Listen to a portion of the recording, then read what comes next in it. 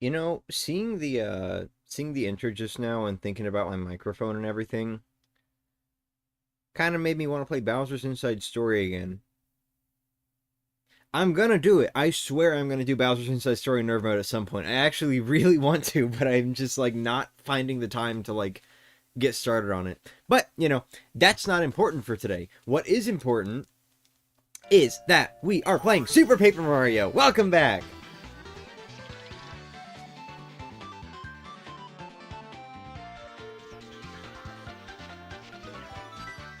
We're playing Super Paper Mario. So, we've pretty much 100% of the game at this point. We've pretty much 100% of the game. But we got a little bit more I want to do. And this isn't part of 100% or anything. Basically, we're going to be reading today. You know, if I don't really sound like I'm all here, it's just because I was like slightly rushing a little bit from like the moment I woke up, because I woke up at like 11:30 and I'm like, oh god, I gotta start streaming by like 12 something. So I went to 1, but I figured this would be a short enough stream where that wouldn't matter. But anyway, yeah, so we're gonna be doing a bunch of reading today. I don't know if this is gonna be like 2 hours or 6. Guess it depends on how fast I read and how much I talk. But yeah, this is the last part of the 100%. We're gonna finally find out some of the lore behind things that happen in this game. And we'll just kind of talk about it and stuff like that. Will there be any action? Well, I need some coins. I need some coins. That's about it, really. Need coins.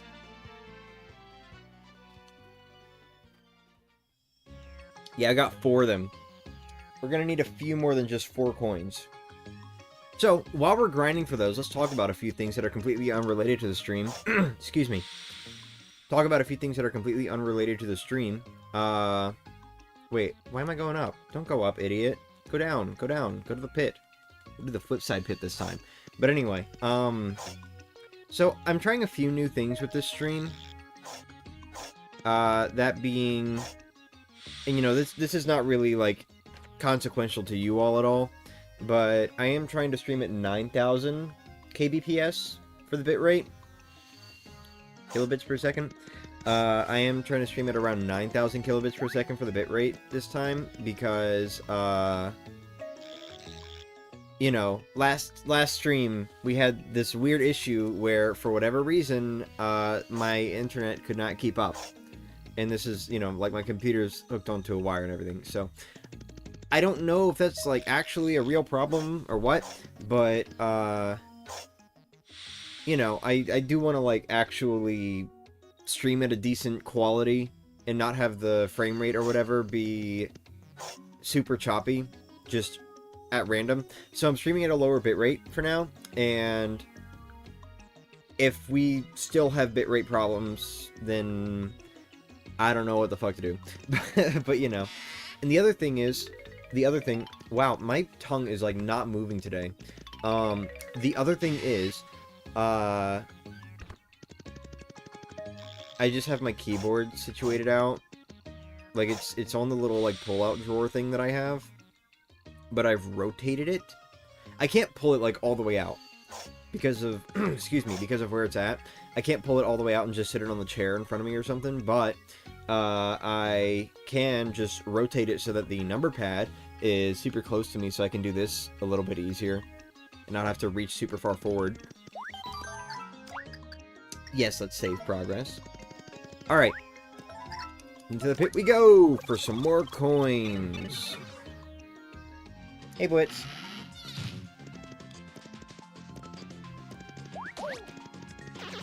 But yeah. The other thing is, I think sometime next week, I'm going to try to do a little test stream. I'm not going to do this right now, obviously, but I'm going to do a little test stream, like, sometime next week before the Switch 2 comes out, because I, one, want to make sure that there just really isn't going to be any problem with the bitrate, which, of course, these streams, this stream and the one I'm going to be doing tomorrow, hey, I'm streaming tomorrow, by the way, the 2 streams that I'm doing this week are kind of also bitrate tests, but I have apparently not spoken enough today. Anyway, but I do want to just, like, really make sure on the week that the Switch 2 is going to be coming out, because that is going to be a very big stream that Thursday. We're going to be going for a good while. We'll see if it's going to be 12 hours. I mean, if it is, then, you know, we'll just split it. But, like, you know, you get the idea.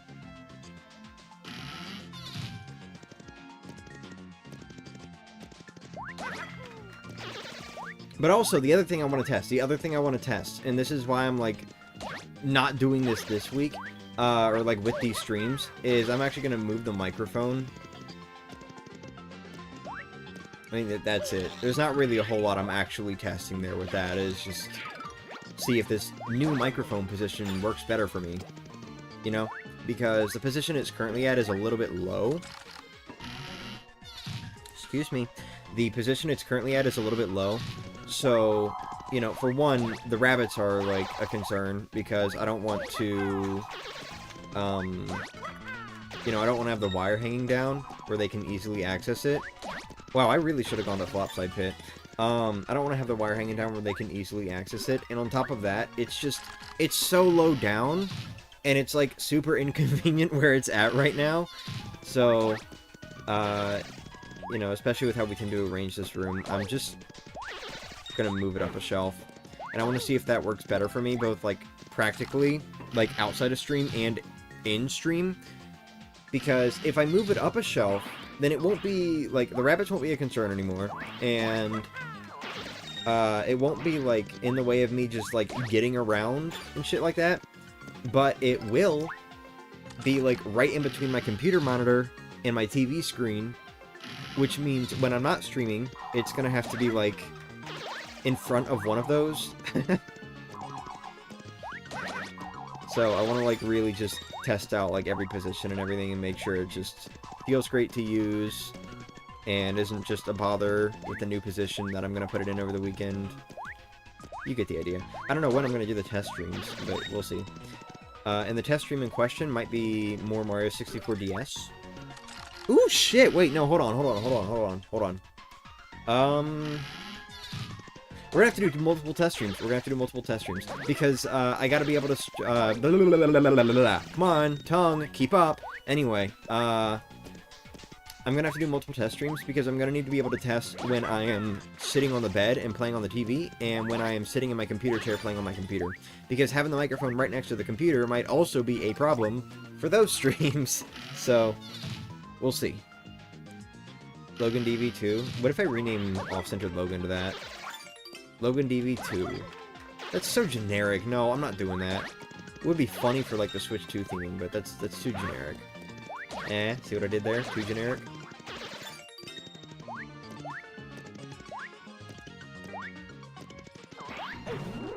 What the fuck?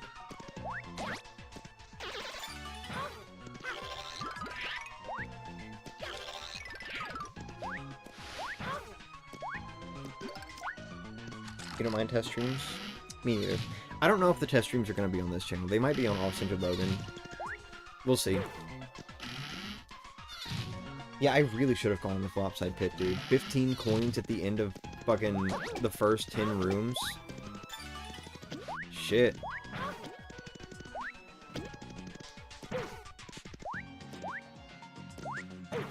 Okay, I would like the part where I actually get up. Thank you.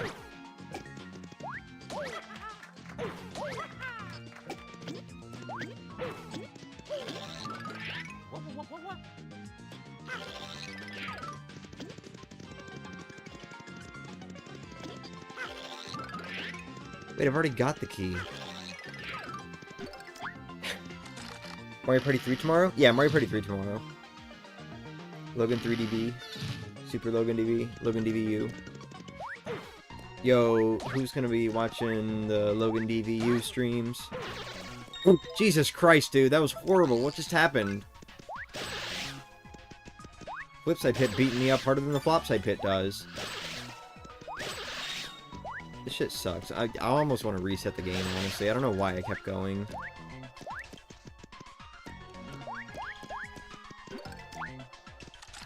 Hey, Linky.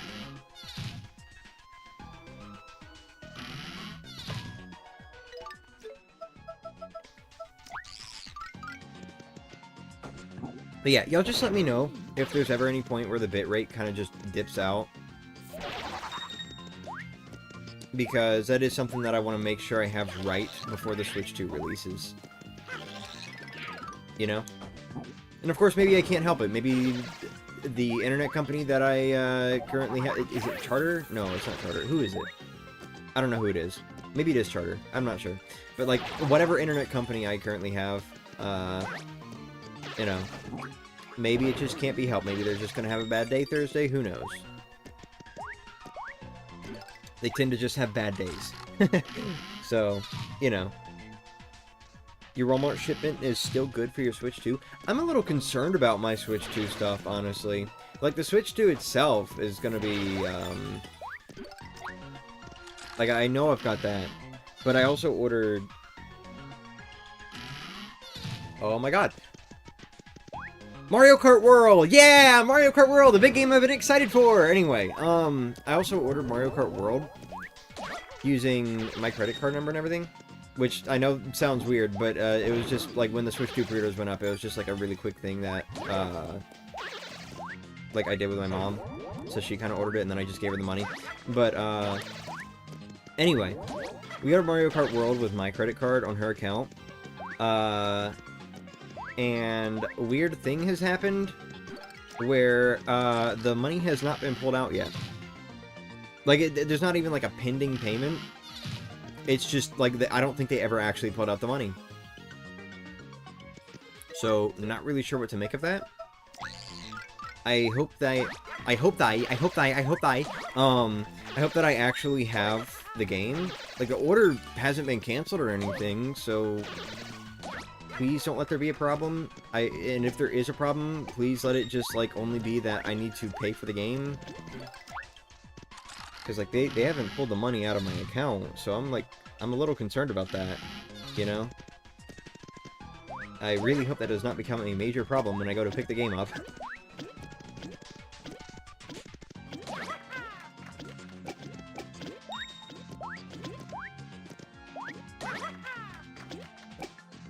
Would you date Lego She-Hulk?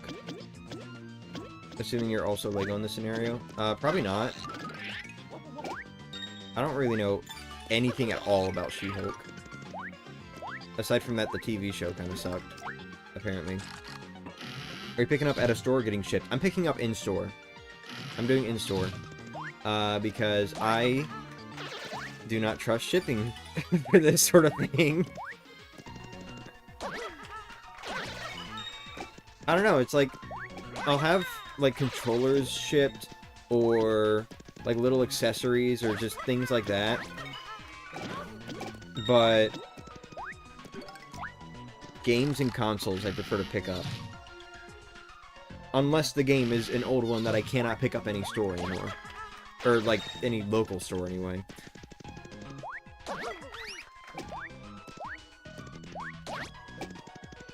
Speaking of games, okay, so I don't know if I've gotten to discuss this on stream yet, but I have sort of planned out the Switch 2 release day stream. Basically, what's going to happen is we're going to start out with Mario Kart World, obviously. But then from there, kind of just like, just whenever I feel like, I guess, we're also going to try out Echoes of Wisdom with, like, the Switch 2 free upgrade for it. And then at some point we're going to do Mario Odyssey. Now, here's the thing. I have an Elgato HD60, like, not even an S or a Pro or whatever, just like the regular HD60. So as you can probably imagine, I can only stream in 1080p 60. I mean, this thing's so old, I'm not sure if HDR is supported with it or what. I don't know how that works. So, honestly, the Switch 1 games, when I'm streaming, are probably just going to look the exact same with the Switch 2 upgrade packs as they do on the Switch 1. Just because, like, I don't have a capture card that will display any better while I'm, like, streaming or whatever. But I still want to try those games out. One, because I've actually never played Echoes of Wisdom.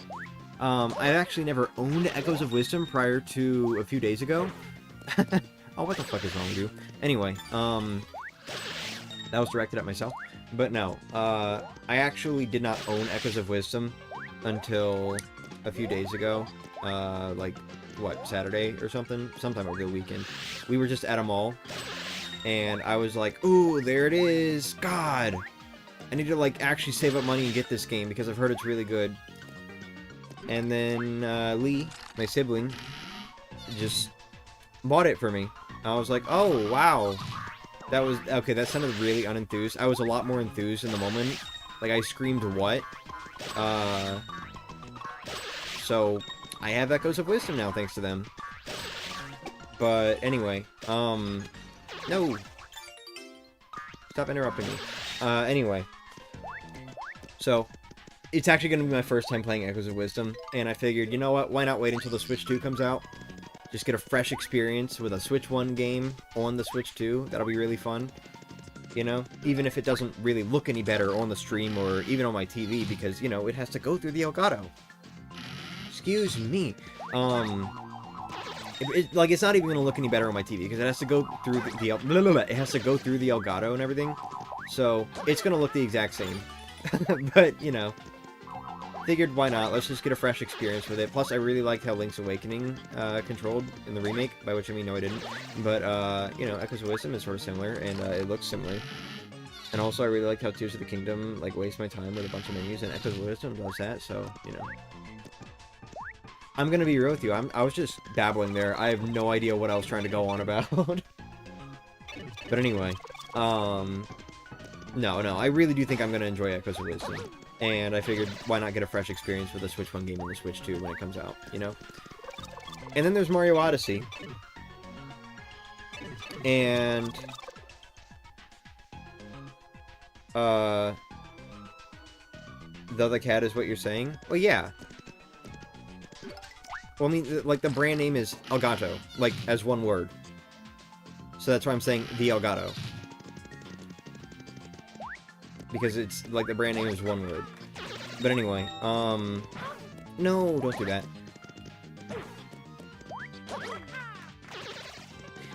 Anyway, and then there's Mario Odyssey, and the reason I'm even wanting to play Mario Odyssey is just because it's a really good game to test the Joy-Cons with. Because, I don't know if you guys know me, but I am actually a Joy-Con defender.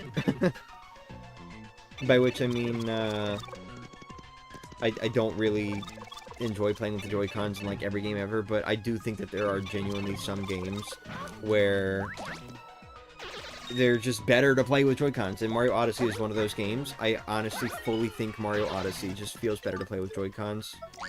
Especially with all the very specific gyro controls. Joy-Shin. All the very specific gyro controls. So, I think that would be a really good game to test out the Joy-Cons, too, with. See how good they feel to use, see how well they respond and everything. See if the HD rumble is still just as good as it was with the Switch 1 Joy-Cons. That sort of thing. Like, it's got all the things, you know? It's just a really good game to test them out with. So, you know, we'll do a little bit of Mario Odyssey.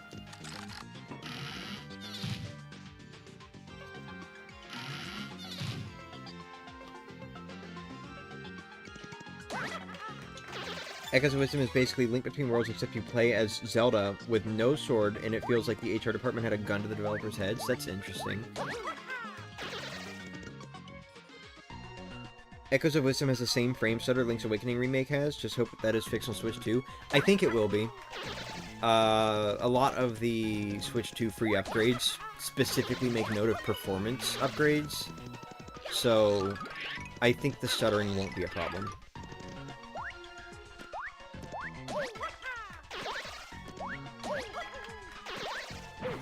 Nah, I tried. I know, I'm just being silly. Oh, okay. Logan and Lee are both gender neutral.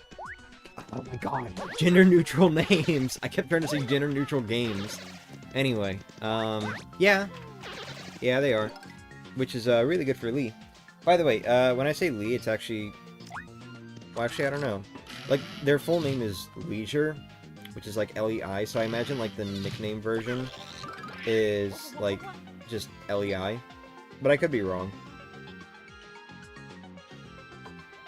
Beats me. Will you be getting the Switch 2 paid demo game? Fuck no. Look, I'm sorry. If it was free, I would absolutely try it out. But, like, even with it being $10, I'm just, like... I looked at it, and I just did not care. It just did not look interesting to me at all.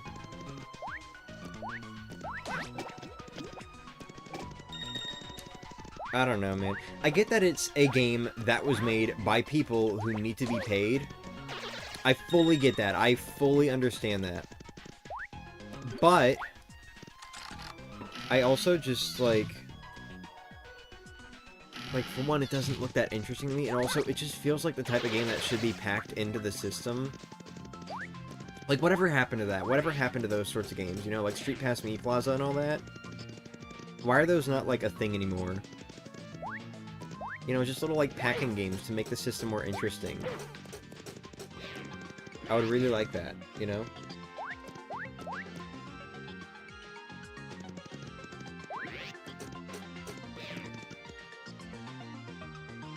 Oh well. I do definitely think Switch 2 Welcome Tour should have been just a free game on the system, personally. But, like, whatever. I'm not gonna be getting it. Even if it's $10, I'm not getting it. It just doesn't look interesting to me. I don't think anyone's getting that. It's gonna be the 1-2 Switch to Switch 2. I mean, to be fair, I did get 1-2 Switch. But that's because 1-2 Switch actually looked a little interesting to me. Switch 2 Welcome Tour looks like you're walking around and just, like, doing small things. Like, it doesn't really look like... Or it doesn't look like 1-2 Switch where it's like, okay, so you're just selecting little mini-games and you just, you know, bam! Shoot the fucking, like, wizard wand or ready, fire! Or, you know, like, any of that sort of stuff. You know, it doesn't, like, where's the sauce? It doesn't look like it has sauce. That's my issue with it. There's no sauce. Cool, I can play Super Mario Bros. In 4K and see the entire level on the screen at once. Except I can't actually see every pixel on the screen at once because my TV only goes up to 1080p. That's a little bit of a problem for me personally. But anyway... Like, I could still play it. I could still play it. I would play it. But I would not be able to see every individual pixel. But it was discernible enough. With 1080p. So, you know. I agree with you on that. Feels like it's supposed to be a Switch 2 equivalent of Wii Sports, which was free on the Wii. Yeah. Well, I mean, to be fair, try again. To be fair, Wii Sports wasn't necessarily on the Wii... But it was, like, it came with the Wii either way. So, like, yeah, you know, it was still a pack-in title. Unlike Welcome Tour, which, hello, why am I not getting a Welcome Tour with my Switch 2, you know? Like, come on, man. Just blows. It blows. It should have been, like, part of the system, or at least just included with it like Wii Sports was.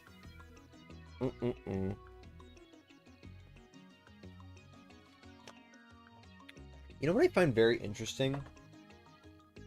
I find it very interesting how they're updating the Switch UI to match the Switch 2.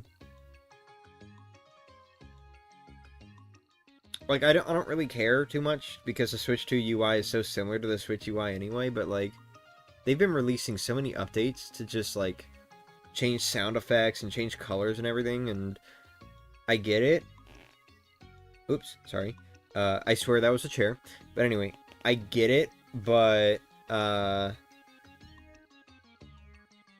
the same time, it's like, you're kind of getting rid of the aesthetic of the Switch and replacing it with the Switch 2 aesthetic, and I don't know how I feel about that personally. Like, imagine if they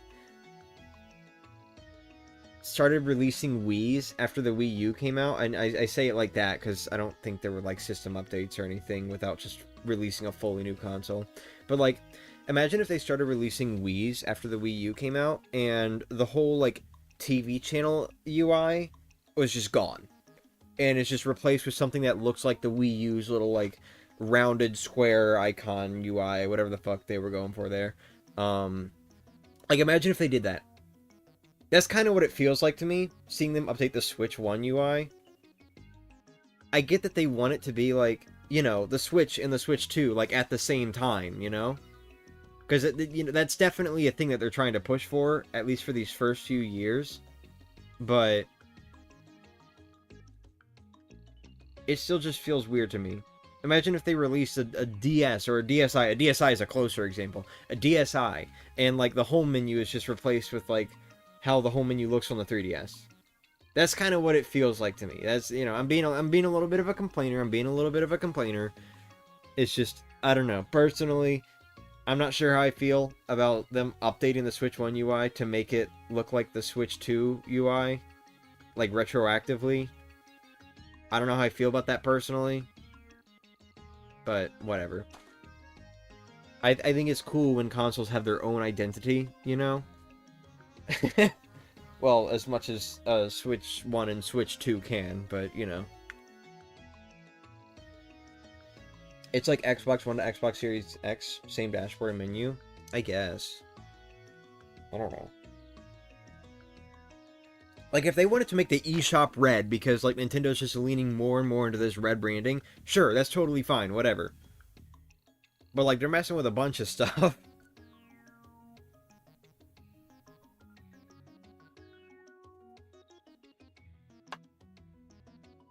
But anyway, yeah.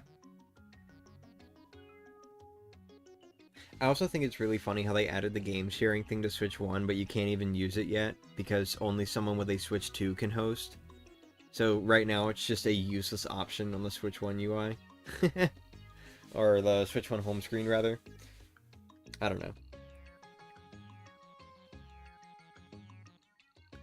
I don't know. It's funny to me, that's all. It's just funny. eShop is now a little faster. Well, that's good. eShop should be faster, because it was slow as shit before. Anyway. So, who's ready to read? Excuse me. So, it's been half an hour. It has been half an hour, and,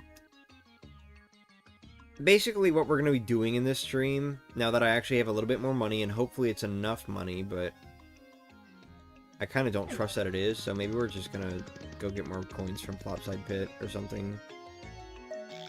I actually don't trust that it's enough money. I'm going to be real with you. I'm going to be very, very real with you. I don't trust that it's enough. 71 coins does not feel like enough when every story is 5 coins. For both Carson and Garson. I don't know exactly how many stories they have. I just want to make sure that I don't have to, like, interrupt it to get more coins, you know? I'm sure it's enough for one of them. And then I could probably just gauge from there, but, like, I don't know. Wait, no, it is this way.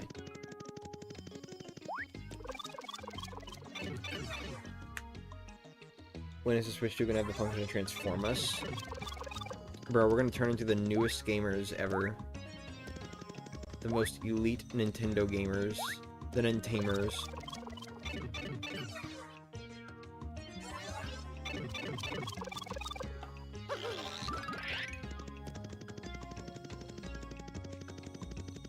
You know, if anyone's, like, watching the VOD afterward, I am sorry. I hope you find all this Switch 2 talk entertaining, though.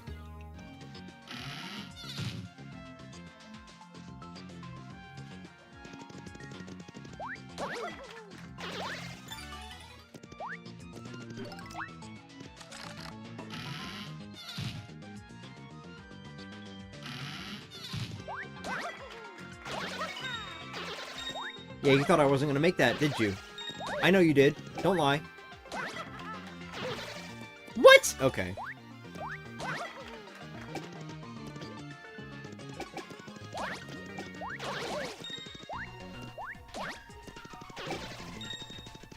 What? Damn it, I wish I kept them on stream. Or not on stream, on screen. What the hell was that? Did you see that?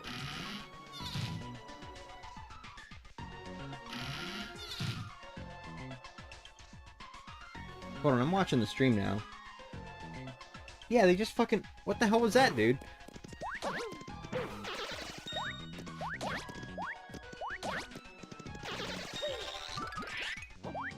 Switch 2 comes out in a couple days, and I'm excited for only 2 games. I mean, to be fair, when the Switch 1 was announced, I can't remember if I was, like, fully consciously aware of Mario Kart 8 Deluxe. I don't think I was that excited about it, I'm gonna be real with you. Because I don't think I was, like, as into Mario Kart at that time. I kind of, like, had a period where I got into Mario Kart, and then I later got Mario Kart 8 Deluxe to, like, continue that. But, yeah, when the Switch 1 was announced, there were only 2 games I was excited for that one, and that was, Breath of the Wild and Mario Odyssey. Whoa! Sorry! Those were Breath of the Wild and Mario Odyssey. So, like, I think it's fine to be excited for a console and only really have, like, 2 games you're really looking forward to. Because for me, it's less about, like, the games that are coming out that same year, and more about, like, the games that could come out, you know? And just, like, the new generation, stuff like that. That's what makes me excited about the consoles, about new consoles. Been watching the VOD in 15 years Switch 2? Damn, that was 2 console generations ago. Don't you mean 1.5? No. I guess it'd be 2. But anyway. Yeah, I don't know. For me personally, the hype around a new console mostly just comes from, like, thinking of the games that I could play with it in the future, you know? Because, like, I don't think the Switch 2 is really bringing a whole lot new to the table. But it's got mouse controls, and you know what would work really good with mouse controls? Really well with mouse controls? Mario Maker 3. And see, now I get myself excited about games that might not even happen, have 0 confirmation or anything of that sort. But just the idea that there might be a Mario Maker 3 at some point excites me. It excites me. Now, of course, who knows? Maybe they just won't do that because, like, Mario Maker 2 is right there and can still be played. But maybe there'll be an upgraded version of Mario Maker 2 at least, and that'll make me more inclined to pick it back up again, because I'm gonna be real, I just didn't like how I had to build levels and that. Like, that's the main reason I stopped playing.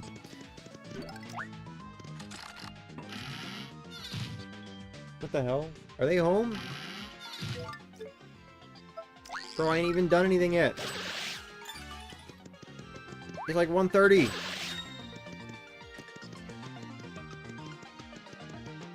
I hope that's just my dad, and not, like, anyone else. Or it's nobody in the family, because they just drove away. How many Mario Maker levels have you made? That depends on which game we're talking about. Mario Maker 2, I think I made, like, somewhere around 35, probably. Just, like, if I had to give a rough estimate. I did not make a whole lot of levels in Mario Maker 2. Which is so sad, because I was so excited for that game. And it's not even like it let me down or anything. I just kind of lost, like, the interest in making levels, because it was just so much more of a slow process. And I was also becoming increasingly more interested in troll levels, which I didn't feel like I was that good at making. So that kind of affected things also. But, dude, I felt something on my leg, and I just, like, froze up and looked down so slowly. But anyway. But if we're talking, like, Mario Maker 1, I literally have, I want to say, what, 5 or 6 different profiles on the Wii U that I made specifically just to have more space to make levels in Mario Maker 1. I'm not even fucking joking. I was that into level, but that's why it's so disappointing for me that I did not enjoy making levels in Mario Maker 2 as much as I did in Mario Maker 1. That's why it's so disappointing, because I made, like, maybe around 35-ish levels in Mario Maker 2. Mario Maker 1, I made multiple profiles just to have more space to make more levels. So, like, Mario Maker 2 with mouse controls, at least, or Mario Maker 3, please, please, please, please, please. Please, I want it so badly. That is something I really want on the Switch 2. But anyway, yeah. Now, of course, were they good levels? That's another question. But, some of them were. But yeah, it just, you know, I really, to get back to what I was talking about before, thinking about games like Mario Maker 3 with mouse controls, or the next 3D Mario, or, even just seeing what Smash Bros. Is all about. I'm not even, like, interested in Smash Bros. Anymore. You know, like, I probably wouldn't buy it if a new one came out, but, you know, even just, like, seeing the hype around it and everything, you know, it's cool. It's cool. You know, it's a new console comes out, it just kind of opens up everything for every series again, you know? Especially a lot of series that, excuse me, tend to only do, like, 1 or 2 games on each system. Thank you, Maddie. Next month. Yes, you will. I think. You like watching hard Mario Maker levels being beaten? They're fun to watch. They really are fun to watch. But yeah. Yeah, Paper Mario also. I mean, you know, I was trying to avoid bringing that one up because it's kind of like, of course I'd be looking forward to that. But, yes, Paper Mario is a huge one. I cannot wait to see what they come up with for the next Paper Mario game, especially after the Thousand Year Door remake now.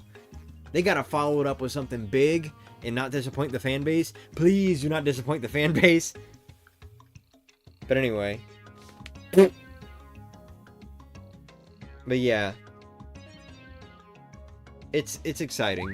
It's exciting. It's just a big part of why I look forward to consoles, or new consoles. It's just, like, all the opportunities for new games, you know? Even if the console itself doesn't bring a whole ton of new stuff to the table. For me personally, what I'm looking forward to with the Switch 2 is, a good question. No, I'm kidding. Mario Kart World is, like, the big one that I'm looking forward to, because I'm just huge into Mario Kart. Even though I don't stream any of it on this channel, nor do I even play it in my own time, but, you know, whenever I'm, like, with friends or whatever, it's, like, the game, you know?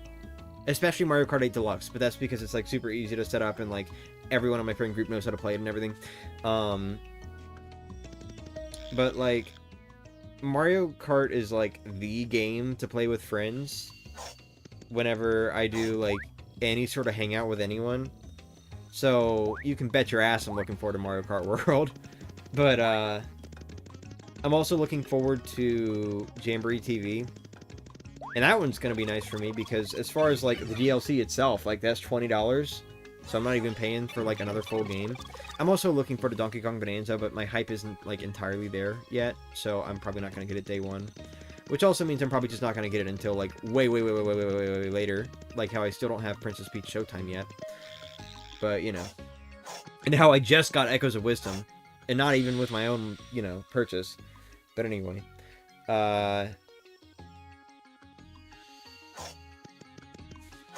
Shit, what was I going on about? Right. Yeah, Jamboree TV.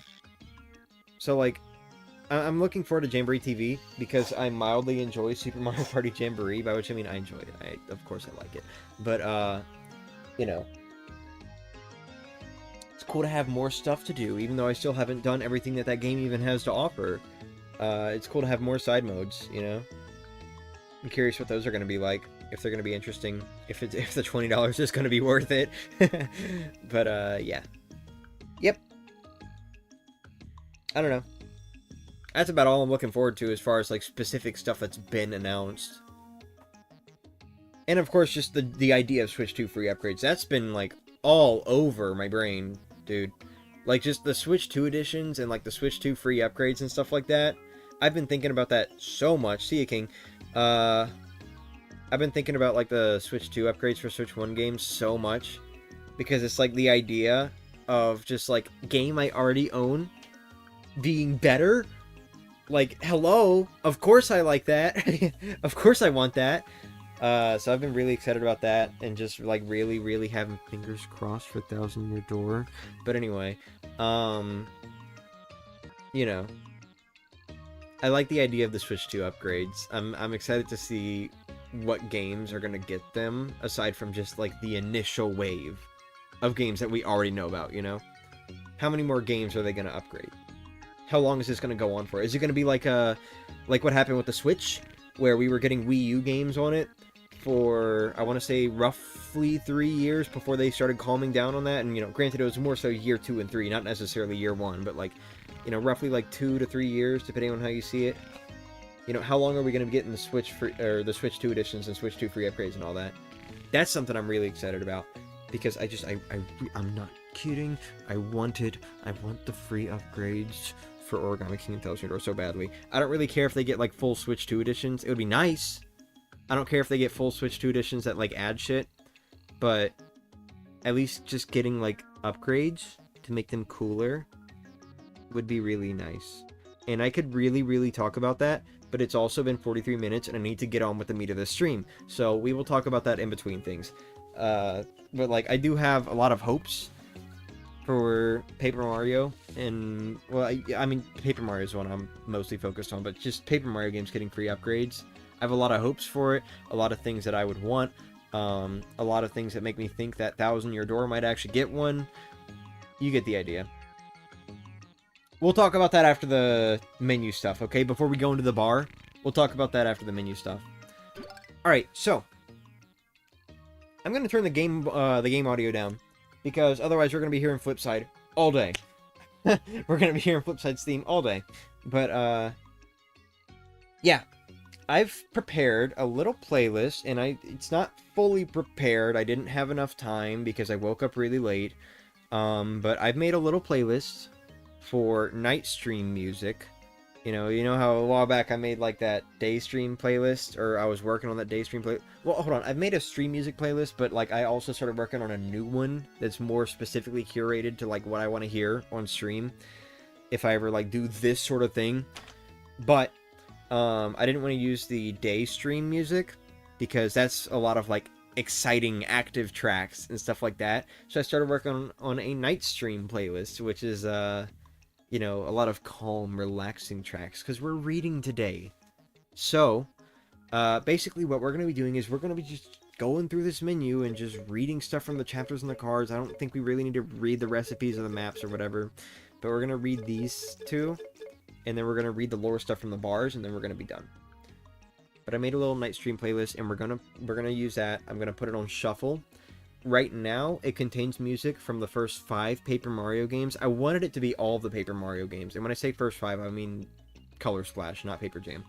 But, I know Paper Jam came before Color Splash, but, like, I was focused on Paper Mario, you know?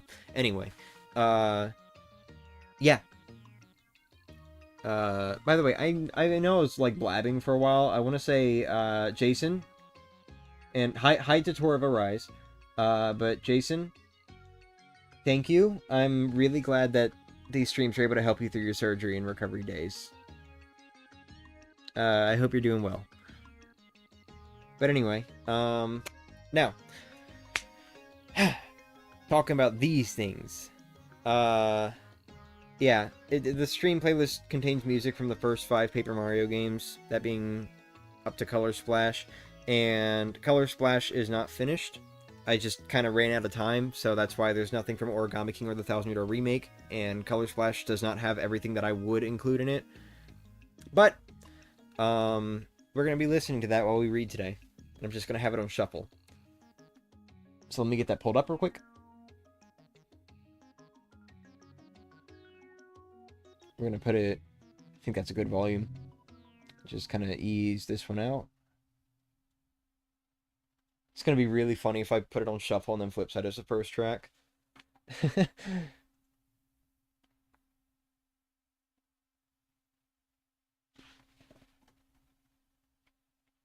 going to take a moment to pull up, because for whatever reason, ever since I moved back, I've had a weird problem where if I try to pull anything up on a web browser, it's like, or like when I open a web browser, if I try to pull anything up, it like takes a second.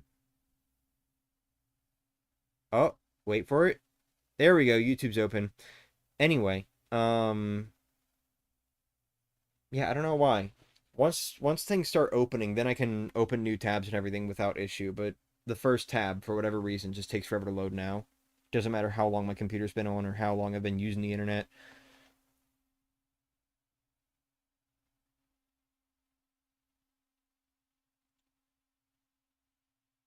Bitrate hasn't dropped, has it?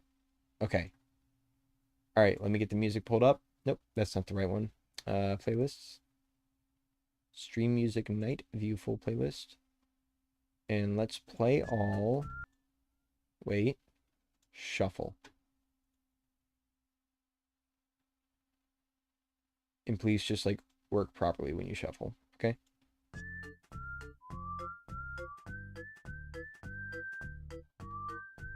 Alright. That's not too loud, is it? Let's turn it down just a little bit. Alright. Okay, who's ready to read?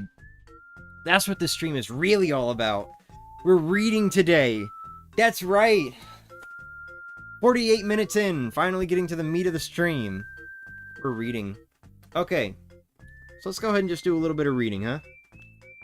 Hope there's some Sparks of Hope and Zelda in that playlist. No, right now it's just Paper Mario games and not even all of them.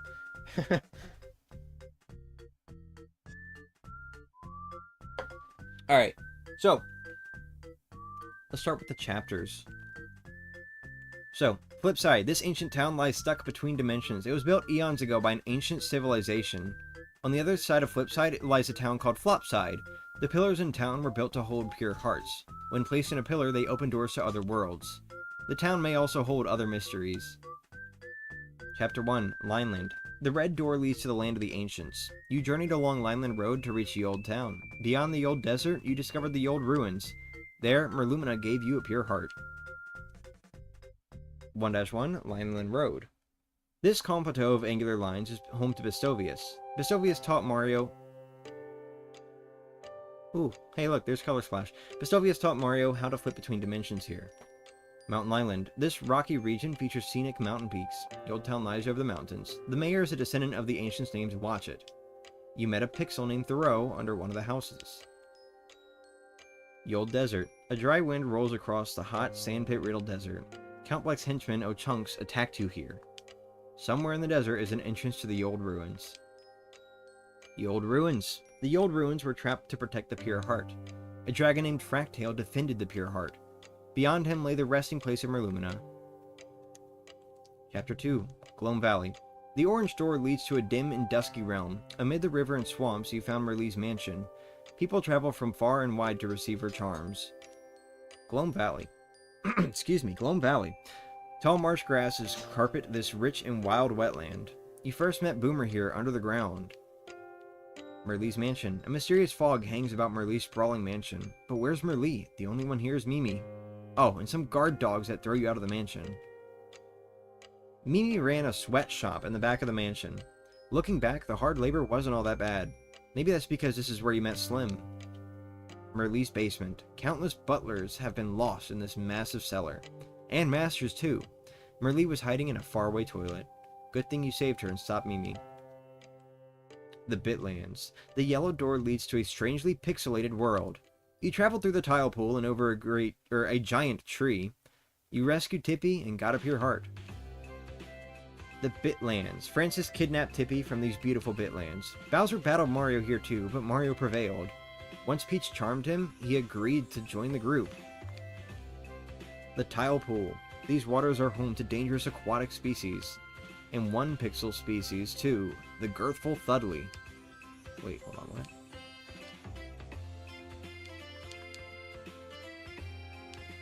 Oh wait, okay, never mind. Sorry. The Dotwood Tree. The mighty tree stretches to the edge of the atmosphere. Even the inside of the tree was massive. And what about that strange red wind at the top? Dimentio also ambushed you here with a dramatic flare. Fort Francis. Francis designed this fortress as the ultimate geek lair. Good thing you met Carrie the Pixel here to help us out. Has Francis learned to make offline friends yet? No. Sweet music for slave level? Yeah. 2 lines on the screen at all time? What do you mean? Where?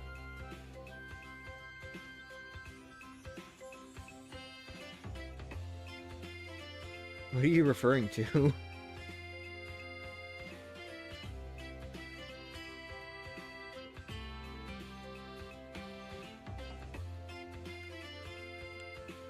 Outer space. The green door leads to the depths of space and beyond.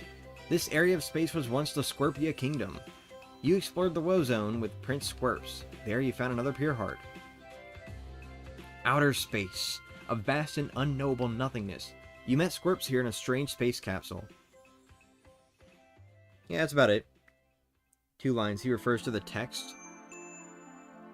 Oh, I see. Planet Blobule. Why is there an outhouse on the edge of the universe? We bought an ancient clue from old Blappy. We used it to free Fleep from outhouse imprisonment. That's one way to word it. Outer Limits. This is a shortcut from Planet Blobule to the Woe Zone. You had to get a chocolate bar from the Twinkle Mart. Then you gave it to Squirp so that he would open the door. The Woe Zone. Few have escaped this graveyard of space. The Queen of Scorpia hid a pure heart here long ago. Her son is Prince Squirps, or Squirp Corrigaline Scorpina. I'm sorry, that's his full name? I just learned something new today. Squirp Corrigaline Scorpina. Squirp Corrigaline Scorpina. Okay, there we go. Yikes.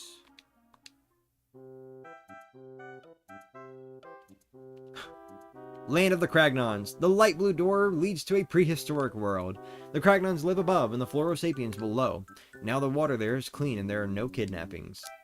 Downtown of Crag. The locals here love watching Crag Vision. The Florosapiens abducted some villagers. The Elder asked for help and you agreed to rescue them. Gap of Crag. This ruin-packed valley is tucked between mountains. Ochunks attacked us here, but we beat him again. We also met Cudge the Pixel at the top of the mountain. Floro Caverns. This Florosapiens cave is studded with gems. The abducted Cragnons were forced to mine the gems. You met Flint Cragley, the Crag Vision star, here. Floro Caverns. Wait, we're still in the Floro Caverns, okay. This Florosapiens cave is home to King Crocus. Dottie joined your cause after you met her. You freed the Cragnons and restored peace to the area. You also found another pure heart here. It had been given to King Crocus by the ancients. Chapter 6. Sammer's Kingdom.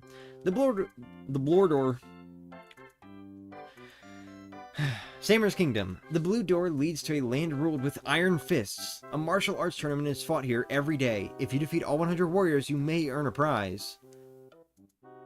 Sammer's Kingdom. This land is host to the legendary Duel of 100. You have to face the first 25 Samer guys in battle. Only 75 more ferocious martial art masters to go. This land is Samer's Early Duels. This land is host to the legendary Duel of 100. You have to face Samer guys 26 to 50. You still have a long way to go. Samer's Proving Grounds. This land is host to the legendary Duel of 100. You have to face Samer guys 51 to 75. You're getting there. Samer's Endgame. This land is host to the legendary Duel of 100. You had to face Samer guys 76 to... Huh. So all these say I have to face them. This one said I had to face them. Interesting. Script says his full name when you beat Chapter 4. Oh, I guess he does. Okay. Alright, Samer's Endgame. You had to face Samer guys 76 to 100. You beat the final Samer guy and got a rare prize. That we did. The Underwear. The purple door leads to a land of restless souls. Those with good hearts are ushered into the Over There. Everyone else must remain in the Underwear. This isn't really the kind of place you visit for fun. Yeah. They don't mention the world dying unless that's Chapter 7. Nope. They just say, you know what, let's just forget that happened, alright? This is what this world is actually about, let's not make it about the fact that it died. Which, to be fair, if people were recounting my life, or talking about me, I wouldn't want them to make a specific mention of how I died. How I've died. Yeah, that's right, I have died, now I'm back alive, baby. No. I wouldn't want them to make a note of how I died, aside from just, yep, he's dead. The Underwear. JD's rules the sad souls whose games are over. Mario and his brother Luigi finally reunited here. After that, they headed with Loveby up to the Over There. Underwear Road. This road leads from the Underwear to the surface. On the way, you met up with Bowser again. He used his breath to light torches so he could see. You also had to pass the 3 door guys. The Over There Stair. This fluffy road leads to the Over There Stair. You met up with Peach again here among the clouds. Be careful not to fall between the clouds. The Over There. Granby and the Nimbies live here, high in the sky. This sad place is where Loveby became a pure heart again. Okay, so you see how they, like, pluralized Nimbies there? Or Nimbies, however you want to pronounce it? You see how it's like just NIMBY and then they added an S? Yeah, same rule applies to Yoshi. Anyway, moving forward. Moving forward. Chapter 8, Castle Black. This black door leads to a joyless fortress of shadow, but there is still a wedding chapel in a faraway wing. Mario saved every world here with Tippy, or is it Timpani? No one knows where she and Bloomier are now. Castle Black entry. This is Castle Black's grand entry. Bowser wrestled out chunks to the ground here. Castle Black foyer. This is the ominous foyer of Castle Black. It's where Mimi and Peach had their epic duel. Castle Black interior. The interior of Castle Black is a little bleak. We had to chase Dementio through many worlds here. Castle Black Inner Sanctum. This is Castle Black's Inner Sanctum. Dementio had been waiting for us to beat the Count. You used the pure hearts to defeat Super Dementio. Tippy and Count Black then stopped the end of all worlds. It's just now occurring to me that I think Tippy or Tiptron is meant to be the one saying all these. Oh well.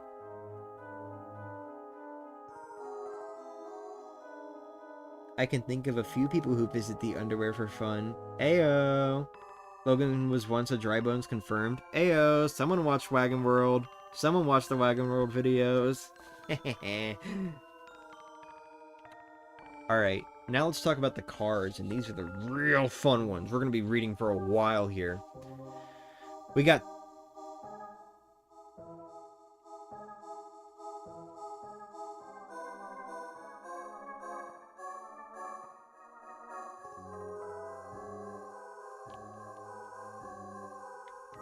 Hey! I forgot! Guys, I forgot about the shop points. I forgot we were doing that today. Okay, well, there you go. You got one small little morsel. You got a tiny little taste. You got a little itty-bitty taste of what we're doing today. And now, let's spend the next hour grinding out shop points. I forgot we were doing that. I can't listen right now, but there was a pizza running over the street. Sorry, a bunny. It was a pizza bunny. Okay, so I guess since we have time now, let's go ahead and talk about the whole 1,000-year door thing. Yeah, let's just sell all the... Oh, I still have not tried out the fucking couples cake. I haven't shown what that does yet. I don't want to sell it. I want to know what it does, because it's like the description's super unclear.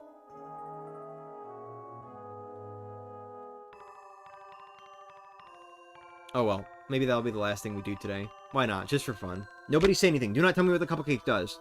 Don't say anything. We're just gonna do it at some point, like just at the end of the stream. Alright, let's get 300 shop points.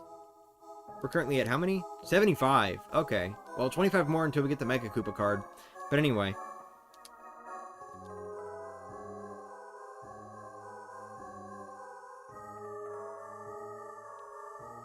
Am I gonna have to keep scrolling down here just to get the cheapest items I can get? What sells for more, actually? Sleepy Sheep or Courage Shell?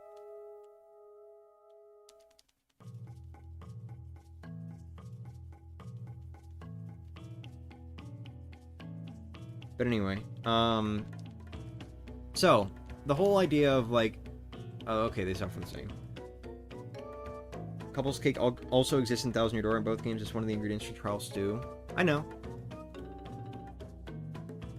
I'm very aware of that one. Especially because it's kind of a pain in the ass to make trial stew. If you're not playing the Japanese original 1,000-Year Door. Unless they included the Japanese recipe in the remake. But I don't think they did. Even though they did include a lot of other Japanese elements. Anyway, so, the idea of, like, Paper Mario games getting a Switch 2 edition is something that I've been really excited about. For one, I do think it might actually genuinely happen with the 1,000-Year Door remake. I mean, who knows? We don't know. We don't know, and I don't want to get anyone's hopes up. Take this for granted. This is all just based on, like, stuff I've observed about, like, just common things relating to the Switch 2 upgrades. But I think there's a decent chance that 1,000-Year Door can get a Switch 2 upgrade, and I do specifically make note of that one because of 3 reasons. For one, back when the game first came out, there was like a 4K resolution mode that was discovered in the code, and I don't know if it was even like finished, but it definitely wasn't implemented, obviously. Now here's the question. If you're developing this game for the Switch 1, why would you make a 4K resolution mode? My theory is that Thousand Year Door was originally being developed for the Switch 2, and then got moved backwards down to the Switch 1 when they were like starting to finish up the game, and the Switch 2 was, or maybe not like when they were finishing it, but like when they realized the Switch 2 was going to be further out than like everyone was expecting. My theory is they were making it for the Switch 2 and then moved it backward to the Switch 1. Now, whether that means they would actually make a Switch 2 version, who knows? We all know Intelligent Systems tends to be very one and done with Paper Mario games. Like, maybe they'll release like 1 or 2 patches, but usually Japanese recipes are in the remake? Really? Damn. Okay. Charles 2 is pretty cool in Super Paper Mario. Yeah, but it's even cooler in Thousand Year Door, so haha. But yeah. So, like, my theory is with the Thousand Year Door remake, they were originally developing it for the Switch 2, moved it back to the Switch 1. And,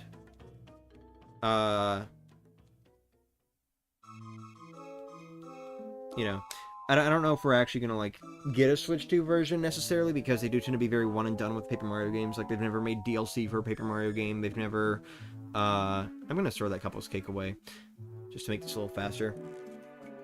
You know, they've never really, like, done a whole lot with Paper Mario games. Like, the Thousand Year Door remake is the first time they've even, you know, made a better version of a past Paper Mario title.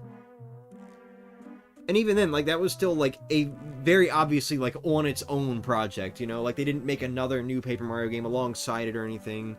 No, it was just like, here's the Thousand Year Door remake. This is your 2024 Paper Mario game, you know? So, who knows? I don't want to get anyone's hopes up. But, I do feel like there's a chance it could happen because of that 4K resolution mode. And because I think that they might have actually been working on it for the Switch 2 first. Another issue is, the frame rate. Because everyone knows this, the original Thousand Year Door ran at 60 frames per second, but the remake only runs at 30, and that was like a major point of contention among fans. I don't really think it's a huge deal, personally, but that is something that a lot of people were very upset about when that information was revealed. And a lot of the Switch 2 free upgrades have been upping the frame rate, so I think, you know, there's another reason, I guess. Like, that's another reason they could do that. Make a 60 frames per second version of the Thousand Year Door remake, you know? Even just, like, the resolution in general, like, even if we, like, ignore the 4K thing, like, Thousand Year Door remake does not run at the full resolution that the Switch 1 can handle. I think it runs at, like, what, fucking, like, 900-something p in docked mode? Something like that.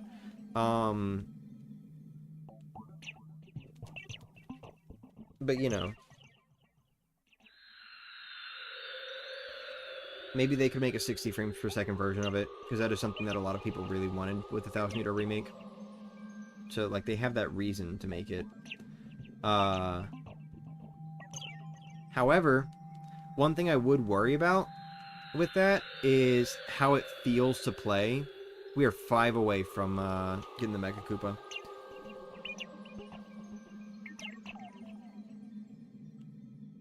But anyway. One thing I would worry about is how it feels to play at 60 FPS. Because the thing is, a lot of the Thousand Year Door remakes, like, game feel stuff. Or, not game feel. Like, the way that game is... the way that game is designed, it is very much designed around the 30 FPS. So they would have to, like, really rework a lot of stuff to work at 60. And I'm gonna be real with you, the whole issue with, like, the like, unskippable text and the slow menus and everything, or, like, the menus having, like, cooldown time or whatever between button presses, I don't know, whatever that weird shit is, I honestly think that would feel even worse at 60 FPS. Because now it's like you've got your game running smooth, but I still can't just fucking click through the menus quickly, you know?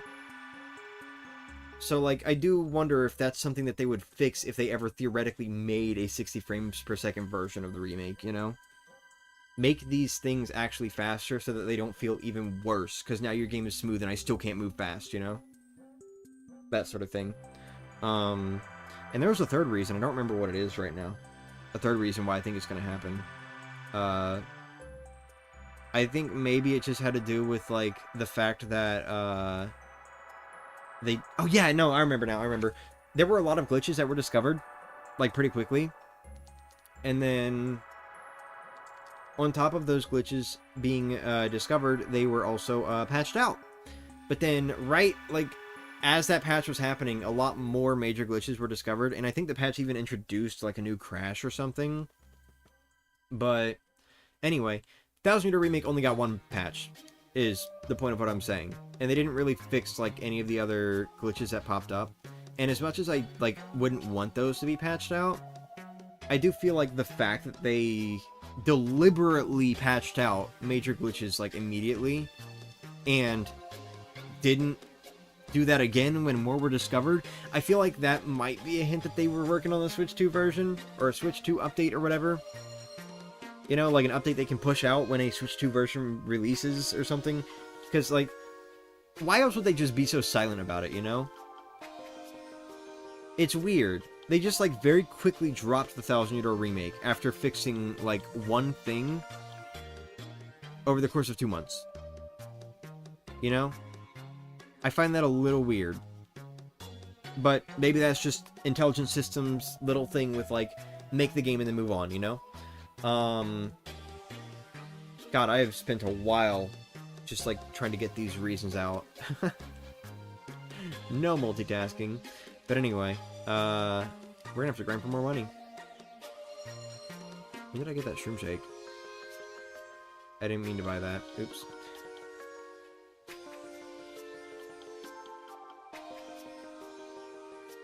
But yeah. That's why I think a Thousand Year Door remake Switch 2 version could potentially happen. I don't know if it will happen. Don't get your hopes up. But I think it could be cool.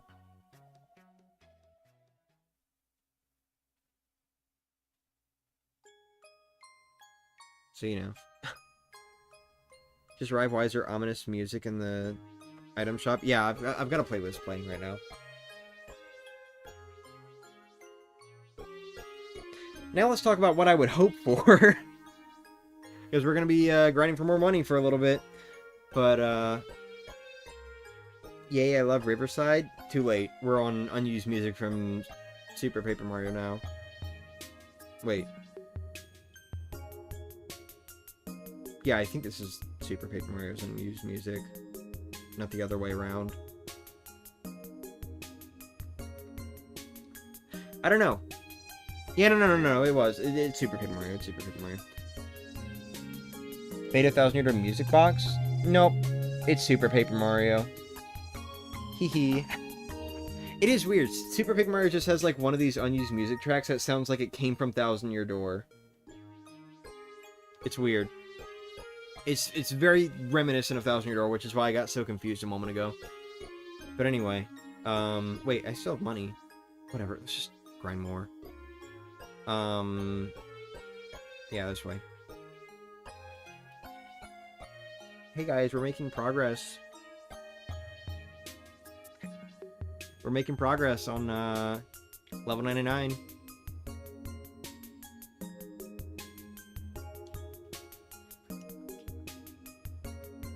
Dude, my fucking face itches. Anyway, so I kind of want to talk about, like, what I would want out of, like, a potential Switch 2 edition for either of the Paper Mario games that came out on it. And I think I'm going to start with Origami King. Well, honestly, I don't know. Just in general, like talking about both games for a sec. Why Why'd I include frankly? Weird. Anyway, just like talking generally, obviously I want like, you know, the usual Switch 2 upgrade stuff, resolution boost, frame rate boost, all that. You get the idea. HDR support, especially for Thousand Year Door remake. That one would look beautiful. But anyway, you know, like the general Switch 2 upgrade stuff, performance upgrades, you get the idea. Those would be really nice. But, excuse me, but something else that I, like, really want is just, like, general speed up stuff, which I kind of already talked about, but, like, you know, like, stuff like allowing text skipping and all that.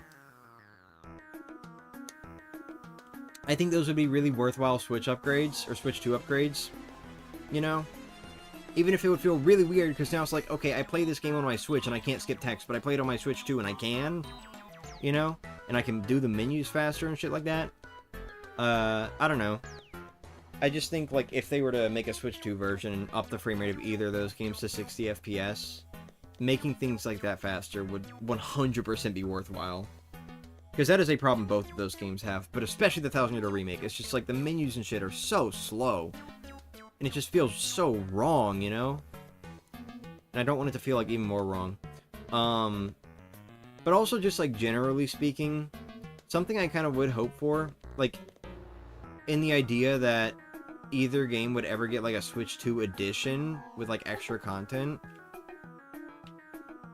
For one, I can't think of anything that would, like, be able to be added to Origami King, unless it's just, like, a whole new, like, side story thing. I don't know. I'm kind of struggling to come up with stuff for Origami King because, unlike Thousand Year Door, that game has a very definitive ending. Like, Olivia's gone. So, no more, like, Thousand-Fold Arms or any of that shit. No more Vellumental stuff. If they were to, like, add more. I don't know. It would have to be something in the middle of the story. Like, they add a pipe to this new place or something. That's not related to the main story. I don't know. Something like that. Or, like, a fucking, like, Origami King Pit of 100 Trials. I don't know. They would not do that. It is very clear they did not like the Pit of 100 Trials when it came to the Thousand Year Door remake. Just completely fucking butchered it. But, maybe they did. I don't know. They made a note of advertising. I get mixed reception, or mixed ideas of, like, how they felt.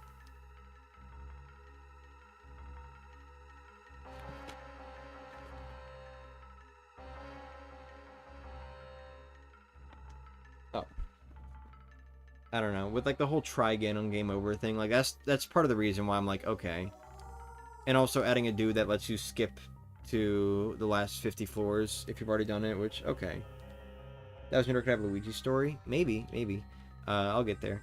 But Origami King, I don't really know what they would add if they were to, like, add DLC to it or whatever with, like, a Switch 2 edition. That one, I just got no fucking idea. Because that game's got a very definitive ending, so it would have to be something in the middle of the story, unless it is just something entirely new. Like, yes, more ring battles, of course. Like, that wouldn't have to go away.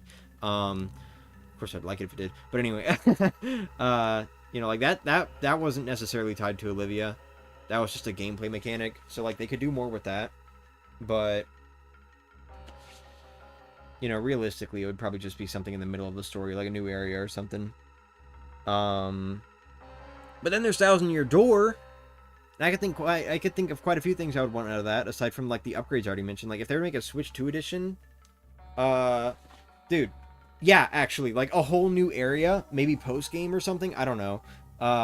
Or middle of the story, just whatever they would want to do. If they made, like, a whole new area and had, like, a new partner and everything for it, even if it's, like, sort of how Origami King handles his partners, where it's like, okay, you can't bring this partner to, like, other areas or something. Like, they're only for here. You know? Or, like, new equipment upgrades or badges or whatever. Like, if they did that, where it's like, you can only, like, use these here, sure, fine, whatever. That'd be a little lame, but, like, I get that. That would make sense. Don't want to, like, throw off the balancing of the main game too much. Because that is something they were very careful about with the remake. They did not want to throw off the balancing. But yeah, I think, like, adding a new area or something would be really cool with like a new partner, new badges and stuff like that, even if it's just confined to that area. You know, regardless of if it's post game or something new in like the Rogueport underground, there's just a new room now or something with a new pipe. I don't know. But like that would be fucking dream scenario. Who says that would actually happen? I don't know. Would be really cool. And then of course there's the idea that they could do like Luigi's story instead, like make a little adaptation of Luigi's story. But that would pretty much be like a whole new game, unless they were to make every chapter super short. That and part of Luigi's story, like the whole joke of it is just that like a lot of stuff is up to interpretation. So you have to kind of figure out that the Chestnut King is just the fucking Goomba King from like the prologue of the first Paper Mario game. You know? And the fact that there are, you know, 3 different accounts of everything that happened. Luigi, his partners, and the Super Luigi volumes. And they all, like, have different details and shit.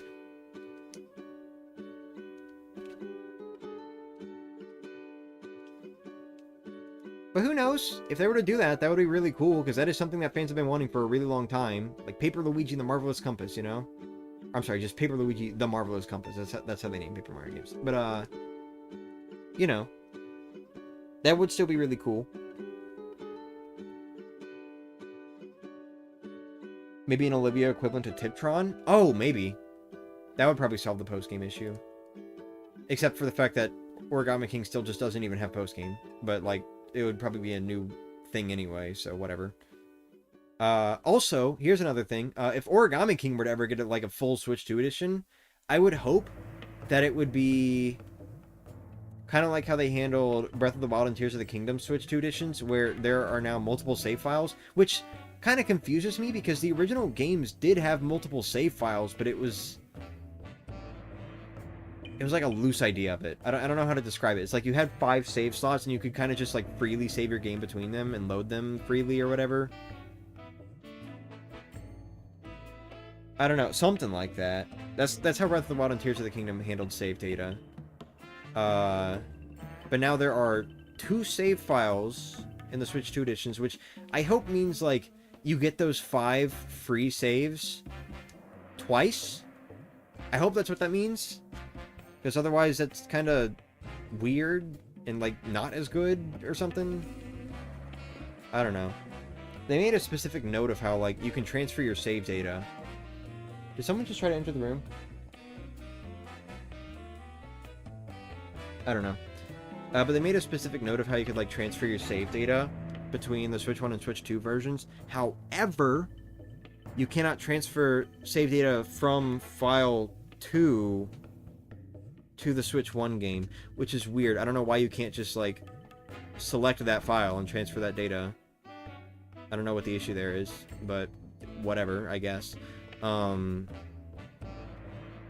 like, if Origami King were to get, like, a Switch 2 edition, I could see them doing something like that, because as is, that game only has 1 save file per user, and it's not even like loose saves like Breath of the Wild, you know, it's just you literally get 1 save file. So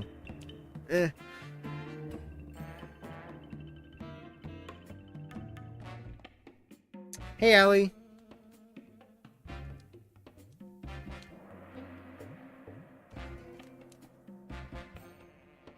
I don't know. It's just something that I'm, like, thinking about, I guess. I don't think either of the Paper Mario games are actually going to get a Switch 2 edition with, like, new content and shit. Like, I really doubt that. I really doubt that would happen. But just getting, like, free upgrades would be really cool, you know? I really do want, like, free upgrades for these games. Of course, I say these games while I'm sitting here playing Super Paper Mario for the Wii on my Wii U. But anyway... you know, just like that sort of thing, I guess. I would really like.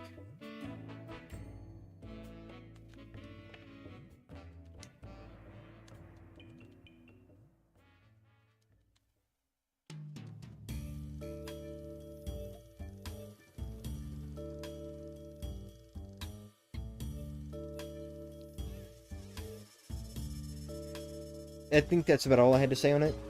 I don't think I really have anything else. So, Sorry, but I'm out of stuff to talk about now. Out of stuff to talk about now until we start reading again.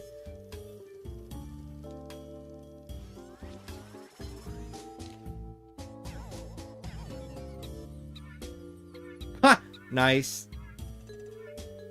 I started, like, crouching right as I grabbed the key, which is why he did that.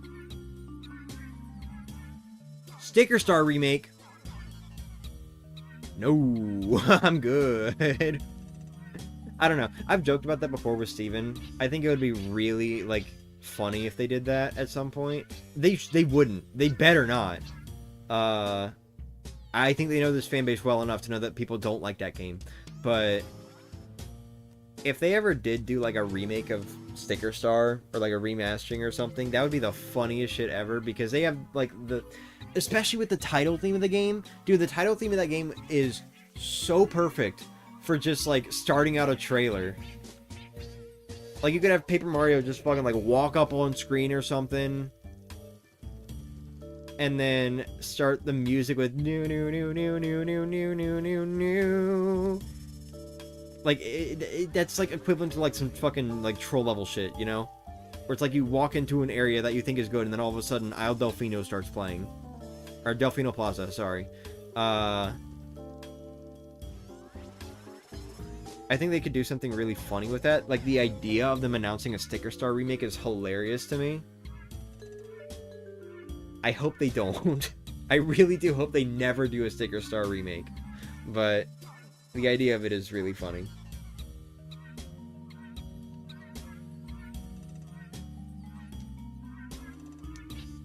Nice try, idiot.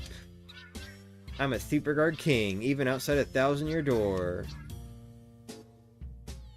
It would be like the re-showing of Morbius. Yeah.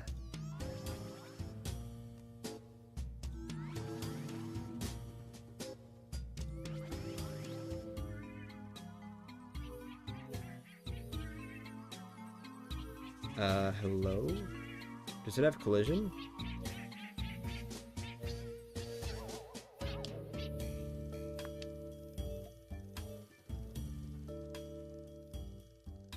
Huh. This game is so broken, dude. Why does this game have so many issues that come from just doing thing at the right time? That's it, you... Oh my god! Sticker Star music. But anyway. Paper Mario, The Ancient's Resurgence. Hey, John Young.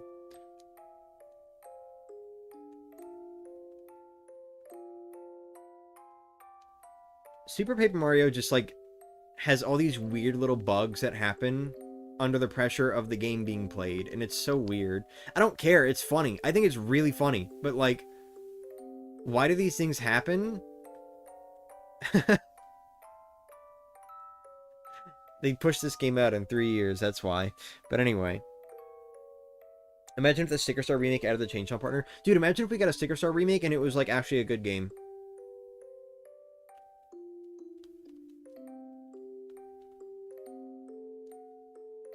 I don't know. I don't know if that would ever happen. I think it would be really cool to, like, one day see, like, a full game out of what Sticker Star was originally meant to be. Long gone. I think that window closed when development restarted, honestly. I don't think we're ever going to see what the full game was, like, going to be. Like, what they were thinking with it. I don't know. I can't imagine it was, like, too different from what we were going to get. Like, we got the trailer. You know, people found the trailer. And that was really cool. But now, like, watching that trailer in full definition where we can see shit, a lot of it kind of does just look like what they were already planning. You know? Like, just any different way. But a lot of it does look like stuff we already got with Sticker Star. So I can't really imagine it was going to be too different of a game. I just think it would have been a better game, is the thing. I do think that, like, seeing the original Sticker Star, like, I think that would have been a better game than what we actually got. But I don't think it would have been as different as people make it out to be. I think it would have still been Paper Mario Sticker Star, you know? But it would still be cool. I would actually really love to see, like, the game that they were working on someday. If there's, like, ever, like, a demo or anything anywhere.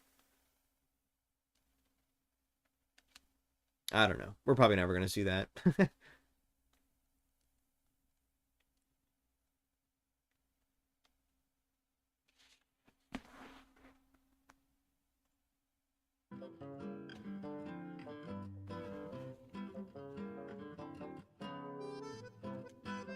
Sorry. Did that little thing where, like, the video paused on its own.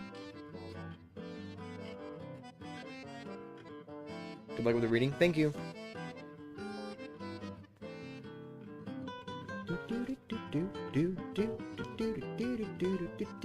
I'm not in sync with the music. I think.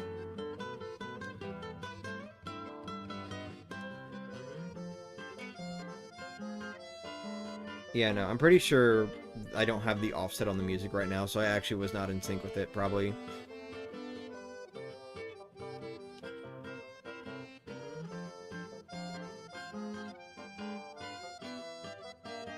Imagine if the new Paper Mario game on Switch 2 had a Chain Chomp partner, but no experience.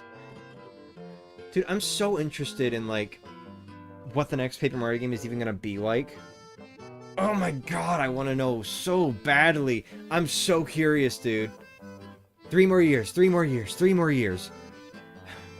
I can do this. I mean, it's not like this is anything new. Back when the Origami King came out, it was like the same mindset. I was like, okay, this is like even better than what we had before. They're making the right steps. Maybe the next Paper Mario game will just be like undisputably really good. And like, I already love Origami King, but you know, maybe this one will be one that like everyone just unanimously or almost unanimously likes, you know? And I do want to specify almost unanimously because it's not like everyone in the world likes Thousand Year Door or 64 or Super Hip. Like, you know, there are people who don't like those games, but like for the most part, most people like those games, you know? Or at least the first two, maybe not necessarily Super Paper Mario, but, you know, at least the first two, most people like them. But, you know, it's just like, it's not like this mindset is anything new. But every time we get a new Paper Mario game, it just gets pushed forward again, you know? It's like, I had all that excitement around Origami King's release. It's like, the next Paper Mario game is going to be the one. This is going to be the one. This is going to be the one. And then, here comes Thousand Year Door Remake. It's like, we don't get that next Paper Mario game, but we do get my fucking dream. You know, we got my fucking dream game.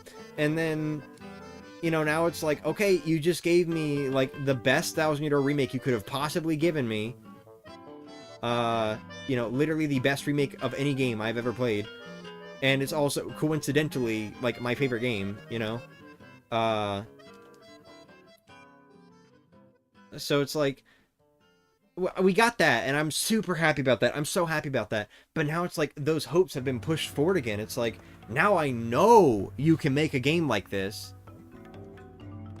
So now, you're gonna make me wait another 4 years to see a new game like this with the knowledge that you can make a game like this. Because now I know for a fact you can do it. So it's like, oh my god, I'm so excited. I'm so curious. I really want to know what the next Paper Mario game is gonna be like. I'm so hoping. I am so hoping that it is a really good game. Please, don't be a letdown. Please do not let this game be a letdown. I'm gonna do one more set of 10 floors and then we're gonna go back to the shop.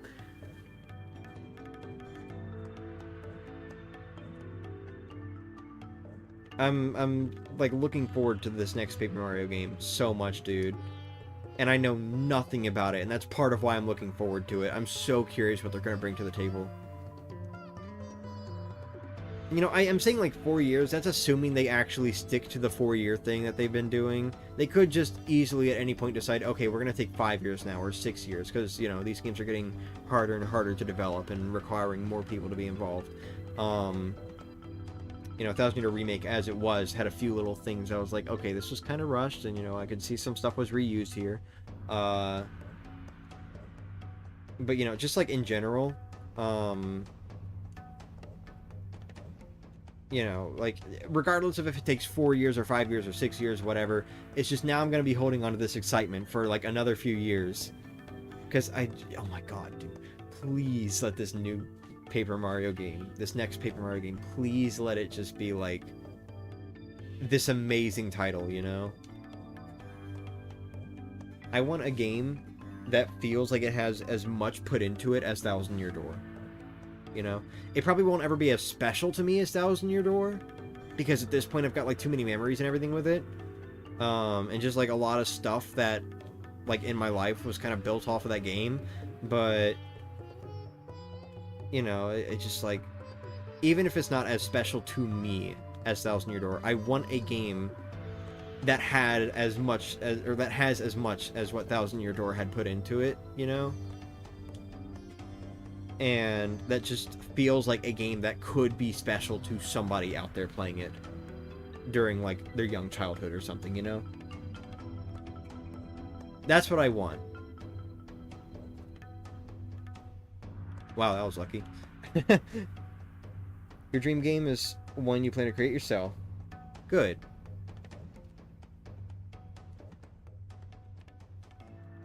Yeah, nice try, idiot. Oh my god, hi. Okay, you got me. Good job. Thank you. Oh, and here comes the Thousand Year Door music after I'm done talking about Thousand Year Door.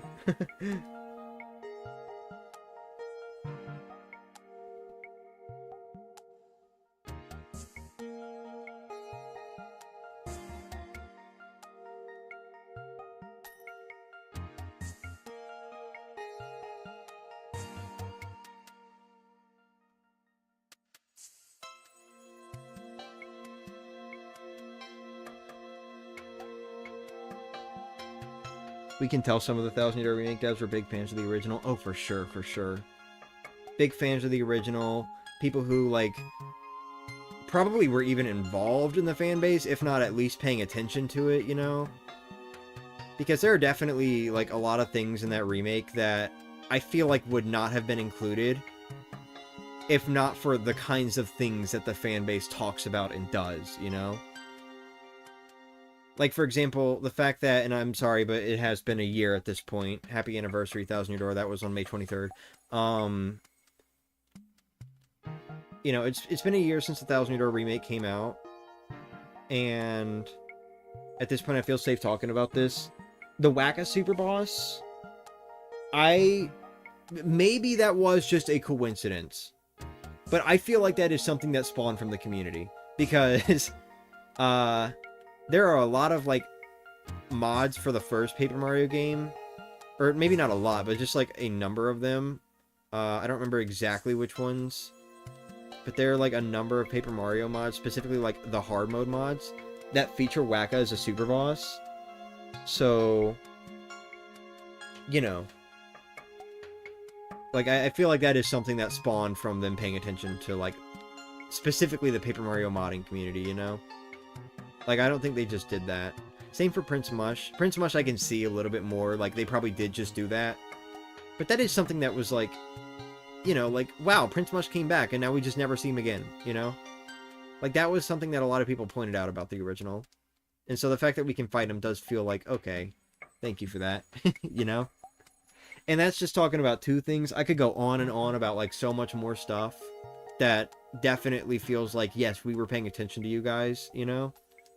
But I'm not gonna sit here and ramble too much about that. But, you know, it was very sweet. Everything about that Thousand Year Door remake was just such a massive fucking love letter to the fans.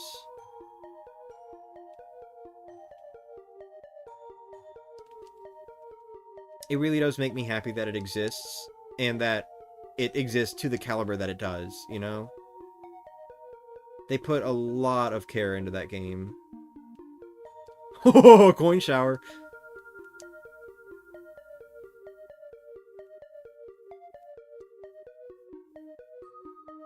Can you come down here?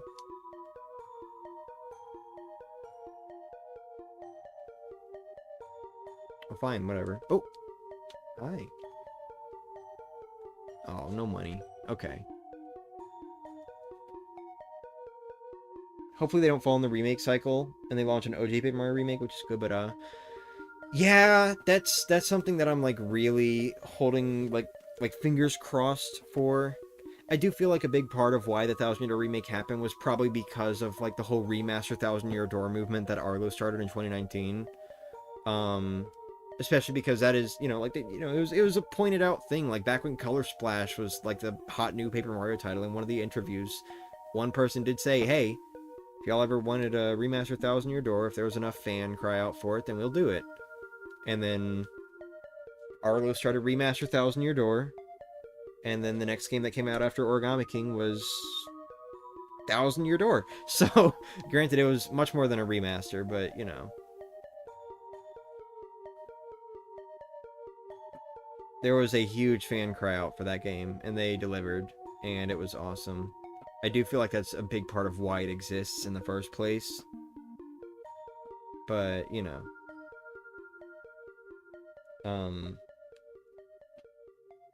Remember hearing modders talking about making a Prince Mush fight, but official devs got to it first? Oh, that's cool. But yeah, I don't know. I do think it would be cool to see a remake of the first Paper Mario game someday. I think that is something that would be really cool to see. But I just don't want it to happen right now. Because for one, I just don't think we need 2 remakes in a row. But also with how much time goes into these games, you know, at this point, like, we've waited long enough. We've waited long enough for, like, a new Paper Mario game that is just really good without a bunch of, like, yes, we have character design restrictions, and please go into this game with an open mind and all that sort of stuff. We understand it's not what you want. Oh, hi, Carmel. Jesus, you scared the shit out of me. Hi. I forgot I had the rabbits running around. Hey. Hey, sweet girl. Sweet bunny. Hi.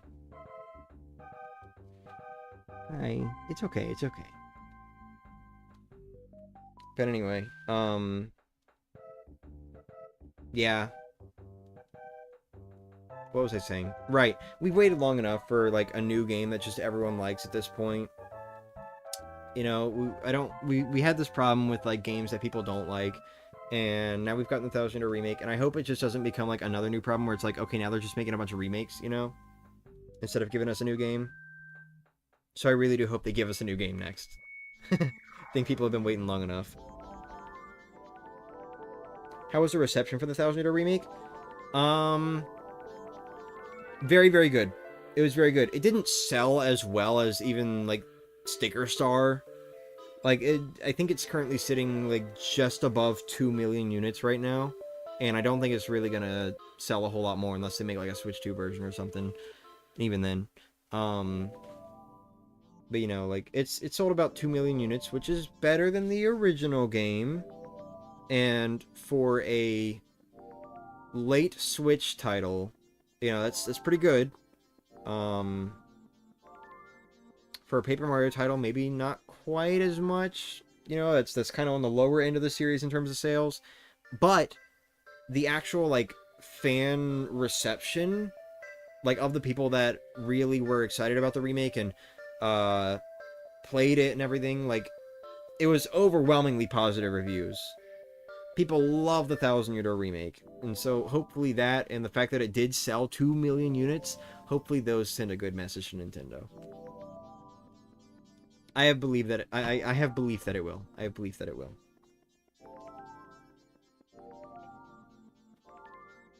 When they launch remakes after a while, I always think they are testing waters to see how much is worth to invest in the spinoff. That's fair, that's fair. Could have sold the power block for 30 coins instead of discarding it. Oh, I didn't even think about that. Oops.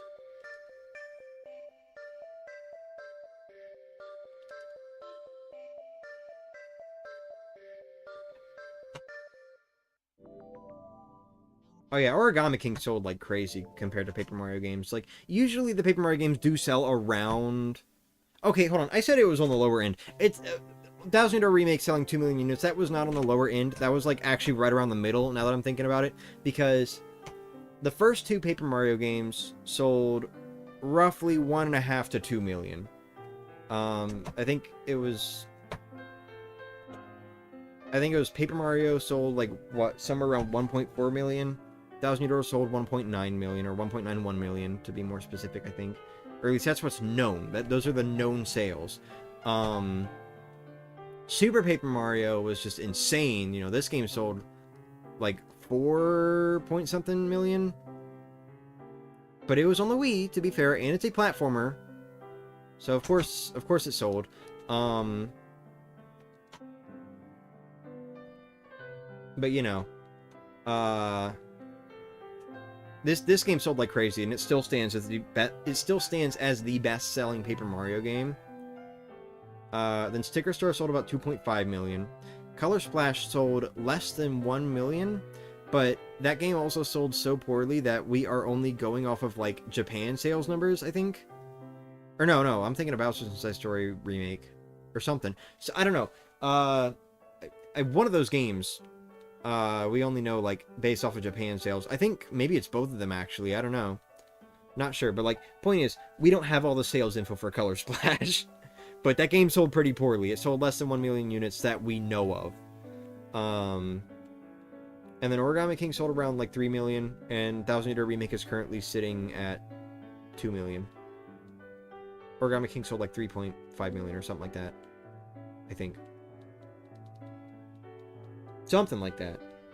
So it's around middle of the road. 1000 Year Door Remake is around middle of the road right now. But, you know, that's pretty good considering it came out in late Switch era. And, of course, you know, again, fan reception was very positive. I like how we both just fucking, like, bowed to each other. Anyway.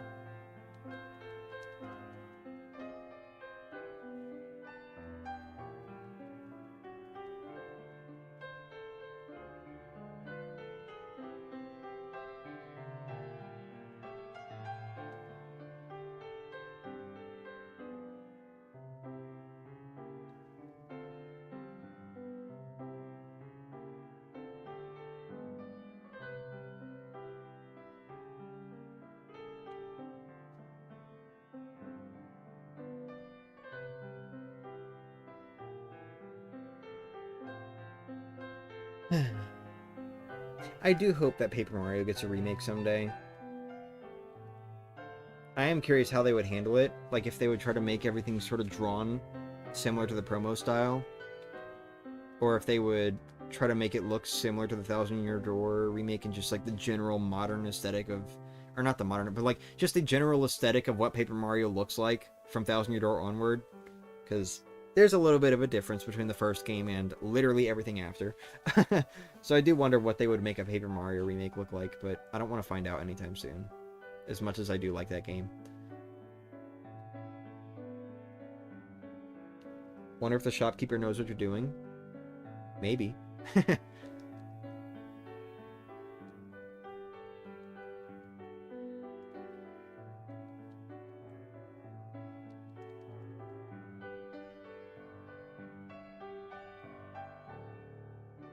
I like how I called this stream Tales of the Past, but that's going to be like maybe, what, 15 minutes? Like right at the end of the stream.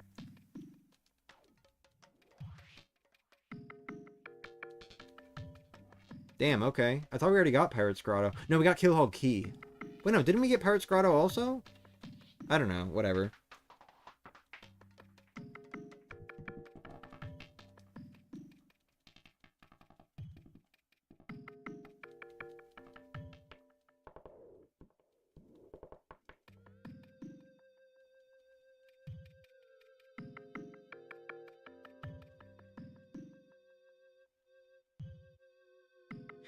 Question. Is there a shop where, like, the cheap item, or the cheapest item is, like, higher up on the menu than this shop? And is that cheapest item, like, around 10 coins? Like, if I were to go to, like, Yold Town, for example. Is the menu a little, like, more in my favor there for this sort of thing? Oops. Your king returns. Welcome back.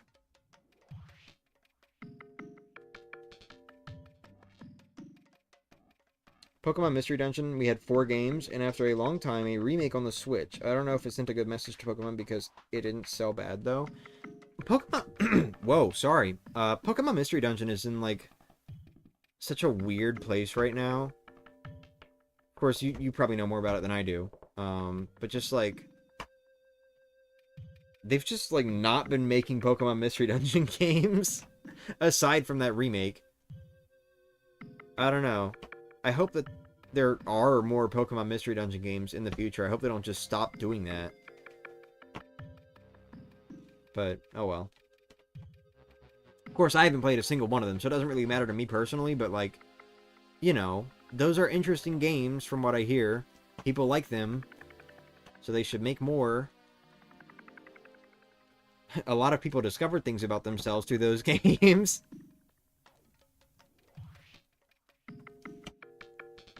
Huh.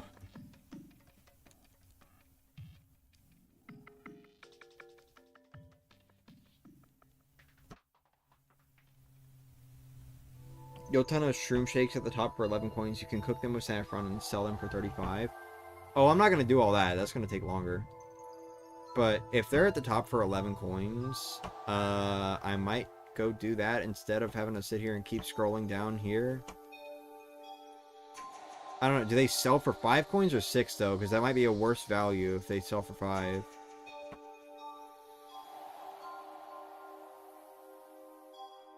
Big nose horse jump scare. Yep.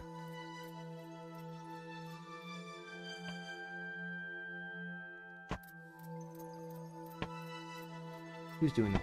Caramel. What are you chewing on?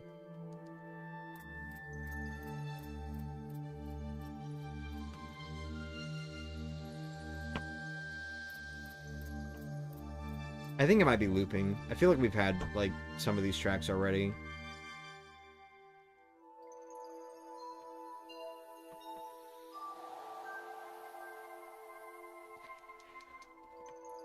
I'm gonna rename this stream. I feel like the name I gave it wasn't really fair for what I'm actually spending most of the stream doing. Maybe I'll call it Extras 5 Wrapping Up or something like that. I think that would be a better name for it.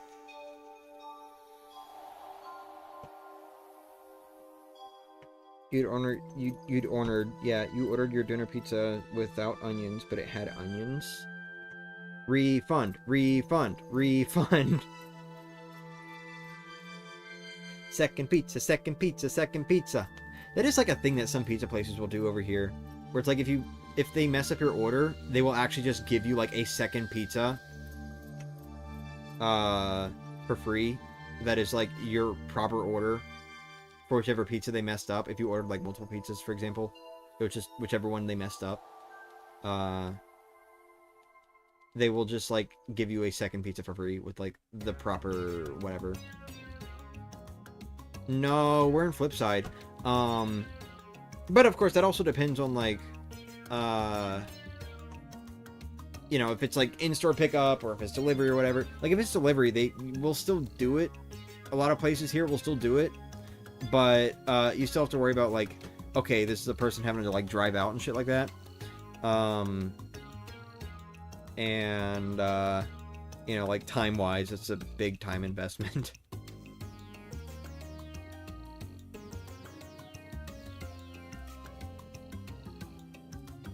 And you forgot to get stamps worth 120? Aww.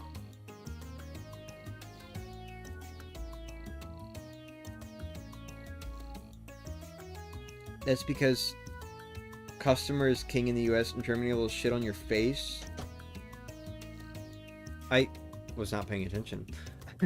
Oops. Well, there goes 5 coins, I guess.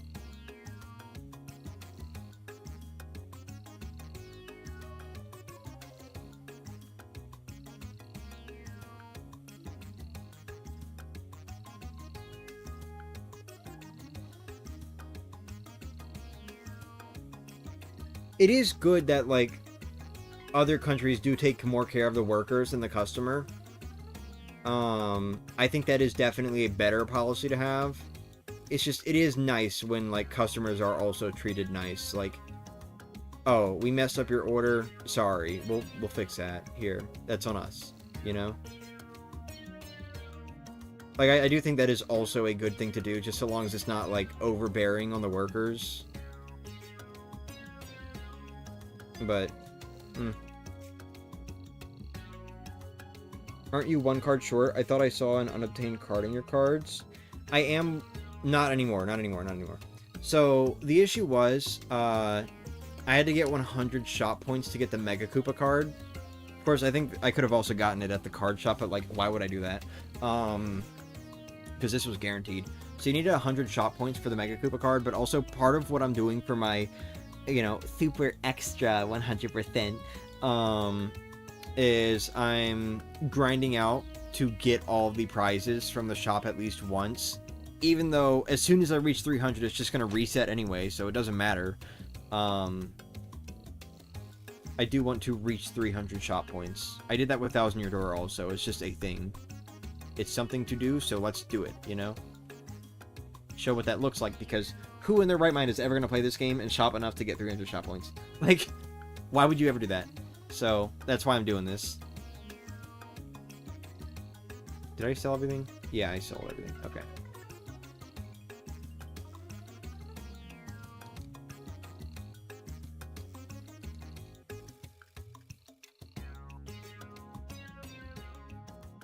It's all about balance? Yeah.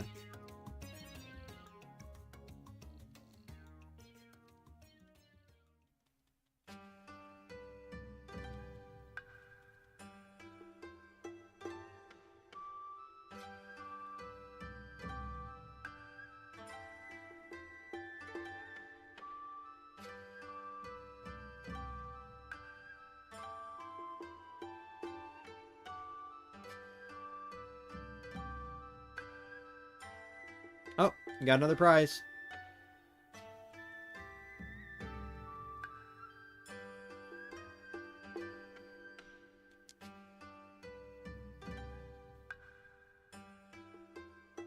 You never had donor pizza before? Is it good? Yeah, it's good.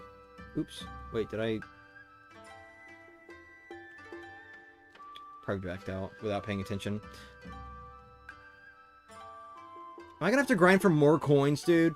I'm gonna have to grind for more coins. Or sell the couples cake, but, I want to use that. Make that the last thing I do in this series, just eat a couples cake, or use the couples cake, whatever.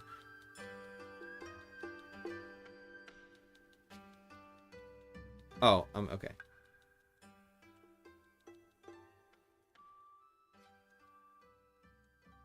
Didn't know about the Mega Koopa card being a shop points reward? Yeah, I didn't either, honestly, until I looked it up.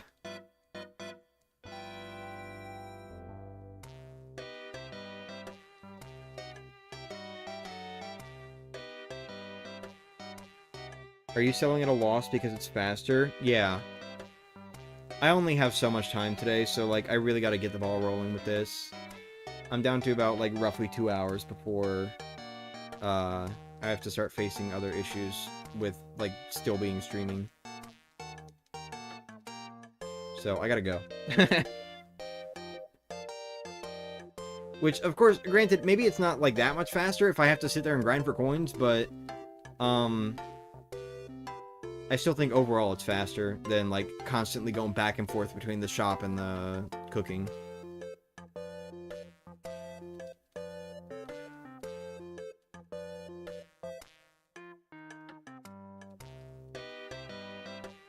Do you have any fun, exciting plans for over the summer? Yeah, so I'm gonna buy the Switch... Or, I'm sorry, I did buy the Switch 2. I'm gonna play the Switch 2, and I'm gonna play the Switch 2, and I'm gonna... Guess what? I'm gonna play the Switch 2? But no, mostly right now, one of my big focuses, and it is kind of, like, annoying me because it's taking up time, I am sort of job hunting right now. I'm not, like, on a strict time limit or anything, like I was last summer, and, you know, I failed then anyway, but, I'm sort of trying to, like, job hunt right now so I can get a proper job, get real work experience, and also be making money from from things other than commissions and YouTube. You know, as great as it is that I'm making money off of that, because those are things I actually enjoy doing, for the most part. You know, as great as it is that I'm, like, making money off of those, it's really not a whole lot right now. So, until it becomes a whole lot, I kind of need to get a proper job. But anyway, so that is, like, part of why I'm getting a job, and I also just need real work experience, and my parents are, like, wanting me to get one and everything. So that is something that I'm, like, having to do right now, is just searching for a job. Imagine making money taking up time. Yeah, here's the thing, right now I'm taking up time to get something that will take up time to make money. That's the thing. Like, I'm not making money right now. I am trying to get the thing that would make me money. So that I can then take more time to get money. But, you know, like, I've had to, like, fucking drive out to some places, because not every place that I'm, like, trying to apply to even has a website or, like, a proper careers thing, so I have to drive out there and get the application. Sometimes they don't even have it. So, I don't know, it's just kind of annoying right now.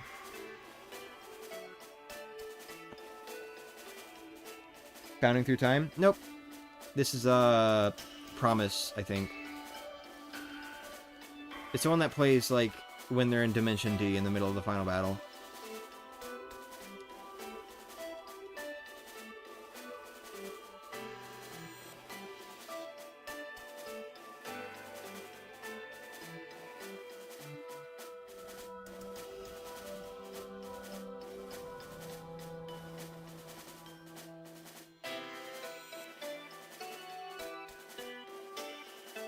But anyway, those are pretty much my plans for the summer. I just need to, like, I need to get a job, and I also want to focus a lot on the Switch 2 when it comes out. Maybe not a whole ton. Like, I still kind of have my plans, you know? Like, I want to play Mario Party 4 and all that sort of stuff, which, by the way, I'm probably going to just start that soon. I was, like, really trying to hold out until, like, after I finished Mario Party 3. But I'd rather not make myself sick of Mario Party 3 before I finally get to start a new game, you know? Especially after how that last stream went. I'm gonna give it a little bit. Probably, like, at least finish the Peach playthrough, but I think after the Peach playthrough is done, I'm gonna start Mario Party 4. And we're still gonna be doing Mario Party 3, but it's become... I'm sorry. We're still gonna be doing Mario Party 3, but it's gonna become a lot more, like, intermittent, I guess. Like, just kind of whenever I feel like it. Sort of like how I would handle Off-Centered Logan streams, but they wouldn't be on Off-Centered Logan. That sort of thing. Just kind of like slowly going away at it, you know? But anyway, you know, I still have like my plans for the streams, just the things I want to do next and all that. But I am going to try to focus a bit on the Switch 2 as like more stuff starts coming out for it, you know? Of course, it's not going to be any different from when I would focus on, like, Switch 1 stuff. Like, oh, Mario Wonder came out, so I fucking binged through the game and, like, cleared it within 5 days. But, you know. You get the idea. You get the idea. I'm just really excited for the new system. It's been 8 years, you know? It has been 8 years.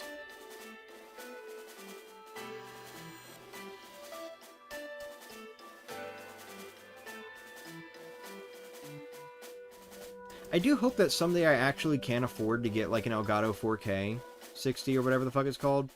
And also, like, a 4K TV. Because I would love, love, love, love, love to be able to make content in, like, a really high definition and just being able to, like, really experience what the Switch 2 has to offer. Because I can't really do that right now. I don't have, like, any 4K screens at all. Not even 2K. I don't even have any 2K screens. So I literally just cannot experience what the Switch 2 has to offer in any capacity, as far as the resolution is concerned. HDR, sure, I think. Frame rate, I can just play in handheld. But, you know. I want to experience it. I want to experience it. I want to, like, actually get 4K equipment for streaming and all that someday. Maybe not streaming, but recording. And I know I don't do that a lot. I know I don't, like, record videos a whole lot. But when I do, would be nice to have, you know? I would never stream in 4K. Not until the day when, like, everyone has, like, super, super fast upload speed internet and it's just a super common thing and it's just a lot easier to do that sort of thing. Then I'll stream in 4K. But, you know, as is, like, I have to be able to have internet and a computer that can handle that. And even computers can't really handle that right now. So, you know. It's going to be a long, long time before I do streaming in 4K.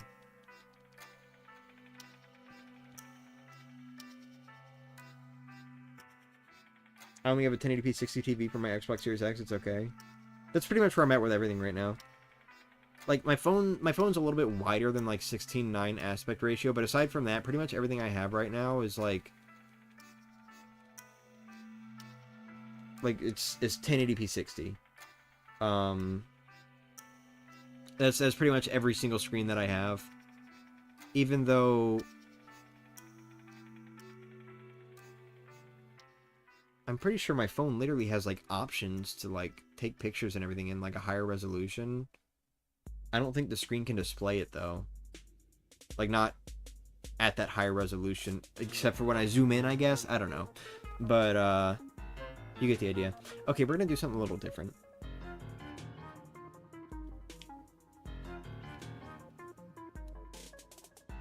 By then 16K might be a thing. Maybe, yeah. But whatever.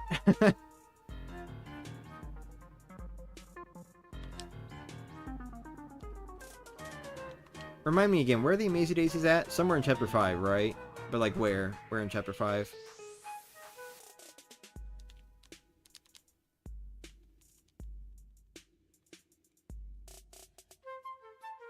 Sony has put their 8K TVs away.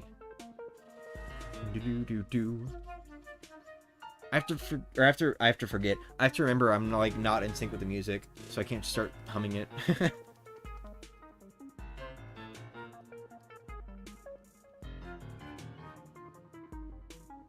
I'm sure we're stuck on 4K for a while. I mean, probably. Dude, it took forever for us to go from like 1080p 60 to just like higher frame rates and higher resolutions being a standard. Like 4K is slowly becoming the standard, but it's still not entirely there. There are plenty of people that are still perfectly fine just hanging around on 1080p, and I don't blame them at all. I really don't.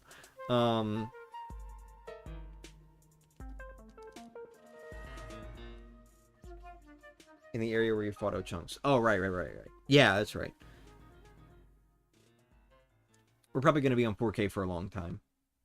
Same for frame rate. Like 60 FPS, like that's still pretty much the standard that people try to go for. Of course, we're trying to move to higher frame rates now, and even Nintendo's doing it. Nintendo's giving us 120 FPS, which is fucking insane that Nintendo is doing that. But they're doing it.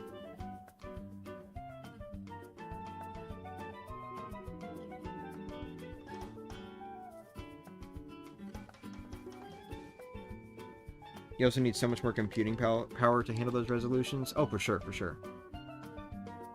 Alright, where did you fight our chunks at? No, wait, it was this way. I think.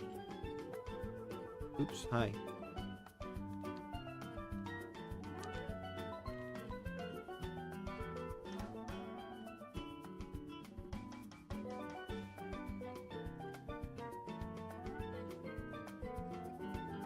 Wait, was it not this way? Whoa! That guy had two faces. It was not this way. This is not it.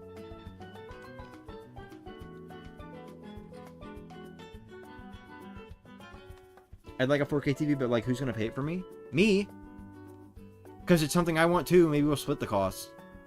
I mean, not that it matters, I guess. If we're like splitting at this point. Or like at that point when we're finally living together. I'm not gonna buy a 4K TV before I move. That's not happening. But, you know, after we move, like, yeah, getting a 4K TV would be really cool. Even if I don't have, like, 4K... Oh, yeah, there it is. Even if I don't have, like, 4K game capture card yet. Come on. Yeah, there we go.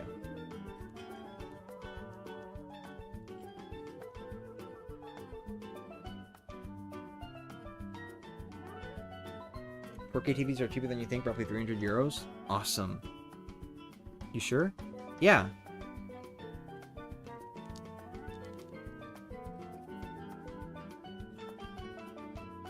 Like I said, not before I move. If you want to get one before I move, then, like, fine. Don't expect me to, like, pay it immediately, though. But, you know. Once I'm over there, yeah, I would like to experience 4K TVs.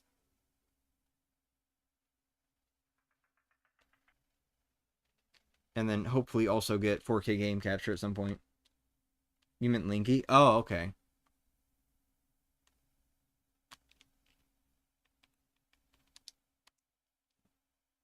Did it pause again?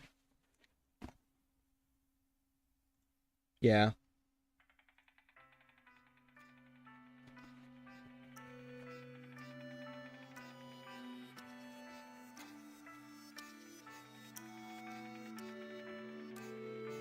Yeah, no, TVs aren't really, like, super duper expensive. At least over in the US they are. I don't know about Germany, but, like, most TVs are relatively cheap at this point. It's just, like, when you want, like, a higher-end TV, that's when they start getting a little more expensive. I have seen some very expensive TVs. I saw some very expensive TVs when I was over in Germany, but that was also when we were in, like, the big mall in Frankfurt, so...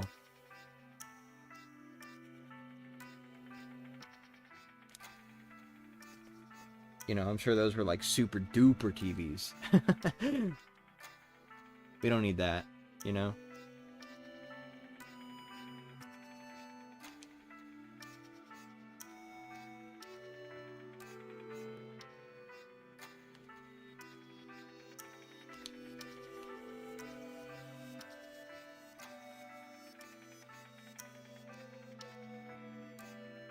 Work a TV with HDR and VRR, that's more expensive. Okay, yeah, that would be expensive. Why am I going back? Wait, just to make sure, the enemies don't respawn if I just do this, huh? Or like the Amazing Daisy? Yeah, no, okay.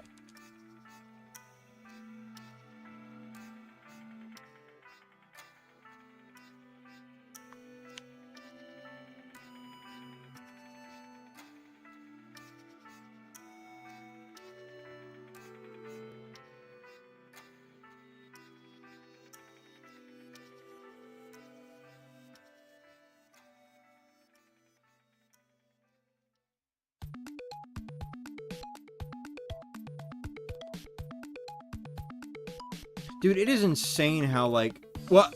Oh. I know what happened. It is insane how... I can be playing Super Paper Mario and hear Thousand Year Door music and just be like, yeah, I'm playing Thousand Year Door. No, the fuck I'm not. I think that's honestly probably part of why I like this game. Aside from just, like, everything I've talked about before about it. It just carries a lot of vibes similar to Thousand Year Door for me. Probably also because it has a very similar visual style, but, you know. Like, even beyond that, and the sound effects and everything, like, beyond all that, it just kind of carries a lot of the same vibes. But not entirely. Not entirely the same vibes. I don't know. It's hard to describe.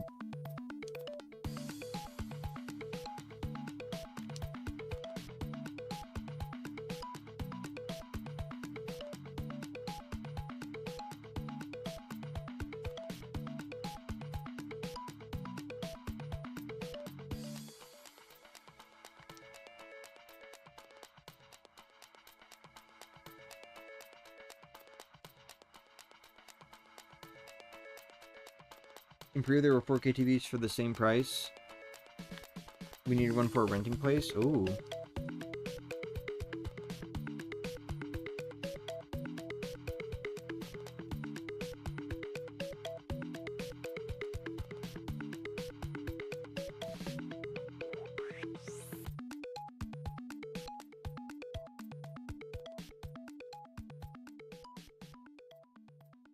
It's thundering outside.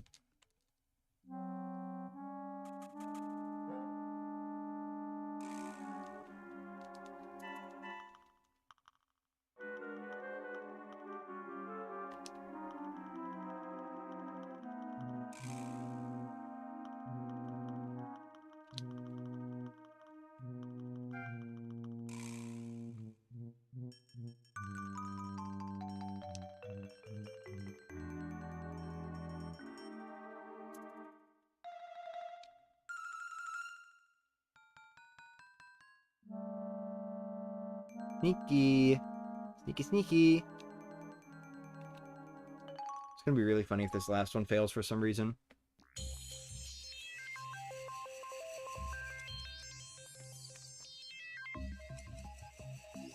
I'm really honestly starting to become convinced that catch card SPs are not really that useful. I know it has more to do with me having such a high level, but I genuinely cannot remember the last time that I, like... Well, okay, I can remember, but, like, I can only remember, like, 1 or 2 times when I actually failed to catch an enemy with a catch card in this playthrough. I'm not really getting the impression that SPs are really that useful.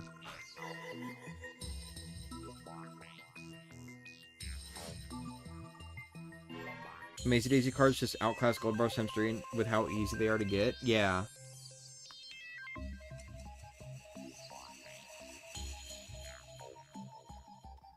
Wait, what am I doing? Can't you sell stuff here? I really hope it's not only Fondest Hopes. Yeah, okay, you can sell stuff. Okay, you know what? Hold on. Let's play the game. Alright, this might be the last time we're playing this game. We're only doing it once. This is the last time we are playing this game in this series.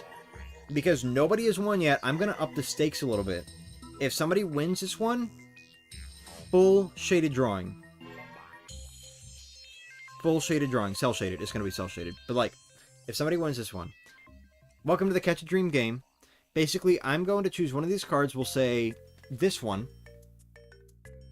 And if you can tell me the exact enemy that is on the card, I will give you a full shaded drawing of whatever character you want. Just as long as it's not too complex. We gotta vote for Dark Dark Boo. Has to be the exact enemy, no. No room for error. Warped.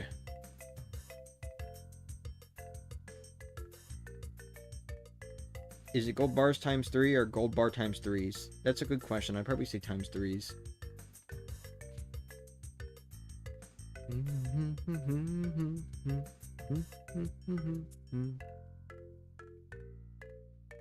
Whoa, you're putting a bet in for Toad? Good luck with that one. Honestly, though, if you win off of that, you deserve it. Stone Buzzy Beetle. Alright.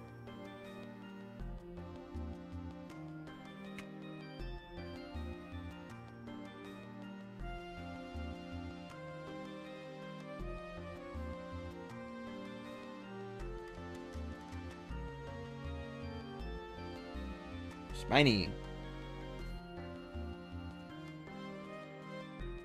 What if I guess the same thing as someone else? Then if you both win, you both get a drawing. Simple as that.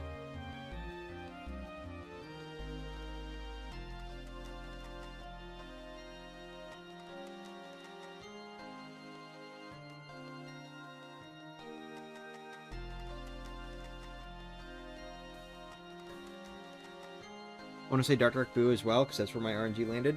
Okay, well. Alright, I'm going to count down from 15. Of course, it will be slightly different on stream and when I'm doing it in person. But when I reach 15 in person, I'm closing off the guesses. So, go ahead and get your final guesses in. 15. 14. 13. 12. 11. 10. 9, 8, 7, 6, 5, 4, 3, 2, 1. The guess is closed. That'll be 10 coins. This is satisfactory. We got a guess for Boomerang Bro in. Inside the bag lurked Bullet Bill. Wow, nobody won. Alright. Well, I am sorry, everyone. I really did think that if I did it enough times, eventually somebody would win. But I guess it's not going to happen. Wait, oops. Wait, no. This is what I want. Hold on. Hi. I'd like to sell a card.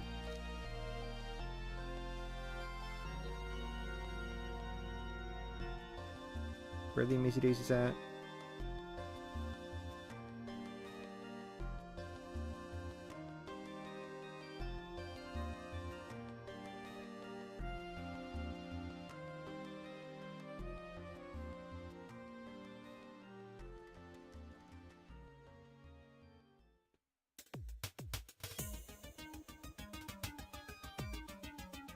Oh, there it is.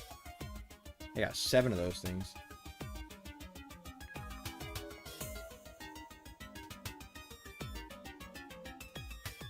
I probably did not need to get as many as I did, now that I'm thinking about it. But oh well. You got 5 Toad cards out of like 50 ones? What the hell? Alright.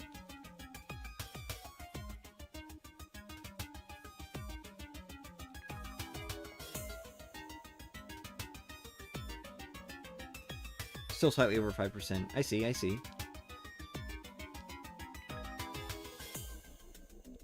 Alright, let's get the last of those shot points. I think we're somewhere around 170, I think. I hope. Don't want this to take too much longer. Amazing odds for a super card. Yeah, for sure.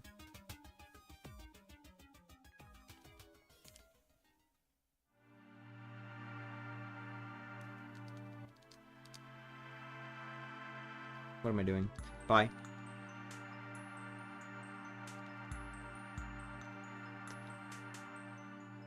$185. That's even better than I thought. Awesome.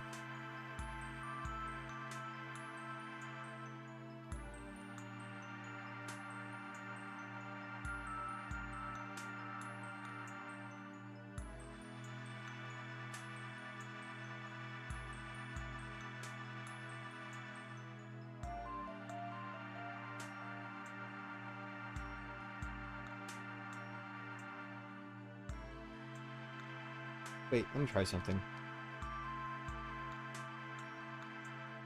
Okay, no. I was thinking maybe I can press left or right to, like, skip down to around where they're at, but I don't know if that would have worked anyway. Even if I could. Excuse me.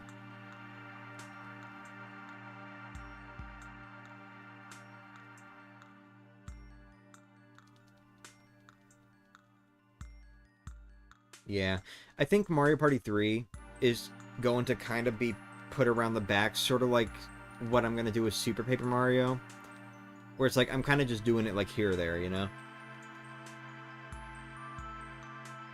You know, with Super Paper Mario, I'm going to be doing like the level 99 grind, but I'm not going to be putting as much effort into it as I did with Thousand Year Door, where I was like actively playing the game. I don't really feel like actively playing the game to get to level 99. So, you know, that one's going to be, we hold a wrench on the Wii Remote to keep the down button held, if you know what I mean. And we're just going to be playing something else in the background or something. Something that I can play on my computer. But anyway, yeah. Yeah. Super Paper Mario and Mario Party 3 are both going to continue, but they're both probably going to be pushed closer to the back. Mario Party 3, of course, right now is still, like, in the front. But it'll be pushed to the back after the Peach playthrough.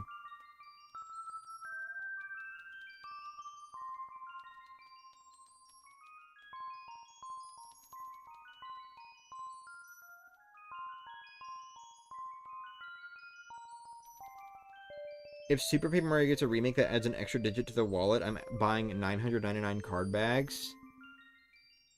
Jeez. It's a good idea, but jeez.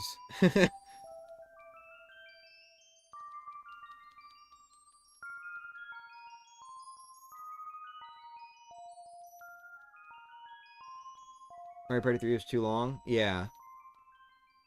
Oh, there we go. Golden Leaf. I don't know. I wouldn't even mind the whole, like, having to play... What'd you send me?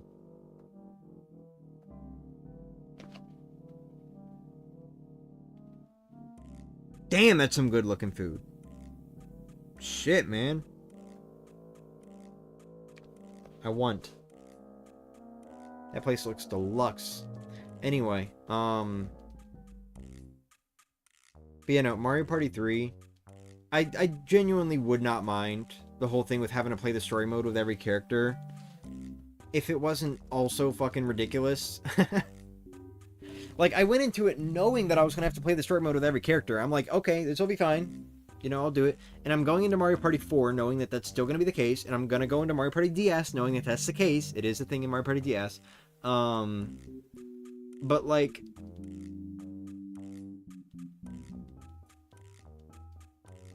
it's just fucking ridiculous in Mario Party 3.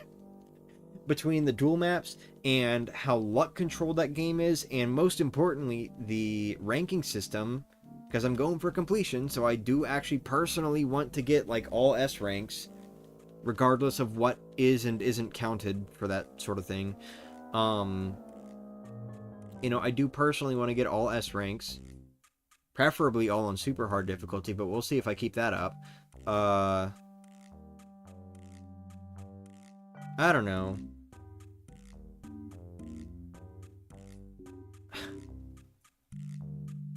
It's just a bit much. Doing 100% for Mario Party 3 and the way that I'm doing it, it's a little much, honestly.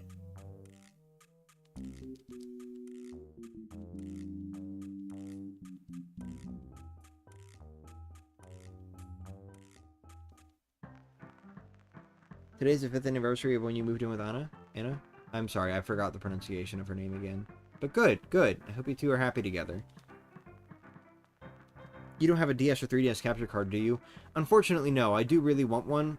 But I do not have one right now. Which means that those games have to be played through less official means, with the exception of the ones that I managed to obtain on the Wii U.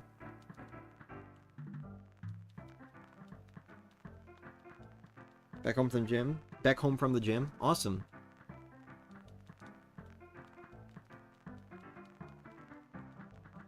We're at 210 shot points.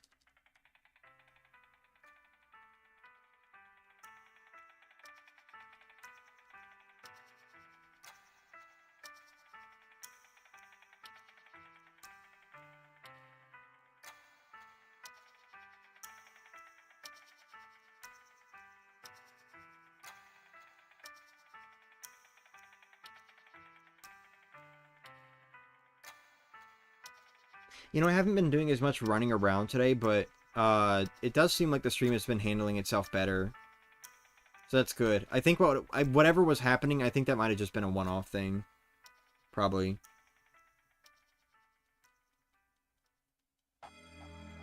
Hopefully. You don't see new pics on the member-exclusive server? Steven, did you post them in the wrong channels? The ones that nobody has access to yet because I'm too lazy to actually get things going with the higher tiers?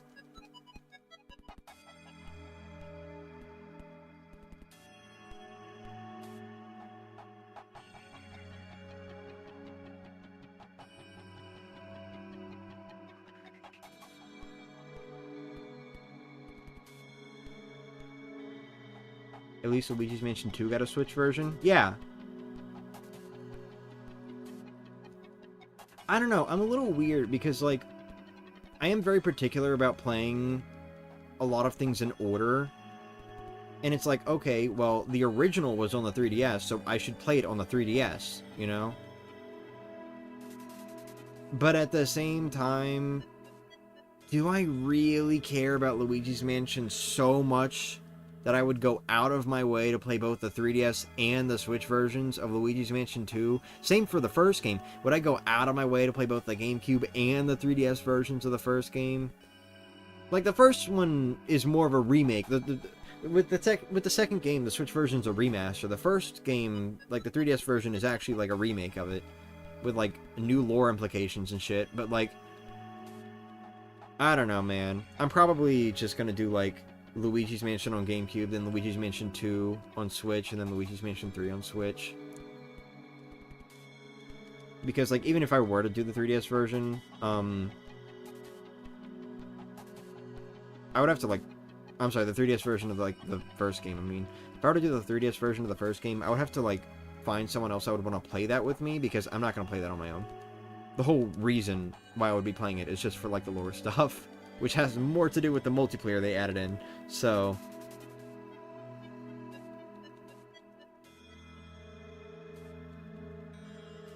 It's a Logan doesn't care. That is correct. It is a Logan doesn't care.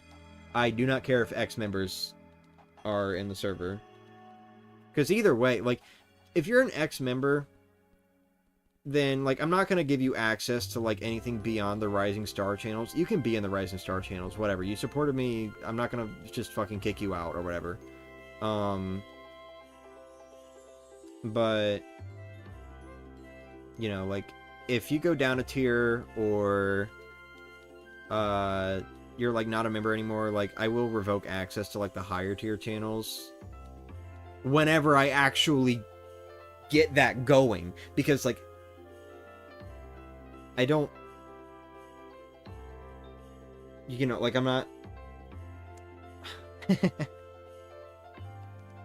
I haven't done it yet.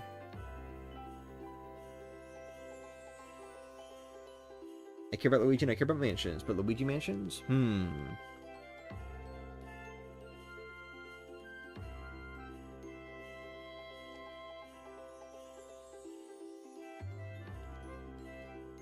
226 shot points. Okay. Man, I've been doing this very mindlessly. Luigi's Mansion 3 was fun, but my brother got too annoyed by the bosses. Fair enough.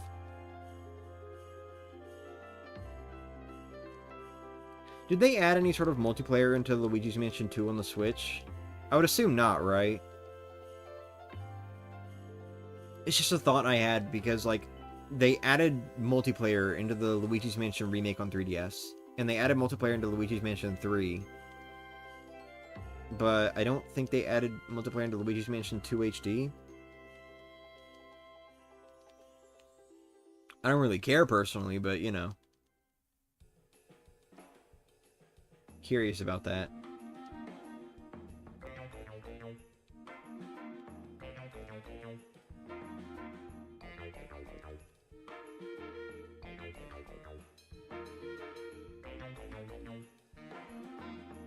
Wonder what Luigi's Mansion 4 would be like? Who knows? I think it would have been really cool if, for Luigi's Mansion 3, they called it something like Luigi's Mansion Last Resort or something like that, because you're at the Last Resort Hotel.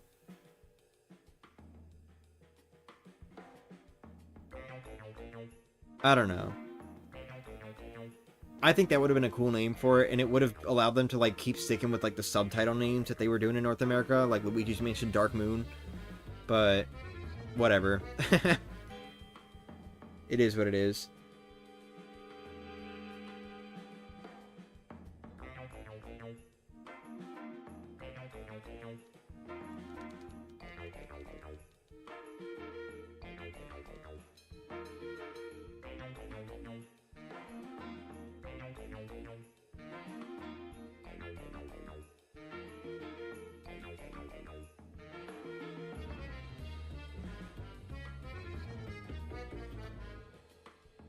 Yeah, we don't need a new version of Luigi's Mansion 3.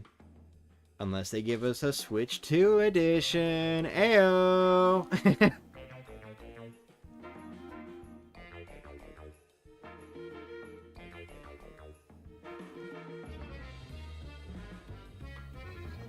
If you can, play Luigi's Mansion 3 in co-op. That is actually the one experience I have with the game. I have played Luigi's Mansion 3. I don't own it for myself, and I haven't, like, I was not player 1. But I have played Luigi's Mansion 3, and I was playing as Luigi. And I did get to play, like, little bits here and there with Leisure. So that was cool. I did enjoy it. I enjoyed it. So the interest is there now.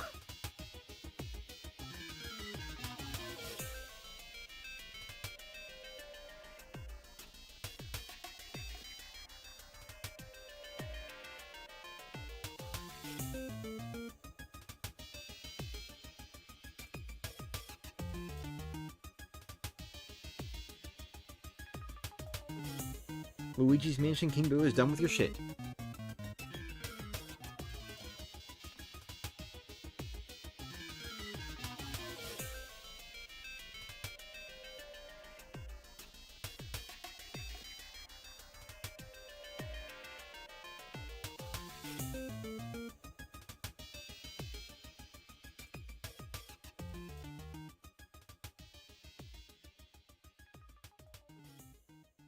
Think a sequel to Miitopia would be cool as well. Love playing it on Switch 1. You know, that game has come and gone twice, and I still have not played it. I really, really should play Miitopia, because it is something that I have interest in. But, you know, now it's like, it happened on the 3DS, and then I didn't play it then. And now it's happened on the Switch, and I still haven't played it. And, like, I can play the Switch version. I would rather, like, just pick up the Switch version of the game and play that. But, you know, it's like, at this point, I probably should get the ball rolling on that, because someday Nintendo Switch Online is not going to be a thing, and then it's going to be just like the 3DS version is now. With generic Miis.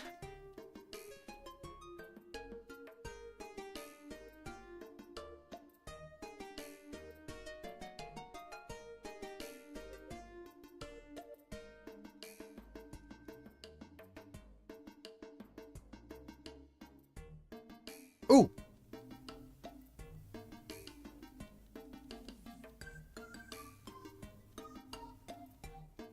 Alright, well, that's 251 shop points now. 49 to go. Make that 48. We're getting there, we're getting there. Nope, I think I got mixed up.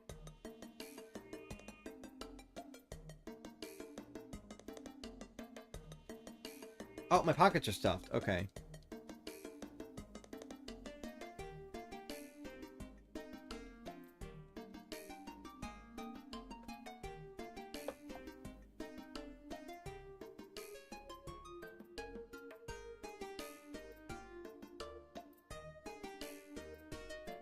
Gonna go shower? Alright.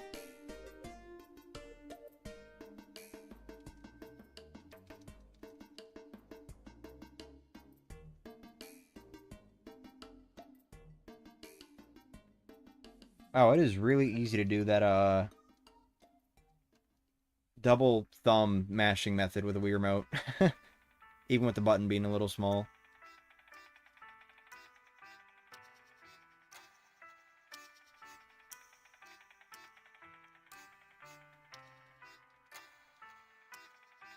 Oh, wait, oops.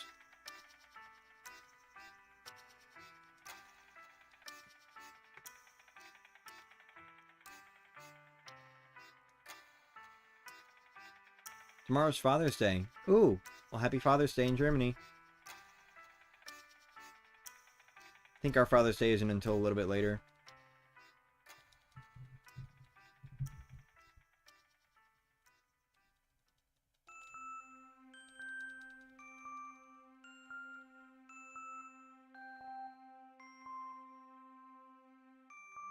Yeah, American Father's Day is in June. Yeah.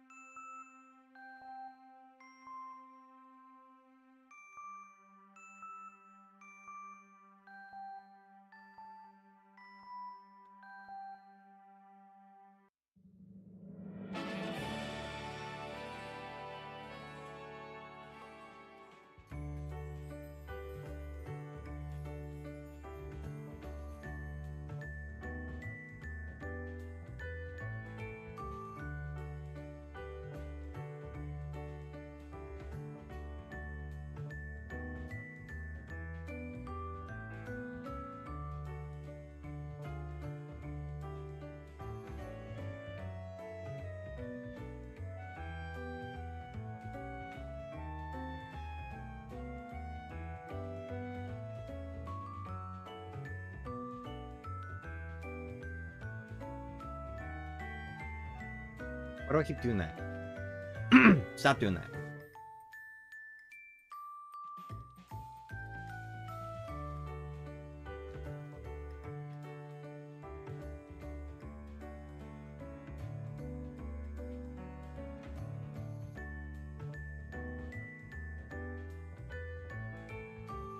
You guys are really cool, by the way. The fact that y'all are really just sitting here in a stream, pretty much watching me buy and sell stuff over and over again, I appreciate that. Thanks for being here. Luckily, this is the last time you will be seeing me do this for a pretty long time, because The other Paper Mario games do not have shop points, and I will be doing a 100% of the original Thousand Year Door, but that's going to be, like, pretty much looping around. Like, that's going to be at the very end, you know? Assuming, of course, that another Paper Mario game doesn't come out before I get there. Or, like, right after I get there or something. I don't know. You get the idea. We'll see what happens. But the next 3 Paper Mario games should go a little quicker because there's, like, nothing to really grind.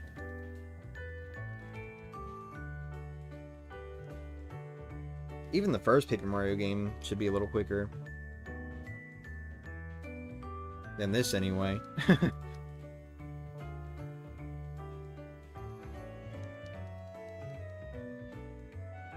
Don't spontaneously implode. Oh, yeah, true. Yep. Hey, Cheese.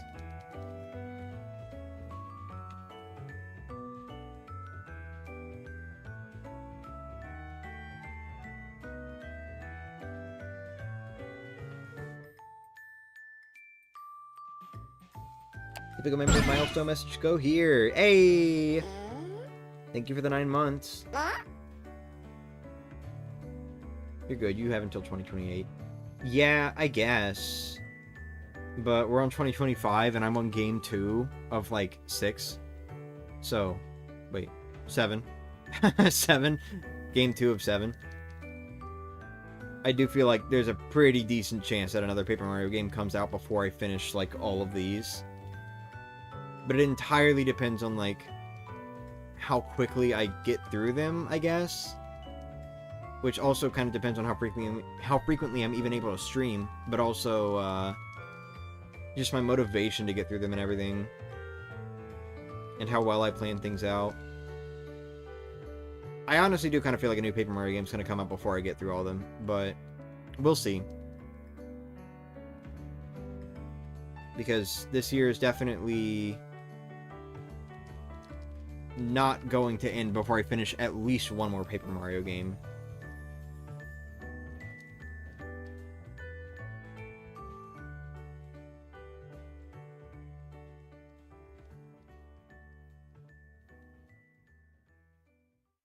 Will we at least get OG 1000 Door playthrough before GTA 6? Probably not. Doesn't that come out in like 2026? I think so, right?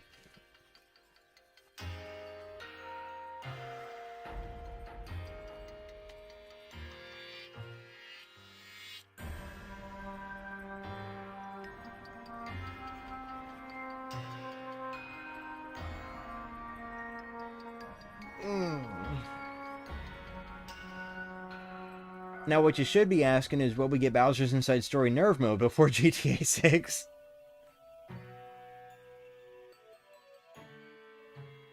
Dude, I want to make that series so badly. I just need to, like, find a good point to get started on it, and then just do it, you know? But it's probably not going to happen until, ironically, after I get a job, because right now, it's, you know, I'm having to spend too much time focusing on things like commissions to make sure I have money to spend, you know? Because I don't really have any other viable income. YouTube is not enough to rely on right now. So, I don't know. Pretty much depends on when I get a job. That's pretty much around the point when I'm probably going to start Bowser's Inside Story Nerve Mode. But I don't know when that'll be.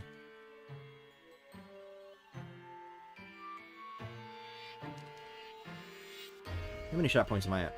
285. We're getting pretty close. We're getting pretty close.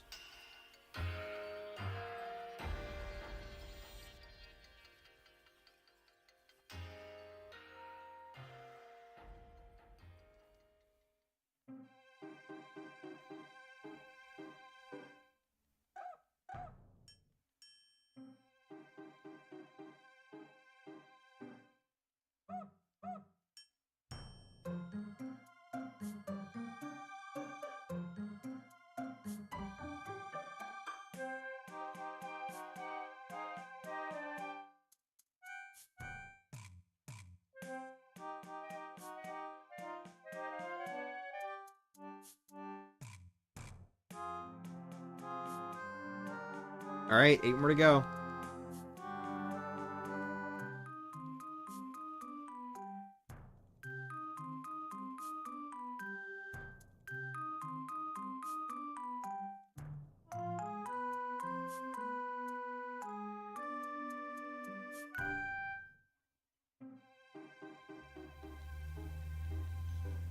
Whoa.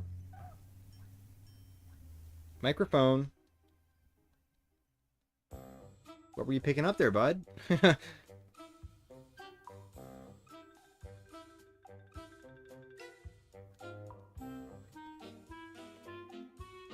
The random Paper Mario flashbacks being summoned by music.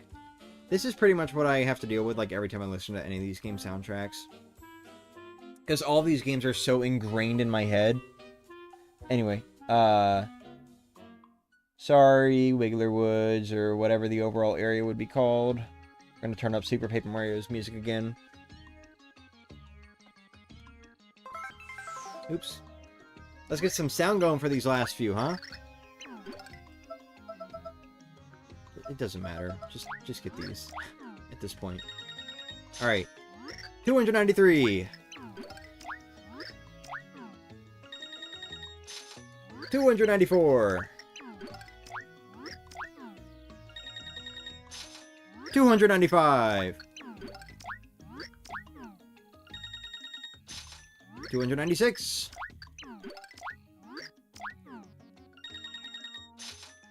297. 298.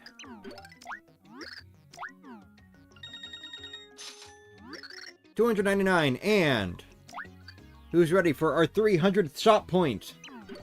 Here we go. Sounds good to me. Good gravy! With that purchase, you now have 300 shot points. I bet you're wondering what happens to points you get from future purchases, huh? Sorry, purchases. Well. Good question. You start over again from 0. Good luck. Now here's your 300 point present. Take it, loyal customer. Oh, whack a card. Good. Want to buy something else? Nope, that'll be all. Thank you. Really appreciate ya. Alright, now let's go back to this.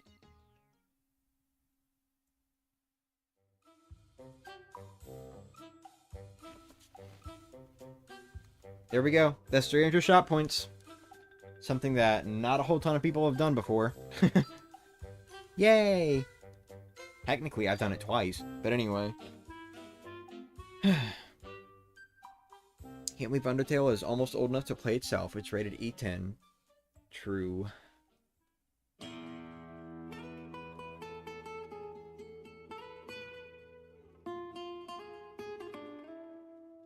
Hey, Gooper Blooper.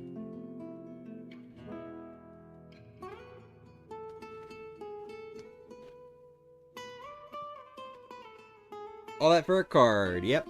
A card that is very easily obtained through other means. Alright. Well, let's make our way down to the flip side bar. And,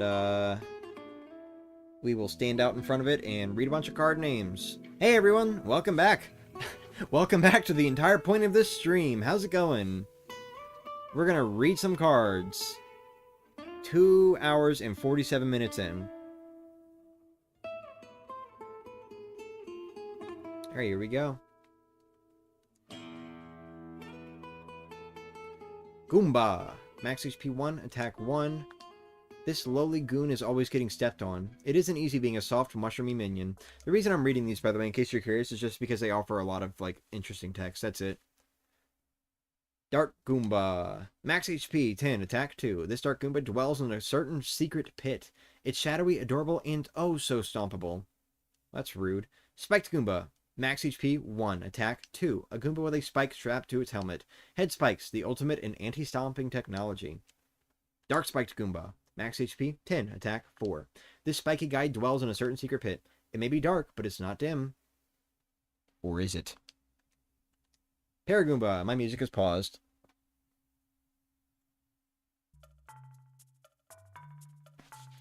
Max HP 1, attack 1. A Goomba that has been through airborne training. One stomp and it's like it never went to flight school.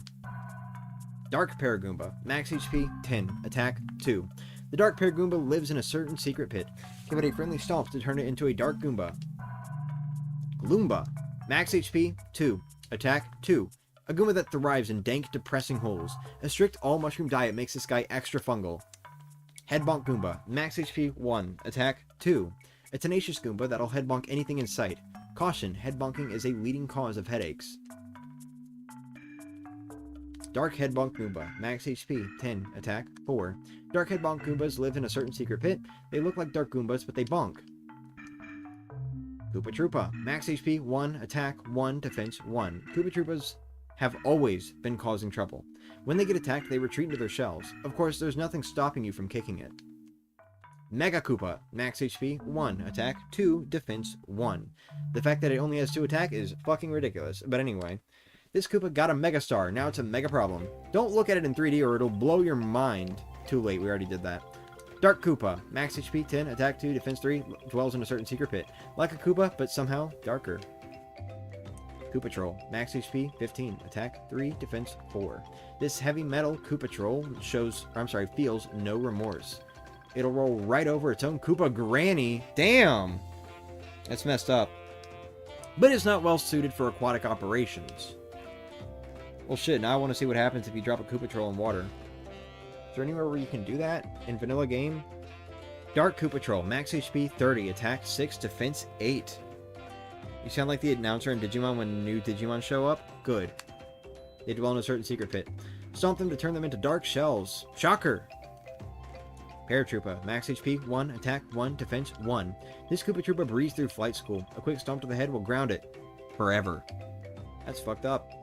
Dark Paratroopa. Max HP 10. Attack 2. Defense 3. They dwell in a certain secret pit. You think they'll stomp? Nope. You think they'll turn into dark Koopas when stomped? You'd be right.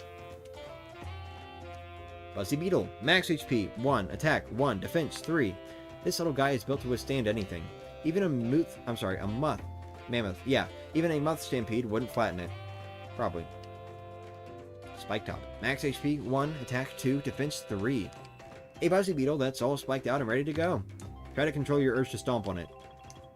Dark Spike Top. Max HP 10. Attack 4. Defense 6. Dwells in a certain secret pit. Still cute, despite looking more noticeably evil. Air Buzzy. Max HP 1. Attack 1. Defense 3. Just look at this cute little Buzzy Beetle with wings. It'll lose its wings if you stomp on it. Of course, that would be totally heartless. You're right, it would be. Never stomp on things that have wings, guys. That's honestly horrible. That's like, you stomp on it and it's losing 2 limbs from that. Just think about that. Think about that. That's messed up. It's messed up. Spiky Parabuzzy. Max HP 1. Attack 2. Defense 3. Not so cute anymore, is it? Wings, spikes, come on! You can't stomp it, and it's hard to hammer. Brutal. Stone Buzzy. Max HP 3. Attack 2. It's a Buzzy Beetle with a rock-hard shell. You'll have to stomp it a few times to crack it. You may feel a little guilty, but push through it. Dark Stone Buzzy. Max HP 3. Attack 4. Dwells in a certain secret pit. They look the same, but they're definitely tougher. Spiny. Max HP 4. Attack 2. Defense 3. Hey, it splits! You do not want to step on this razor-sharp baddie. They're born covered in spiny spines. This makes hugging a spiny a little awkward. Dark Spiny. Max HP 10, attack 4, defense 6. This Dark Spiny waddles in a certain secret pit. Little lower. Alright. You can't see its beady little eyes, but it's watching. Lakitu, max HP 4, attack 1. Lakitu chucks spinies. Is that a typo? Lakitu chucks spinies like coins at a Pianta parlor. What's its problem? Someone made fun of its glasses. Dolebones, max HP 15, attack 4. This undead Koopa wanders around with a blank stare. It's not too psyched about being dead. It mostly throws bones out of sheer spite. Dark Dolebones, max HP 20, attack 8. The Dark Dolebones dwells in a certain secret pit. The bones it throws are really shady. Dry Bones, max HP 10, attack 2. This resilient revenant won't rest in peace. Maybe it's undying loyalty to Bowser. Maybe it's its undying loyalty to Bowser. Or was it the pie it never had a chance to eat? Hammer Bro, max HP 4, attack 1, defense 1. This elite Koopa has a hankering for hammers. It mostly likes to sit up high and toss down hammers. One day, it'll take the carpentry world by storm. Dark Hammer Bro, max HP 20, attack 4, defense 3. Dark Hammer Bros terrorize a certain secret pit.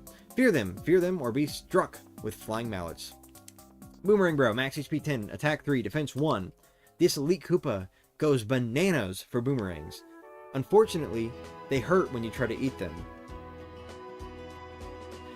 Could that have played just like a little bit earlier? That would have been the most hilarious timing possible. If that played just a little bit earlier. Dark Boomerang Bro, max HP 20, attack 6, defense 3. This Dark Boomerang Bro dwells in a certain secret pit. Is it all that smart to throw boomerangs in the dark? Fire Bro, max HP 10, attack 3, defense 1. This elite Koopa has an unhealthy fireball fixation. However, it's a big hit at Koopa cookouts. Dark Fire Bro, max HP 20, attack 6, defense 3. See, here's the thing about these enemies. They all have like really low defense, but that's assuming that the player has low attack power, which would assume that they are underleveled, which most players will not be, and that is a big part of the problem with this game. Anyway, max HP 20, attack 6, defense 3. This Dark Fire Bro dwells in a certain secret pit. Are pitch black fireballs even hot? Magic Koopa, max HP 6, attack 3. This elite Koopa is an expert hexologist. It also has questionable taste in eyewear. Dark Magic Koopa, max HP 20, attack 6. Dark Magic Koopas dwell in a certain secret pit. Too bad you can't see its face. It's wearing contacts. Koopa Striker, max HP 8, attack 2, defense 1. This Koopa Striker kicks for the love of the game. Its luxurious eyebrows are... Wait a sec. Goal! Koopa Striker, max HP 8, attack 2, defense 1. Koopa Strikers are true team players. Watch out for the no-look shell-to-face assists. Super Strikers, max HP 16, attack 5, defense 1. It's the star player of the Koopa Kickers. It's even on the cover of Koopa Cleats magazine. Dark Striker, max HP 20, attack 6, defense 3. Dark Strikers play in a certain secret pit. Sorry. One red card too many, and they went to the dark side. Clubba, max HP 20, attack 3. This soldier would rather nap than face the front lines. Hauling that club around would make anyone tired. Hi, Twilight. Hey, sweet boy. Played Thousand Year Door, your first RPG at age 7? I played... Bowser's Inside Story, I think, was my first RPG at age 7. But I don't actually know if it was my first RPG. That's the thing. Excuse me. Because I don't know if I played Super Paper Mario before Bowser's Inside Story. I don't remember that far back. I don't remember exactly when I got this game. I remember exactly when I got Bowser's Inside Story. I don't remember when I got Super Paper Mario. Dark Clubba, max HP 60, attack 6. This Dark Clubba stumbles around a certain secret pit. Dark Clubbas are still sleepy. Some things never change. Squiglet, at max HP 2, attack 1. Aww. Look at that adorable little Squiglet. So adorable under your foot. Hi, Twilight. Squig, max HP 4, attack 1. This nasty little guy needs to learn some manners. It spits rocks at people. Honestly, who does that? Squog, max HP 10, attack 2. For wild, feral animals, squogs are pretty cute. That is until you see them eating. What does it look like when they're eating? It's a little boy with a weapon. Whoa! Squinker, max HP 15, attack 4. Squinkers are proud to be pretty in pink. The polka dots are for extra intimidation. Dark Squiglet, max HP 20, attack 8. The Dark Squiglet dwells in a certain secret pit. Aw, it only spits... it spits oily black rocks. Adorable. Sure. Springwing, max HP 4, attack 1. Springwing split in 3 when they get stomped. The little critters can throw off your timing, so watch it. Boingling, max HP 8, attack 2. This This bouncing bully splits in 3 when you stomp it. Stomp your heart out before you get swarmed. Zoingling, max HP 12, attack 3. This Mad Hopper splits in 3 when you stomp it. It's looking a little on the pale side. Maybe it's all that late night trampoline training. Dark Springling, max HP 16, attack 4. The Dark Springling dwells in a certain secret pit. This one doesn't split and clone. Haha, it actually does. Boomboxer, max HP 4, attack 2. This music maven, I've never seen that word before, will assault you with bowel-busting bass. Watch what the face it makes when it rocks out. Beatboxer, max HP 10, attack 4. This angry audiophile deafens you with sound. Loves loud music but hates explosions, go figure. Blast Boxer, max HP 16, attack 6. You're going to be blown away by this mighty rocker. This one hates explosions, which is totally not metal. Dark Boomboxer, max HP 32, attack 8. This Dark Boomboxer rocks out in a certain secret pit. Do you have water? Not anymore. I don't anymore. It's sad not to see that crazy face it makes. Piranha Plant, max HP 2, attack 1. This violent vine lurks in pipes, waiting for a snack. You'd be surly too if you lived in a pipe. Putrid Piranha, max HP 5, attack 2. It's a poisonous piranha plant. As they say, every rose has its venomous bite. Ugh. Frost Piranha, max HP 7, attack 3. Someone left this flower out in the winter cold. On the plus side, it can cool beverages in a hurry, and it also has a green stem. Speaking of Frost Piranhas, actually, someone noticed that there's a Frost Piranha in the background of one of the Mario Kart World courses. Yay! We're back to Paper Mario species being referenced in non-Paper Mario games! Let's go! Let's see how long it lasts. But anyway. I think it was like too far away to tell if it had the green stem or the blue stem though. So, But anyway. Crazy Daisy, max HP 10, attack 2. Crazy Daisies are cute, but they'll put you to sleep. But sleeping really isn't all that crazy. Amazy Daisy. Whoa, look at that background. Max HP 30, attack 10. This bashful bloom will run off if you get too close. What makes it so amazy anyway? Seems like more of a wallflower. Damn. Hey Kingman, welcome back. Dark Daisy, max HP 99, attack 20. Dark Daisies sprout in a certain secret pit, even in the dark. This flower's got style. Fuzzy, max HP 5, attack 1. What dark and evil thoughts dwell in this beast's brain? And what's so fuzzy about it anyway? Doesn't look too cuddly. Pink Fuzzy, formerly known as Flower Fuzzy. Max HP 10, attack 2. If you had to be a fuzzy, pink wouldn't be a bad color. Still, no one's winning any cuteness contests here. Dark Fuzzy, max HP 15, attack 4. This Dark Fuzzy squirms in a certain secret pit. This one must have come from a load of dark laundry. Ugh. Some of these late game stats could be quadrupled. Yeah, they really should. Honestly, they should. Pokey, max HP 6, attack 2. This cactus column wanders the desert wasteland. When it attacks, it hurls parts of itself at you. Literally, which is kind of sad, really. Poison Pokey, max HP 12, attack 2. With prickles and poison, this baddie is double trouble. All it needs is a big hug. Any volunteers? Dark Pokey, max HP 20, attack 4. This Dark Pokey teeters in a certain secret pit. It looks so serious when it wears black. Cheep Cheep, max HP 2, attack 1. These odd fish hurl themselves out of the water. For a fish, it's not the safest hobby. Hear Yoshi scream in the distance, Fuzzy! Blooper, max HP 1, attack 2. Bloopers love to laugh at other bloopers. Nobody wants to end up on a blooper reel. Bitacuda, max HP 10, attack 2. This big fish could feed an army. Or eat an army. Jawbus, max HP 5, attack 1. Count on a Jawbus to stick its neck out for you. Or at you. Robus, max HP 10, attack 2. This nasty dino has always got to give you a jawful. Flip to 3D and check out its funny little limbs. Dark Jawbus. Wait, what? What little limbs? What is it talking about? Just the fact that there are two of the little square things? Or what? Double Trouble in its green? She-Ra reference? Dark Jawbus. Max HP 30, attack 8. This Dark Jawbus dwells in a certain secret pit. It was so nice to see its face. Now it's all shadow.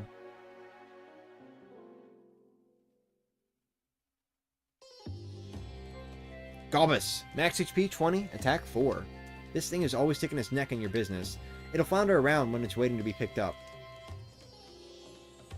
Okay, yeah, I really don't get that. So, like, why do they put some of the dark enemies in the middle of, like, the other enemies? Why do they do that? Is it, like... story order or something? Like, do they expect you to do the pit before, like, Chapter 8? Is that what it is? Because it's definitely not the stats. Whatever. Spania, max HP, 6, attack 1. Wait, no, but then Darkspan is after Spania. And you don't encounter Spanias until Chapter 8, right? I'm pretty sure. Unless I'm mistaken. I don't know, man. Spania, max HP, 6, attack 1. This horned beast will charge right at you. Stay light on your feet, or you'll be skewered. Dark Spania, max HP, 20, attack 2. This Dark Spania spins in a certain secret pit. Think of it, just spinning around in the darkness. Cursia, max HP, 1, attack 1. This nasty critter will slow you down. It's just so easy to get lost in those dreamy eyes. Back Cursia, max HP, 1, attack 1. This pest will send you straight back to Flipside. Then again, it's one way to cut down on your commute. Tech Cursia, max HP 1, attack 1. This evil baddie can whip up a helping of instant amnesia. Just like that, and you can't flip between dimensions. You never know what you had until it's gone, right? Damn, so that's how they do it? They just, like, make you forget how to do the things that you would do? It's not like an inability? Heavy Cursia. Oop, wait, hold on. Max HP 1, attack 1. This thing will hit you like a ton of bricks. You'll barely be able to hop a few inches off the ground. Take it out from a distance. Reversia Cursia. Max HP, 1. Attack, 1. Hit this thing and you'll lose all sense of direction. Don't be alarmed. Everything will be backwards.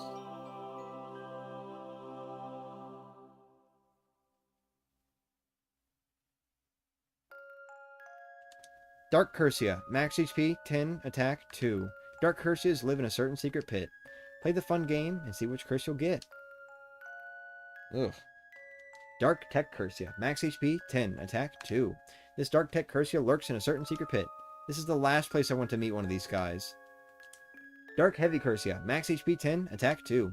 This Dark Heavy Cursia lurks in a certain secret pit. Isn't it fun to guess which curse you'll get? Dark Reversia Cursia. Max HP, 10. Attack, 2. This Dark Reversia Cursia lurks in a certain secret pit. You never know what curse you get until you touch it. The mystery of the Pit of 100 Trials. Yeah, it seems like Galbus isn't a true Jalbus or interstate bus. Okay. Dark Back Cursia was a thing. Unused, thankfully. Spaniards are in Chapter 5. Oh, okay. Hey, Blitz. Swooper. Max HP 3. Attack 1. Swoopers aren't so bad. They're just lonely. Strangely, they greet visitors by snacking on their heads. This could explain why they have no friends. Cherbil, max HP 5, attack 2. This odd floating beast strikes with sleepy gas. One whiff of that gas and it's one whiff of that gas and it's sweet dreams. Ice Cherbil, max HP 5, attack 2. This floating beast attacks with ferocious freezy gas. It loves blue raspberry snow cones. What about snow bunnies and berry snow bunnies? Poison Cherbil, max HP 5, attack 2. This floating beast attacks with perilous poison gas. I hear it smells awful. Dark Cherbil, max HP 15, attack 4. This odd, gassy creature puffs itself up and explodes. No, it doesn't. What? They have sleepy, freezy, and poison gas, so watch out.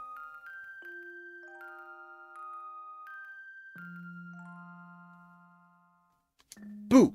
Did I scare you? Max HP, 4, attack 1. These spooks only approach when your back is turned.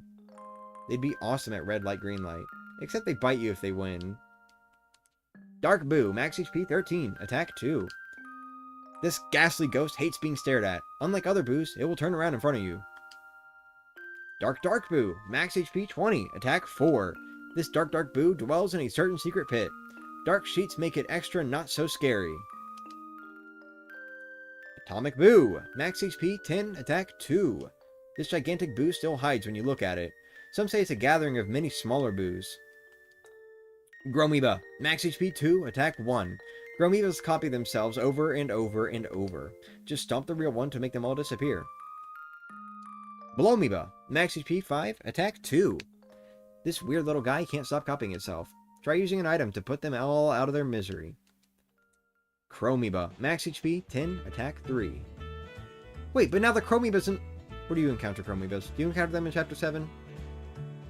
Whatever. Max HP 10, attack 3. This devious doppelganger loves to copy itself. Stomp them all before the problem multiplies.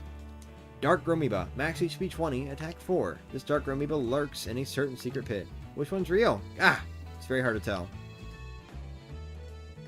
Excuse me. Mr. Eye, max HP is unknown. Attack 2. It's an eye. A big, juicy, unblinking, ever-watching eye. Gross. Red Eye, max HP, unknown, attack 4. This big red eye looks a little irritated. It must not be getting much sleep these days. Chain Chomp, max HP 4, attack 1, defense 4. There we go, that's some decent defense for an earlier enemy. Chain Chomps are more bark than bite, but that's not much comfort for the mailman. Red Chomp, max HP 8, attack 3, defense 8. Again, decent defense there. This bright red breed isn't very well behaved. That probably rules out winning best of show. The Underchomp, max HP 16, attack 3, defense 4. The 3 door guys command this special breed of Chomp. In off hours, they like to practice their comedy act. Dark Chomp, max HP 10, attack 4, defense 10. Wow, it does not look that different from a Dark Berry Bad. Anyway, this Dark Chomp makes its home in a certain secret pit. Who's a good boy? Who's a dark evil boy? Yes, you are. Well, that's kind of contradictory, isn't it? Is it a good boy or an evil boy? Whatever. Juicy. Man, I love putting a dead Mr. Eye in the pan and searing it up and...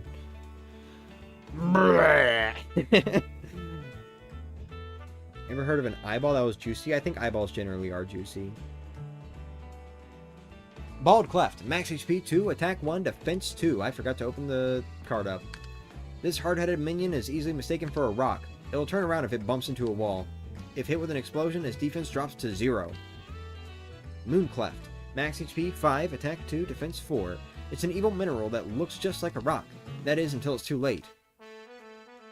So, I find something interesting here. So, they renamed the Flower Fuzzies to Pink Fuzzies because there's no FP in this game. But they kept the Moonclefts as being Moonclefts, despite the fact that, correct me if I'm wrong, you don't encounter them on planet Blobule or anywhere in Chapter 4, right? Like, correct me if I'm wrong, you don't encounter the Moonclefts until Chapter 5 in Gap of Crag, which is definitely not the moon. So they kept the name Mooncleft, but didn't keep the name Flower Fuzzy. Weird-ass game. Anyway. Dark Cleft, max HP 10, attack 4, defense 10. This Dark Cleft dwells in a certain secret pit. You'd have to really try to mistake it for a rock. Schlurp, max HP, unknown, attack 2. This hungry beast really sucks. Stuff up! Bombs give it a bad case of heartburn. Lorp, max HP, unknown, attack 3. It's a vacuum, it's a worm, it's both! Don't feed it bombs or you'll ruin its supper. Forever. Dark Schlurp, max HP, unknown, attack 4. This Dark Schlurp dwells in a certain secret pit, now with the cleaning power of darkness. Love the humor of the descriptions. Me too, that's why I'm reading them. Thwomp. This block-headed rocker really loves making pancakes. All that macho pound... Wait, no stats, huh? Okay. All that macho pounding must be a sign of insecurity. Spiny Tromp. It's a massive rolling pinwheel of doom. If it keeps rolling, maybe it'll aerate someone's lawn. Spiky Tromp. This bowling boulder rolls around in search of prey. Don't get caught under its spikes, or you'll be tenderized. You know, I actually could not... Like, if you started listing off Thwomp variations, I actually could not give, like, a name to them. Does that make sense? Or not a name. Like, I couldn't match them. I could not match a name to a picture, because I have not memorized most of the Thwomp variants. I don't know which ones are the Tromps and the fucking Romps and shit like that. Like, I don't fucking know. I can tell you Thwomp, I can tell you Womp and Thwimp and, like, the super common ones, but beyond that, nope, I can't. Imagine your existence as being a spiky Tromp. That sounds like a terrible existence. Sorry. Existence. Bullet Bill, max HP 1, attack 2. In our hearts, this monster is #1 with a bullet. It does have a short fuse, though. Bill Blaster, max HP 5, attack 2, defense 3. It's a big burly cannon. Where'd all those bullets come from? Rough Puff, it's reproduction. That's where. The bullet bills, they blow up, scatter their little parts everywhere, new Bill Blasters grow up from the ground. Rough Puff, max HP 15, attack 4. This little thundercloud is darkening a sky near you. Looks like, or I'm sorry, looks a little like cotton candy. But don't bite. Says the guy that wants to be a pizza. What are you talking about? Dark Rough Puff, max HP 30, attack 6. This Dark Rough Puff floats in a certain secret pit. Dark Thunder, wow, that is so metal! Lava Bubble, max HP 1, attack 4. Lava Bubbles always have a bounce to their step, but watch out, they've got fiery tempers.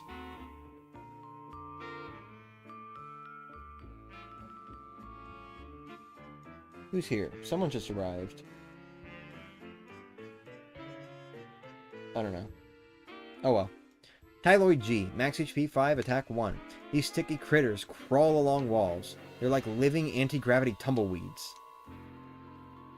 Tyloid B, max HP 10, attack 1. This sticky beast clings to any surface. Caution, it is not blue cotton candy. It does not look like cotton candy. What?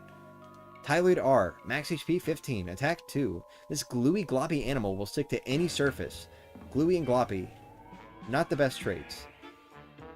Well, you know, it is cool that they, like, acknowledge that these things are animals. Anyway. Who doesn't want to become a pizza? Fair enough. Tyloid Y, max HP 10, attack 2. This tenaciously sticky beast slides along walls and ceilings, and it even doubles as an industrial adhesive. Oh my god! Imagine a Tyloid climbing Mount Everest. Imagine a Tyloid climbing Mount Celeste.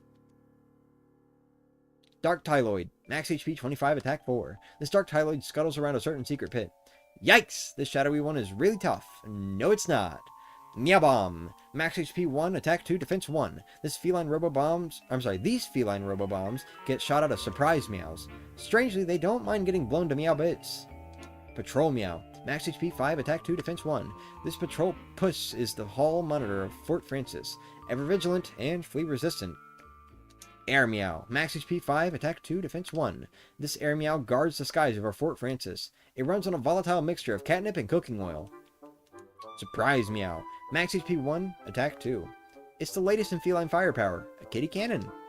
Check out the visors they're sporting, classy. Big Meow, these robotic cat servants are loyal to their master. They're not designed for battle, but they aren't going to complain about it. Meow Maid, no chores aboard this robotic house cleaner. She loves her master with endless devotion, because he programmed her that way. Secure Meow, no chores aboard this robotic house cleaner. This Meow Maid model can make advanced decisions. Battleoid. Oh. Jellian, max HP 4, attack 2. Jellians drift around the, I almost said the jelly ocean of space. They drift around the lonely ocean of space. Maybe they've discovered the best way to get around? Intergalactic Jiggling, the newest form of space travel. Photon, max HP 8, attack 2. Photons fire super fast, superheated particles. Of course, they're big crowd pleasers at parties. Warped, max HP 10, attack 2. They say that there's a person who has big faith in them in the Catch a Dream minigame. This space case warps around here and there. It won't bother you, just let it do its thing. Elagon, max HP 10, attack 2. Elagon slither through the murky bits of the cosmos. That card looks horrible, dude. Hit them and they'll shrink faster than their egos. Hooligan, max HP 10, attack 2, also looks horrible on the card. Hooligans live to wreak havoc in the depths of space. They blend into their habitat, waiting to attack. Dark Elagon, max HP 30, attack 4. This Dark Elagon flies around in a certain secret pit. So this one's dark, but it's pretty much the same. I wonder where Francis got all the resources for his bots and fort. That's a good question. Know also that wisdom is like honey for you. If you find it, there's future hope for you, and your hope will not be cut off. Where's that coming from? Have to go? See ya! Bye! Longator. Max HP 12, attack 1. Longators get in your face. They have no respect for your personal space bubble. What you got there? What you doing on that phone? Longadile. Max HP 20, attack 2, and looks honestly even cooler. Super elastic Longadile stretch out to slap you. It'd chap its hands in your face if it had hands. Dark Elongator, max HP 30, attack 4. This Dark Elongator nests in a certain secret pit. It's just weird. Airbad, max HP 4, attack 2. A round enemy that wraps itself in a force field. Round face, square shield. Triangle brain? So very bad. Max HP 8, attack 4. A round enemy that wraps itself in a force field. Flip through dimensions to shred it like paper. What? Okay, that was weird. Dark Very Bad. Max HP 12, attack 8. They really do look the same. Okay. This Dark Very Bad roams around a certain secret pit. It looks eerily similar to a flying bowling ball. Mega Rhythm. Max HP unknown, attack 2. Takes 3 stomps to beat. Stomp the piggy bank to get the golden goodness inside. Each time you stomp, the pig will get a little smaller. Hogarhythm. Max HP, unknown, attack 4. Takes 3 stomps to beat. Hop on this... They forgot a period. Hop on this hog and ride it all the way to the bank. Sweet. I don't know what that's referencing. Max HP, unknown, attack 6. Take 3 stomp... What? It's just getting worse. Hold on, wait. Okay, that one didn't have the period either. Take 3 stomps to beat. This Dark Piggerhythm wallows in a certain secret pit. It may look weird, but it drops coins. Cha-ching. Weird black Tetris spot. Super Paper Mario has interesting enemy names. Yeah, it does. They like making a lot of puns out of them. Choppa. Max HP 5. Attack 1. Check out this aerial alien's sweet midair tricks. It can appear and disappear in a flash. Not even fair. That's because it's going to another dimension.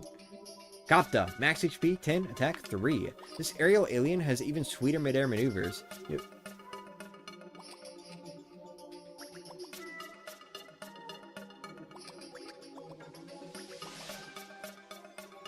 Okay. You'll get dizzy just watching this thing.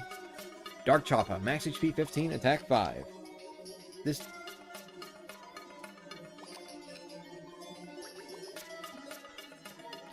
Dark Choppa dwells in a certain secret pit. It's all shadowy now, but still very, very nervous. Muth. Max HP 100. Attack 5. Fear the woolly foot of the mighty Muth. It'll trample you just for looking at it wrong. Mega Muth. Max HP 200. Attack 8. This hairy Muth is even grumpier than its herd mates. Probably not the best choice for a petting zoo. Dark Muth. Max HP 255. Attack 10. Dark Muths stomp around a certain secret pit. Even in the dark, they still go with the herd. Fascinating. There are like 3 of them that exist total, and only 2 of them share the same room, and there's not really a whole lot to do. Whatever. Hop on this hog. Florosapien, max HP 12, attack 3. Florosapiens serve their floral lord, King Crocus. Watch your head, because they'll throw theirs at you. Florocragnian, max HP 10, attack 1. This poor Cragnon has been zombified by King Crocus. Don't beat on it, or you'll lose some serious points. Ninjo, max HP 6, attack 2. Only the wind whispers the name of Ninjo. Give him enough money, and he'll be your ninja minion. Ninjon, max HP 8, attack 3. Ninjon is an assassin from King Samur's kingdom. He really knows how to hurl a mean throwing star. Ninjari, max HP 10, attack 4. Never mess with Ninjari. He's a true ninja master. Of course, shapeshifting like that isn't exactly fair. Dark Ninjo, max HP 20, attack 5. This Dark Ninjo creeps around a certain secret pit. They move at the speed of deadly roundhouse kick.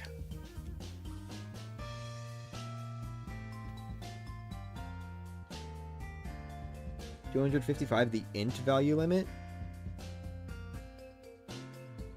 Int?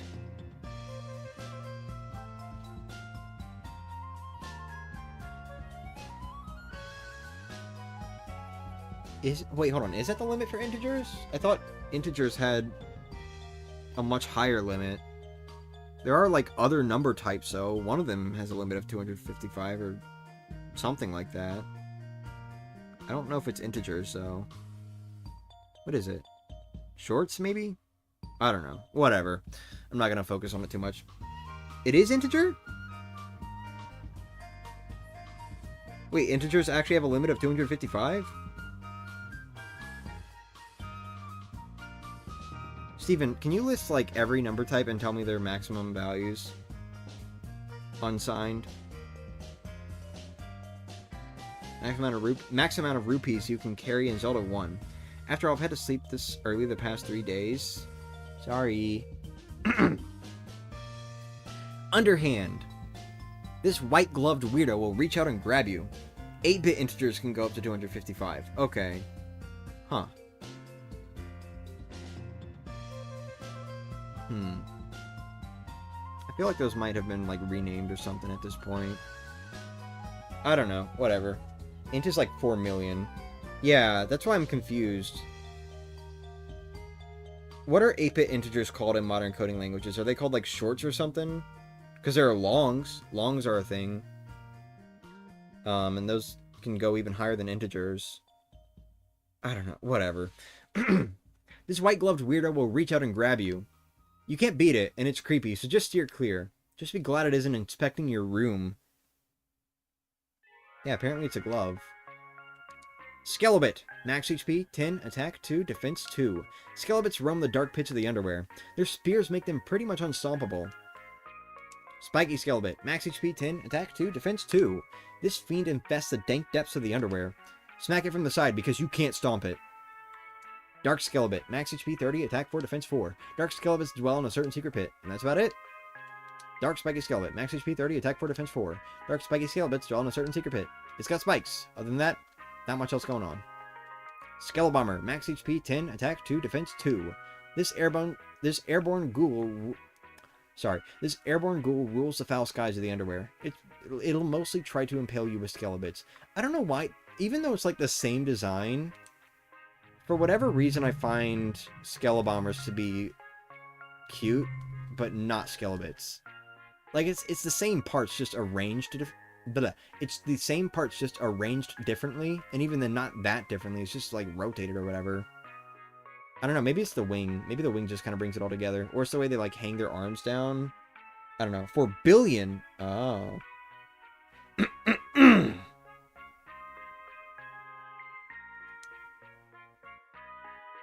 You never see any Skelebits in the underwear. That is true. Skelebait. Max HP... I'm sorry, that looks so stupid. It looks like a Splatoon enemy, which is crazy because Splatoon happened way later. But anyway, Max HP 5, attack 2, defense 1. Skelebombers use these guys as ammo. Their icy breath can cause freeze bite. Spiky Skelebait. Max HP 5, attack 2, defense 1. It's a spiky Skelebait, like a Skelebait, but spikier. You can't stop it or throw it, so don't try. Just use a Skelebomber's head, why don't you? Red Magibot. Max HP 15, attack 6. Whoa, hold on. This spell-slinging stain can warp anywhere at once. It's red, but what is it so embarrassed about? Blue Magibot. Max HP 25, attack 4. This spell-slinging stain curses like a Magibot. It's blue. Maybe it's not easy being a Magibot.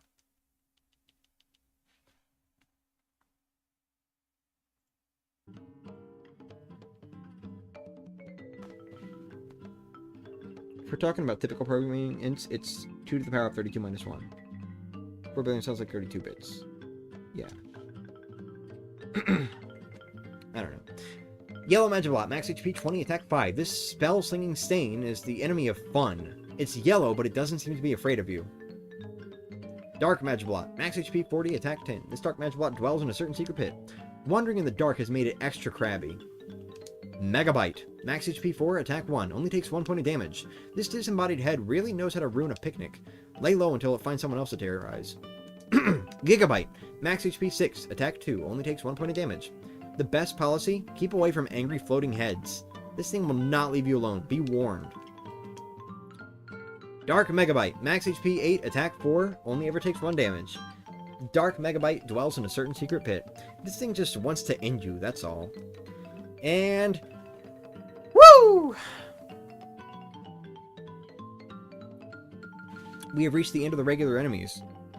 Now it's on to special characters and bosses and all that.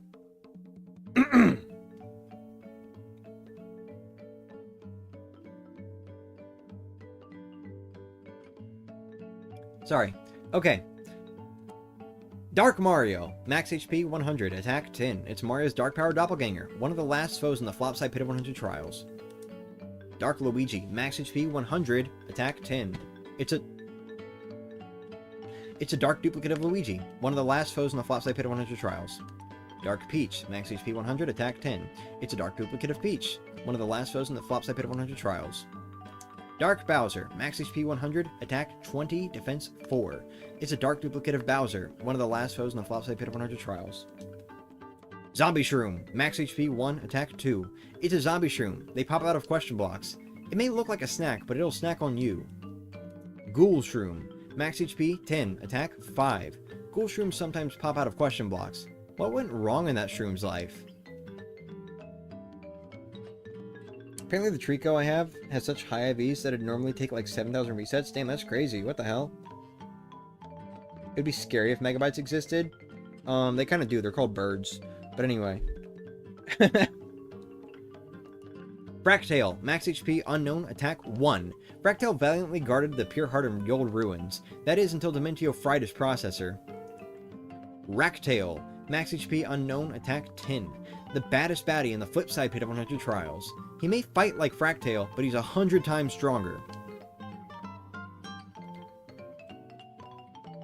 No. Frackle, max HP 1, attack 1. This bot defends Fractale from foreign invaders. In off hours, it relaxes on Fractale's back. Rackle, max HP 10, attack 10. This bot defends Ractale from foreign invaders. It was made long ago, so its warranty has expired. Oh, but Frackles haven't? Big Blooper, max HP unknown, attack 2. It's a giant 10-tentacled squid. That's right, 10. How'd it get so big? Must be something in the water. Francis's pee. Fractale is a pun of... Fractale is a pun of fractal? Oh shit. Didn't realize. And Ractale is a pun on Fractale, like Thousand Year Door, with Hooktail and Gloomtail and Bonetail. Torchic is the last rare one. Wow. Francis! Max HP 40, attack 1. Francis totally nerds out for rare collectibles. He takes Geek Cheek to a totally new level. King Crocus. Max HP 50, attack 2. King Crocus cares about making the world beautiful. Ooh wee oo. Too bad drinking polluted waters made him insane. Bone Chill. Max HP 80, attack 4. Tremble before the frosty lord of the underwear. Bone Chill's minty fresh breath will freeze you solid. Count Black, max HP 150, attack 8. This top-hatted villain is bent on ending the world. Fun fact, he was once known as Count Lumiere. Nastasia. Nastasia is Count Black's executive assistant. She's in charge of scheduling, organizing, and brain control. Word is she's got a secret crush on her boss. Ochunks, max HP 100, attack 4. It's Ochunks, the Count's hulking, wild-eyed henchman. Henchman? Henchman. Sorry. Word is the Count saved his life. Now he owes him big. Mimi, max HP unknown, attack 4. It's Mimi, the adorable yet slightly unstable shapeshifter. Word is she has a crush on Count Black.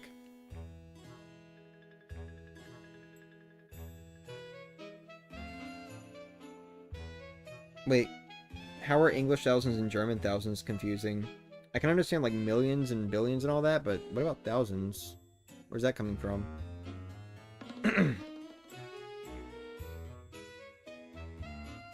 Oh, you're referring to the punctuation. Okay. Oh, no, I see now. I see. Sorry, I didn't read the previous message. Mr. L, max HP 40, attack 3. So, who is this mysterious Mr. L character? Is this what the prognosticus foretold? Robot, max HP 255, attack 4, defense 3. This is Mr. L's hovering head-shaped robot. He must have tricked it out with all kinds of weapons. I guess that means Mr. L's a pretty awesome inventor, huh? Oh, okay, I don't know why. I thought it, like, skipped over twice. Anyway. Robot, L-type. Max HP 64. Attack 5, defense 4. This is a souped-up version of Mr. L's robot. It looks like he went all out with the customizations. Too bad they don't help much. Is it souped up? I don't know. Kinda doesn't feel like it, but anyway. Dementio. Max HP 80, attack 4. Dementio is Count Black's dimension-bending mercenary. The question is, do Psycho Jesters get good benefits? Super Dementio. Max HP 200, attack 6. This monstrous clown was created by Dementio. He used Luigi and the Chaos Heart to create it. In the end, it was no match for the power of love. Merlin. This wizened old sage is a descendant of the ancients. He helps Mario to decode the light prognosticus. Nalrum. I'm sorry, no, I'm kidding. This is Merlin's dimensional counterpart in Flopside. He is also a descendant of the ancients. Merlovely. This fortune teller... Wow, this is really good timing for this music. This fortune teller with a wild laugh lives in Flipside. She uses the stars to read your future. Sorta. Merlee. This charmer uses the sun to work her magic. She's a descendant of the tribe of ancients. Vestovius. Vestovius taught Mario how to flip between dimensions. He talks about his beard and floats all the time. Other than that, he's perfectly normal. Watch It! Old Man Watch It is the crotchety mayor of Yoldtown. His job is to keep people from going to the ruins. You know, lawsuits and all that. Watch It! Merlumina. She made a pure heart to stop the end of all worlds. She's an ancestor. She's an ancestor of Merlin and Vestovius. The Internet. The Internet knows all. And also moonlights as a game show host. The Interchat. This owner of the arcade is a video game savant. The arcade doesn't earn a lot of money. He invented the Internet. Who invented him? Walderberg. This guy will dig a pipe tunnel wherever you want to go. He's a real go-getter, but sometimes he goes overboard. Red and Green. These brothers guard the bridges in Yoldtown. Brothers will be brothers, even in strange dimensions. Nip. This faithful guard pup spits out trespassers. Being spit out is better than the alternative. Gnaw. This mean mutt smacks... Nope. This mean mutt snacks on trespassers and spits them out. Nobody fights for scraps with this big dog. Squirps. This funky space kid drops some crazy outer space lingo. His full name is Scorpcorogline Scorpina. Sorry. Flint Cragley. It's the star of Flint Cragley, Crag Trotter. His show is a smash hit on Crag Vision. Cornfels and Monzo. These two Cragnons are Flint Cragley's assistants.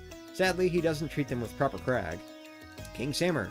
This overexcitable king hosts the Duel of 100. Martial arts tournaments tickle his fancy. Samurai Guy. Max HP 10 to 80. Attack 1 to 8. Defense 0 to 3. This is one of King Sammer's legendary 100 Samurai Guys. They're pretty sensitive about their honor. Small Samurai Guy. Max HP 1. Attack 2 to 5. This diminutive Samurai Guy fights in the Duel of 100. He's small, wily, and not above smacking your shins. Big Samurai Guy. Max HP 30 to 99. Attack 3 to 10. Defense 0 to 4. This big Samurai Guy fights in the Duel of 100. Too bad there aren't weight divisions in the Duel of 100. Love Bee. This spunky NIMBY was raised by Granby and Jades. She's actually a pure heart who saved the world. Jades. This Dark Queen rules over the underwear. Her magic... Wow! Anyway, her magic controls life. And game overs. Granby. This Elder NIMBY rules the over there. He deeply cares for Lovebee and misses her greatly. Why does he miss her? She's back. Is the information on the cards proof that you were destined to defeat Super Dementio? Doesn't that kind of contradict what Tippy said about you deciding your own destiny? Yeah! Yeah, it kind of does. Nip and Gnaw howl and growl in the EU version. Wait, really? Why? What? Actually, I'm not going to question it. The EU version, or the PAL version, or whatever, of both Super Paper Mario and Sticker Star just change a shit ton of stuff. Sometimes for no reason, but anyway. Good timing again. Yeah. Who's your crush? Me. Hopefully. Wacka. This odd guy sprouts pastries and whacked on the head. Sadly, his kind is on the verge of extinction. Please head whack in moderation. I hear that you may find them in the bottoms of pits of 100 trials now. Mario! Our hero's so busy he barely has time to wax his stash. He's always leaping between worlds to save the day. Luigi. This mean green bro is here again to back up his brother. He's got a vertical jump like you wouldn't believe. Peach. 1. Peach has this funny habit of getting kidnapped, but that parasol of hers is stylish and functional. Peach. 2. Peach is looking fabulous in her white wedding gown. This is the beautiful sequel everyone's been waiting for. It was conjured with magic, but who designed it? Peach. 3. Peach is sporting a fresh and breezy new hairstyle. It's perfect for the princess with an active lifestyle. Bowser, 1. Mario's mean-spirited rival needs no introduction.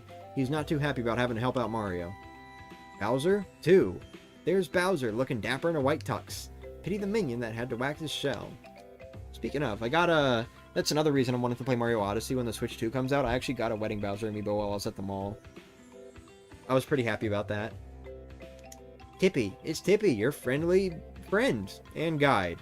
Her name was Timpani before Merlin turned her into a pixel. Thoreau. This handy pixel can pick things up and hurl them. He's very handy. Boomer. This pixel has an appetite for demolition. You build it, I blast it. That's his motto. Slim. This sidestepping pixel can turn you sideways in a snap. Slim likes close calls and hair-raising experiences. Dudley. This former wrestling star pixel can pound the ground. A hip replacement kept him out of high-end competition.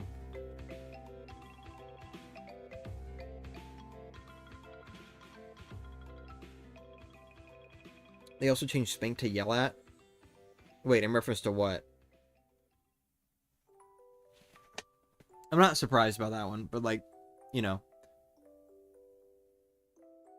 Your family, friend. People, when they have to decide what makes me interesting. Oh, your friendly friend. Sorry. Shut up. Stop it. I'm sorry. Carrie! This platform pixel will go where no other pixel can, but she will only help heroes that are on her wavelength. Fleep! This flippy pixel is really good at finding hidden goodies. Without you, he never would have left that outhouse. Cudge! This hard-hitting pixel can shatter yellow blocks, but he's a real people pixel.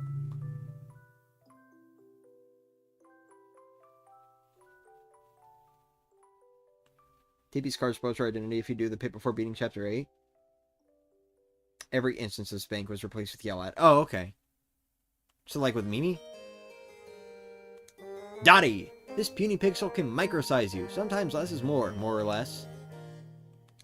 Barry! This impenetrable pixel repels enemy attacks. He waited in a bush for a hero to arrive. Dashel! This former track star brings some pixel pep to your party. You could say he has wheels, but he doesn't. Piccolo! This pitch-perfect pixel plays the most melodious tunes. She lived in Flopside before joining her ragtag group. Hiptron. Francis made this 1-to-1 scale robotic replica of Tippy. It's the ultimate rare collectible. Plus, it features realistic Tippy action. Alright, here we go. Wasn't a jab at you. Oh. La la la la la la la la. Anyway. Goombario. Mario and Goombario go way back to Paper Mario. That is weirdly fourth wall breaking. Blech, sorry. But you know what? Paper Mario is referenced in Paper Mario, so. Enemies suffer when he uses his head. Kooper. This is Mario's good buddy Kooper from Paper Mario. His Power Shell move was and is a thing of beauty. Bombette. Bombette was Paper Mario's bombastic starlet. Who knew a pink Bob-omb could pack such a punch? You know, come to think of it, Paper Mario... Hold on, how much did Paper Mario get? In universe, I think Paper Mario got a book from Herringway and a game from whatever company made the Paper Mario games in universe that little Toad in Petalburg is playing. What else? Is there another adaptation of the story? Or is that it?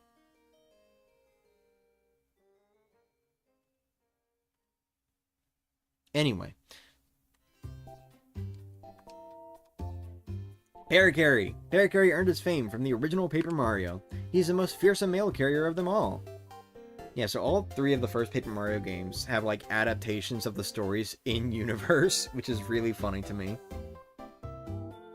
Even just, like, exclusively going by the Toad that's playing the games. Bo. This is Mario's good buddy Bo from Paper Mario. The mistress of Boo Mansion slapped foes with panache. Wat. What the fuck? Wat. Wat. What the fuck? Where'd that come from? Wat. This is Mario's good buddy Wat from Paper Mario. This guy was pretty bright for his age. Hey, we're continuing the confusion. Let's go. Sushi. It's Sushi, the unfortunately named star of Paper Mario. Being fishy doesn't always have to be a bad thing. Lackluster. This is Mario's good buddy Lackluster from Paper Mario. He played it cool in shades as he flew over...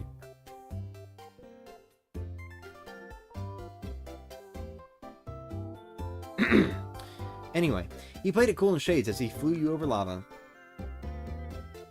Yeah, the redone Paper Mario 64 partners.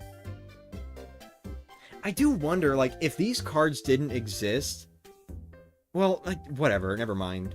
I don't know, I was gonna say, like, if these cards didn't exist, how would the Paper Mario partners look on the picture in the 1000 Year Door remake? But... there are still just unused sprites of them in 1000 Year Door. Aside from Parakarry and Bow, which were used, but, you know. Whatever. Goombella! It's Goombella from the last Paper Mario adventure, which... Okay, why aren't we saying it? Say it. Paper Mario the 1000 Year Door, say it! Anyway.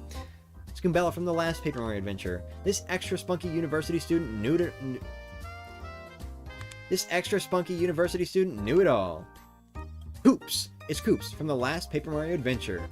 Picking some shell never felt so good. Did you fart again, or what was that stutter for? The stutter was because I heard people talking next to the door. Anyway. Madame Flurry. It's Madame Flurry from the last Paper Mario adventure. The most Rubenesque Mario companion ever? Yoshi. It's Yoshi from the last Paper Mario adventure. This scrappy Yoshi was the only way to travel. Vivian. It's Vivian from the last Paper Mario adventure. She was a great friend once she split from her sisters. Admiral Bobbery. It's Admiral Bobbery from the last Paper Mario adventure. This salty dog knew how to blast his enemies broadside. Miss Mouse. It's Miss Mouse from the last Paper Mario adventure. This thief had a nose for rare badges. This thief had a nose for rare badges. Great smoocher. Toad. This loyal subject comes from a very distant dimension. Many people on that world have strange head spots. Yep.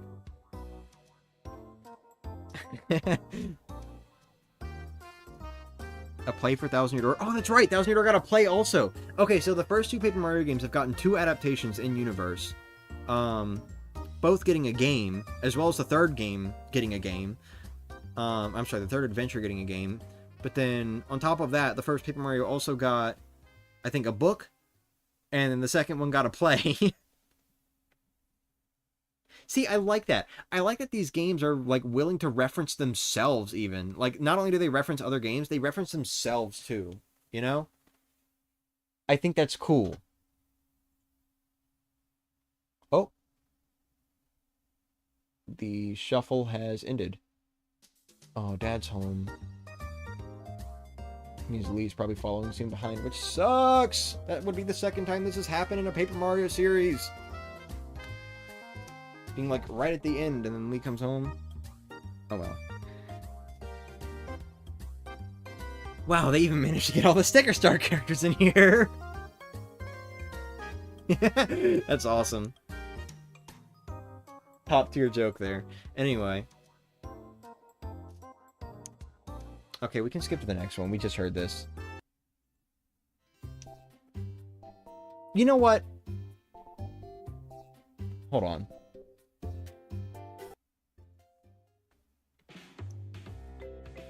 There we go. Now it's shuffling. Okay. The Goombario card is how you found out about the original Paper Mario. Before that, you thought 1000 Year Door was the original? For me, it was like... I kind of found out about these games just, like, very individually. And then after 1000 Year Door, that's when I was so in love. I was like, I gotta find out if there are more. And so I found out there was a first Paper Mario game before 1000 Year Door as well. That was really cool. And, you know, that was before Color Splash was announced, I think. So, that would have actually been it. But anyway. Okay, so now we're going to move on to the last part of this stream. That being, Oh, wait, I need to go back to OBS. Anyway. Now we're going to move on to the last part of the stream. That being, it's time to actually read the lore. Because there's lore in this game. Like, background stuff that we just have to optionally find out about. From these little bars in Flipside and Flopside. More so Flopside, but sort of Flipside. So we're going to go in, and we're just going to keep reading until Garson and Carson are out. So, you know. And that'll be it for the stream, aside from just going somewhere and eating a couple's cake. Yeah, I don't own a Nintendo 64 either. I actually played Paper Mario on Wii U. But anyway. Hey, Garson. That's Garson, the info guy, a bit of a rascal in his youth. He troubled everyone To make up for it, he opened an information exchange shop for everyone. Come on in, take a load off. This is the Beveragerium down low, the underwear. I'm the owner of this joint. The name's Garson, so yeah, welcome and all that. Listen, in my line of work I hear gossip, even gossip I don't care about. But who knows? Somebody might care about this stuff, maybe even you. So yeah, if you ever want to talk, you know where to find me, right here. For just a few coins, I'll tell you some interesting stories, no joke. You here for a story? So yeah, I have a story I call Stylish Moves for 10 coins. Any interest? Yeah, so some of this stuff is going to be like just tutorial stuff, but I think you're going to try to sleep? Okay. Some of this is going to be tutorial stuff, but, you know, there are some stories here as well. How many stories do each of them have? I think it's 20, so 400 coins total. Yeah. I think somewhere around there. Didn't you tell me you wanted to stream tomorrow, not today? No, I'm streaming today and tomorrow. Both days. So yeah, ever heard of Stylish Moves? They're cool poses for after stomping. After stomping an enemy, but before landing, tilt the Wii Remote around and give it a shake. You'll pull off some cool tricks in midair. Those are called Stylish Moves. What? What's a Wii Remote? Don't worry, as long as the player gets it, we're fine. Doing Stylish Moves is not only cool, but it gives you lots of points. And if you hold down 2 after a jump, you'll bounce high, making it even easier. Just give it a shot. I'm tapped. If you want to hear another story sometime, you know where to find me. Alright. I have a story I call The Pure Hearts, for 10 coins. Sure. So yeah, ever heard of the Pure Hearts? They're great treasures created by the ancients, supposedly really powerful. Folks say that heroes will appear to collect them all and save the world. The source of power in these pure hearts? The power of love itself. The love of a parent, the love of the smitten. Great power indeed. The ancients researched this power, believing it to be the universe's only salvation. And these pure hearts were thus created, the shining embodiment of love itself. Their combined brilliance will negate the destruction born of the Chaos Heart, we hope. I'm tapped. Alright. The Dark Prognosticus.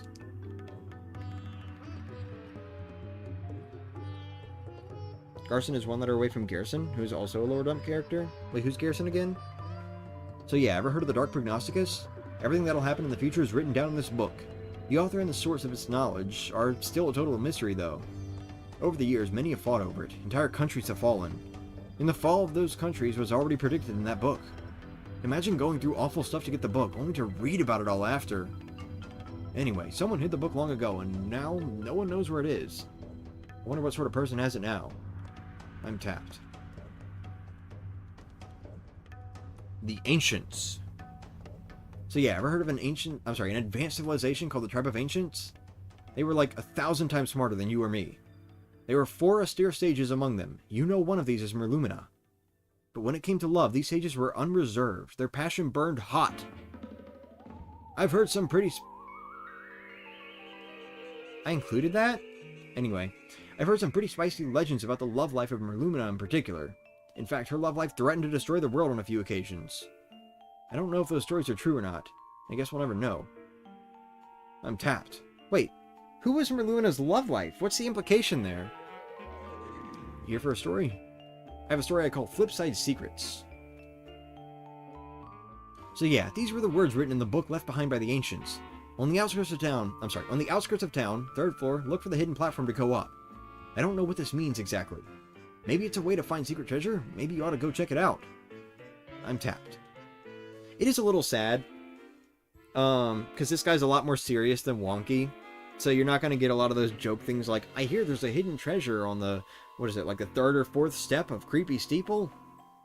I heard if you jump there, you'll find something cool, or something, and then you go there, it's a hidden block that has 1 coin in it. So you don't get any of those, like, unserious ones that make you go out super far, which is crazy, because this game loves making you just waste your time, even more than Thousand Year Door. But I appreciate that they don't this time. Hey, Noko. Here for a story? So yeah, I have a story called Descendants of the Ancients. Sure. This is not very fitting music. So yeah, you meet Merlin and Merli yet? They're descendants of the Ancients and distantly related to each other, I hear. The Ancients hid the pure hearts in various worlds to stop eventual destruction. Then the Ancients scattered to the various worlds to pass the rest of their days. Most of them were wise and kind, like Merlumina. And like Merlumina, many of them would totally lose their cool when they fell in love. but it was this very passion that let them build the vessels of love, the pure hearts. I'm tapped. I have a story I call The Pit of 100 Trials. You. Merluna says a little bit about her love life during the Piccolo quest. Yeah, but like, who was it? Is it a character we know? So yeah, you know about the Pit of 100 Trials? It's supposedly this 100-room labyrinth underneath this very town. Many have searched for the entrance, but it still remains hidden. The only clue we have is this saying from the ancients. Pit seekers, go to the town outskirts, the lowest floor, and seek hidden platforms. It sounds sort of like the clue I gave you earlier, doesn't it? What's all this stuff about hidden platforms anyway? If you find out, let me know. I'm tapped. I have a story I call Flipside History. Let's do it. Yeah, Merlumina did have a very active love life. It's just interesting that they apparently threatened to destroy the world multiple times. I don't know. So yeah, Flipside is a town between dimensions created by the ancients. You can open up paths to many worlds from here, as the ancients designed it. And you've seen the white tower in the middle of Flipside. Excuse me, in the middle of Flipside, right? It controls the flow of dimensional energy, so it can beam people to worlds. So that's how it works. It's a beam. I think that's why the doors to other worlds appear up near the tower. And here there's another version of the tower, a dark one. I wonder where the dark tower is. Yeah, I admit I don't know. Do you? I'm tapped. Here for a story? I have a story I call More Flipside Secrets for 10 coins. I'll bite. So yeah, the town of Flipside still has so many secrets to hide. I just found this passage not too long ago. Flip is flop. If you cannot break through in flip, you should try it in flop. Now I don't know what that means, but I'm sure it'll lead you to something pretty good, so go try it out. I'm tapped. I have a story I call The Hero Legend for 10 coins. The ancients traveled to many worlds to entrust people with pure hearts. It was to keep them safe from destruction or misuse by those with evil hearts. The pure hearts were drawn by their own power toward those strong with loves. That's right. The ancients used this trait to find suitable guardians in each world, and a few romances also began as a result of these little journeys.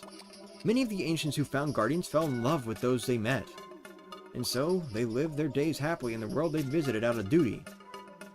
This is how the legend of the hero was passed down to future generations. I'm tapped.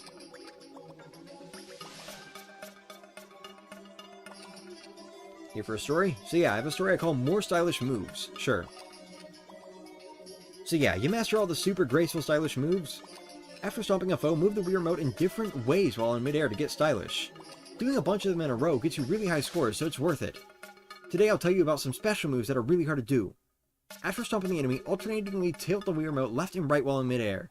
You should perform more amazing stylish moves than you've ever seen. But make sure you don't get too excited and throw the Wii Remote. Use the strap. I'm tapped. Here for a story? I have a story I call Pixels for 10 coins. So yeah, you know about pixels, right? Yeah, I see that you do. Those wily ancients were smart, but not too strong. They needed muscle.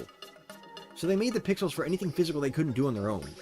With the help of the pixels, the ancients built amazing worlds. But now the technology is mostly lost, as the pixels are scattered and forgotten. There are even some original pixels, stronger than the rest, who still wait to be found. I see you found a pixel already, but there are others you haven't found yet. Is there? I'm tapped. Here for a story? So yeah, I have a story I call Merlin's Love Life for 10 coins. Ooh, I know this one. So yeah, those ancients were passionate and romantic. Did I already tell you that? Even Merlin, their descendant, is wild for love, you know. Why, he had quite a thing for Saffron the cook. He went to her cooking shop every day and wooed her constantly. He finally broke down and confessed his love for her, and here's what she said. If you can finish an entire serving of my Saffron Special Galactic meal, I'll date you. And this is one of the biggest, most filling dishes anyone's ever seen, mind you. But he dug right in. According to spectators, he finished all but a sprig of parsley left on the plate. A sprig of parsley left on the plate. Just then, some poor girl appeared in town who was severely injured. Merlin had to help her, so Saffron let him suspend the challenge. I don't know what happened to that girl next. But then Merlin became engrossed in his studies, and he hasn't wooed since. Maybe he'll get back to it when the world is peaceful and safe again. It is! I'm tapped. So that Saffron Super Galactic, whatever the fuck, Camille, we can all agree that if Super Paper Mario ever gets a remake of some kind, that is definitely going to be, like, the one extra recipe you can make, right? Hey, John Young. How's it going? You here for a story? I have a story I call The End of the World for 10 coins. I'll bite. So yeah, ever heard of the Samur's Kingdom? The king there controls an army of 100 loyal soldiers. Each one has a different personality and unique skills. King Samur was entrusted with a pure heart by Merlumina's younger sister. She was madly in love with King Samur I, so they married and had 100 kids. Excuse me. The 100 princes and their royal parents ushered in an era of prosperity. Therefore, the number 100 became important to the current king. Imagine all the budding young romances with 100 strapping princes around. The kingdom of that era would have had no problem fighting our current woes. I'm tapped. If you want to hear another story sometime, you know where to find me. Here for a story? I have a story I call More Pixels. Having really annoying internet issues? I'm sorry to hear about that. So yeah, I'm sorry. You know all about pixels by now, am I right? Yeah, sure you do. They were a new form of life created as tools to help the ancients' lives. But seriously, they're way more useful than any normal tools. Being able to think on their own made them more useful and problematic. There was always a fear that if they grew too wise, they'd ignore the masters. Some say the original pixel personalities were created to prevent this. There were some very bright pixels, but then something dramatic happened, and the pixel personalities changed. I wonder what happened? If you find out, let me know. I'm tapped. Here for a story? So yeah, I have a story I call Restoring Pure Hearts for 10 coins. Yeah, they didn't mention the end of the world in the King Samur story at all. What the hell? So yeah, the pure hearts are powerful treasures created by the ancients. The secret of that power is the ability to detect and amplify love energy. Some among the ancients believed strongly that the power of love was infinite. They believed this power to be so great that no forces could ever defeat it. They believed it would last and survive unchanged for the 1,500 prophesied years. This is what they believed about the power of love. Power of the pure hearts. As long as there's love in the world, the pure hearts can overcome any setback. You could say the ancients believed in love abiding. Kind of romantic, really. I'm tapped. If you want to hear another story sometime, you know where to find me. So yeah, I have a story I call Returning to Peace for 10 coins. The void disappeared and ruined worlds have returned. It's like a miracle. You should go check out the various worlds to see how wonderful they all are. You might even see people you thought you'd never meet again. The martial arts competition in the Samur Kingdom is even up and running again. If you beat all 100 warriors, I bet you'll get a fantastic prize. I did, I got all of them. Do you think anyone could do it? I'd love to meet the winner. Hello! Right here! Sorry, my throat is tapped. Anyway. Yeah, we would power Pure Heart.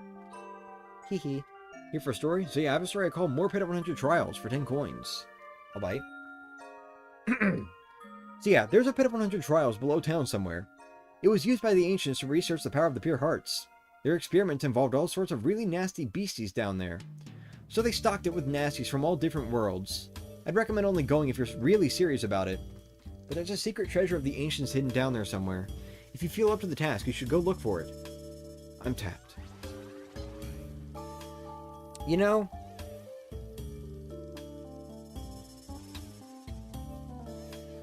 I think it's really cool that the Pits of 100 Trials in 1000 Year Door and Super Paper Mario both have, like, lore behind why they exist. Like, they don't just simply exist as an extra challenge. Blech, sorry. They don't just simply exist as an extra challenge. They actually have, like, a reason for existing in the story. You know? Being a little dungeon to feed a dragon. People who didn't serve the Shadow Queen well or some shit like that. And being a place where the ancients tested out the power of the pure hearts and, like, all that sort of stuff. It's cool. It's really cool. I feel bad. You came here to see me, but I've got no stories to tell right now. Well, maybe I ought to tell you a story I've already told you before, but for free. So yeah, you master all the super graceful, stylish moves? After stomping a foe, move... Okay, well. Yep. Alright, well, that one's done. Now we gotta go to Carson and Flopside. And this shop was called the Underwear. Can you imagine what the flipside shop is? I'm sorry, the flopside shop is going to be called?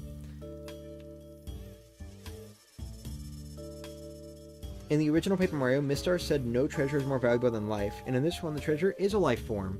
Oh, you're right! Oh, it's a Thousand Year Door does it too! In Thousand Year Door, the ancient treasure is a life form. That being a demon that wants to destroy everything? Oh, and also a life shroom, I guess. Dried out. I'm sorry, not a life shroom, a dried shroom.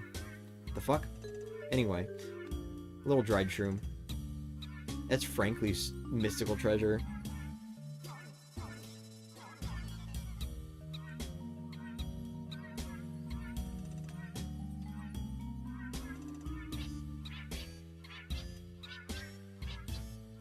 Blah blah blah blah blah blah blah.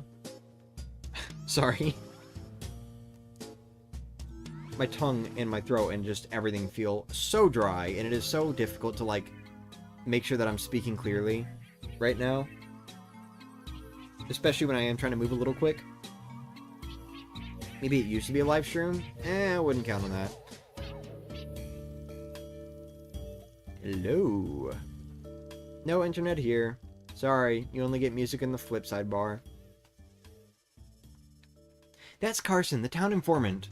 He loved watching cop shows as a kid and wanted to grow up to become an informant. The seedy shop and his gentle tone are all part of his shtick. Oh, really? Gentle tone, huh?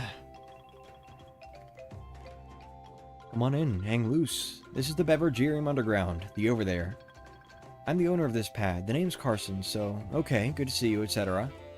Listen, in my line of work I hear gossip. Even gossip I don't give a hoot about. But who knows? Somebody might care about this stuff. Maybe that somebody's you. So, okay, if you ever want to talk, you know where to find me. In this spot. For just a few coins, I'll tell you some interesting stories. I'm not even kidding. You here for a story? I can tell you one I call More Flipside History for 10 coins. Sure. So, Flipside's convenient, created by ancients in a space between dimensions. That means you can open up portals to all the other worlds from there. But on the other hand, it's strangely susceptible to influences from other worlds. So the ancients built the town in a way that would stabilize this effect. And that particular way was, do you know what? The town was built in duplicate with both flipside and flopside versions. They realized that light without dark or vice versa would never be stable. You need both sides for perfection, you know? Having two opposite sides is the secret of the town's stability and longevity. I'm all out. If you want to hear another story sometime, you know where to find me. It's raining hard here. That's cool. Here for a story? I can tell you one I call Flopside Gossip. Sure. So you heard the famous Charmer Lee moved into Flopside somewhere, right? If she casts a charm on you, good things happen when you beat enemies. Try it. Oh yeah, but I hear that something's been bothering her lately. If you talk to her directly and not across from the ball, she'll tell you about it. If you have some free time, why don't you go see what's going on with her? Okay, so the game does tell you. Okay, so I was, like, questioning that a little bit back when I did Merlee's side quest. I was like, does the game ever tell you about it? But it does, it does. It tells you right here. I'm all out. Here for a story? I can tell you one I call O'Chunks.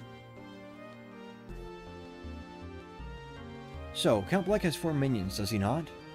The biggest and brawniest of these is the one named O'Chunks. So about this O'Chunks, he was once the general of an army in a certain land.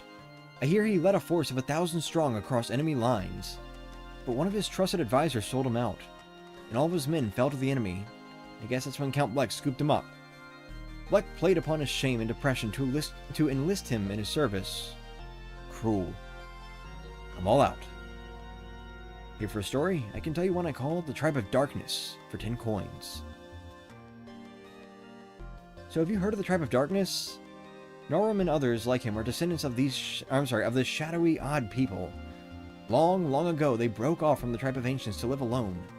They avoided mixing with other people out of pride. And no one even knows where they went to live. They were so secretive. There are rumors of a secret castle deep in a forest. Must have been lonely. I'm all out. You want to hear another story sometime? You know where to find me. I do kind of wonder, this secret castle that the Tribe of Darkness had somewhere in a forest, is that Castle Bleck? Is that what it is? Because, like, we see, or we we see Timpani's memories. We see Timpani's memories. And she has this memory, somehow, of Blumir just taking hold of the Dark Prognosticus and destroying the Tribe of Darkness's world, I guess. We know that Castle Black is inside the Void. Or at least that's what the background seems to imply. The Tribe of Darkness were racist? Well, yeah, we already knew that. But, so, Castle Black is inside the Void. And the place where the Tribe of Darkness lived, presumably a castle, was the first place to be destroyed as soon as Blumir became Count Black. So, is Castle Black the castle that the Tribe of Darkness resided in? Ooh. But anyway. Here for a story, I can tell you one I call Mimi for 10 coins. Interested? I'll bite. So Count Black has 4 minions, as you know. The one named Mimi has the ability to mimic any person she wants to. She's so good at it that I hear she even sometimes forgets who she is. Sorry, it is so hard to make an S sound when your tongue is dry. This Mimi, her true identity is shrouded in mystery. Some say she's a failed pixel experiment of the ancients. Others say she's the unintended creation of a witch. A witch who was researching potions that would allow shapeshifting. If you ever meet her, could you ask her for me? I'm all out. You here for a story? I can tell you one I call More Tribe of Darkness for 10 coins.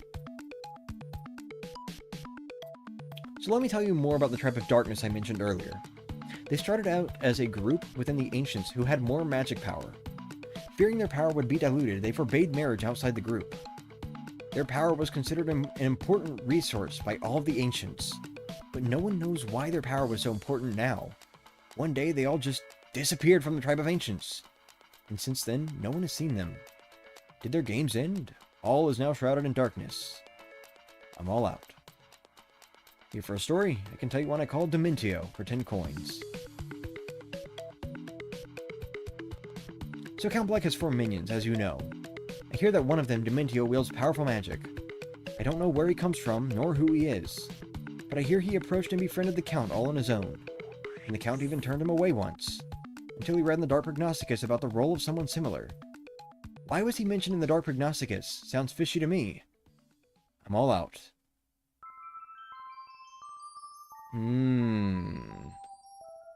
Now we're getting somewhere, But I won't say anything yet. Mimi fits as a pixel name because it's similar. Mimi fits as a pixel name because it's similar to her ability, Mimic. That is true. Here for a story. I can tell you one I call Final Tribe of Darkness for 10 coins. Interested? I'll bite.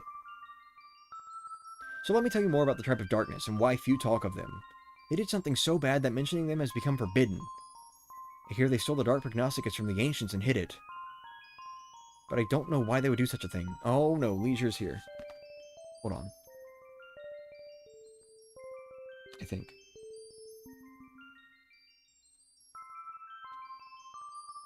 Give me 1 second.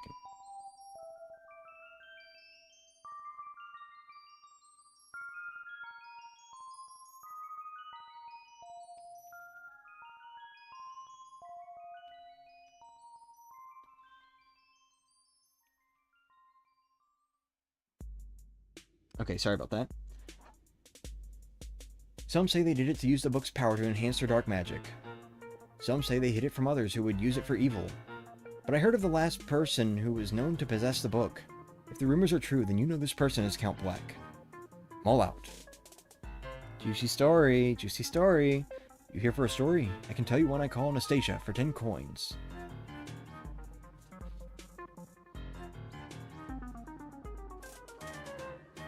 Alright, give me 1 sec.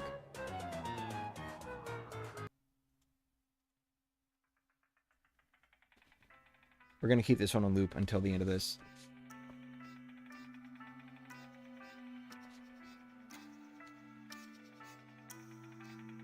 So as you know, Count Black has 4 minions. One is an authoritative young woman named Anastasia, his right hand. She has the ability to brainwash people by looking them in the eyes. She can enslave even very powerful beings this way. And it seems none of the Count's underlings can resist her power. That's how she's able to order them around. She rarely expresses her innermost feelings, but she seems to love the Count. She has eyes only for him, you might say. I'm a little jealous. I'm all out. Flopside Pit 100 Trials for 10 coins. So have you heard of the Pit of 100 Trials below Flipside and Flopside? I hear they were created long ago to test the forces that guard the pure hearts. The Pit of 100 Trials here in Flopside was used to study the powers of darkness. I don't exactly know what that means, but it sounds pretty terrible.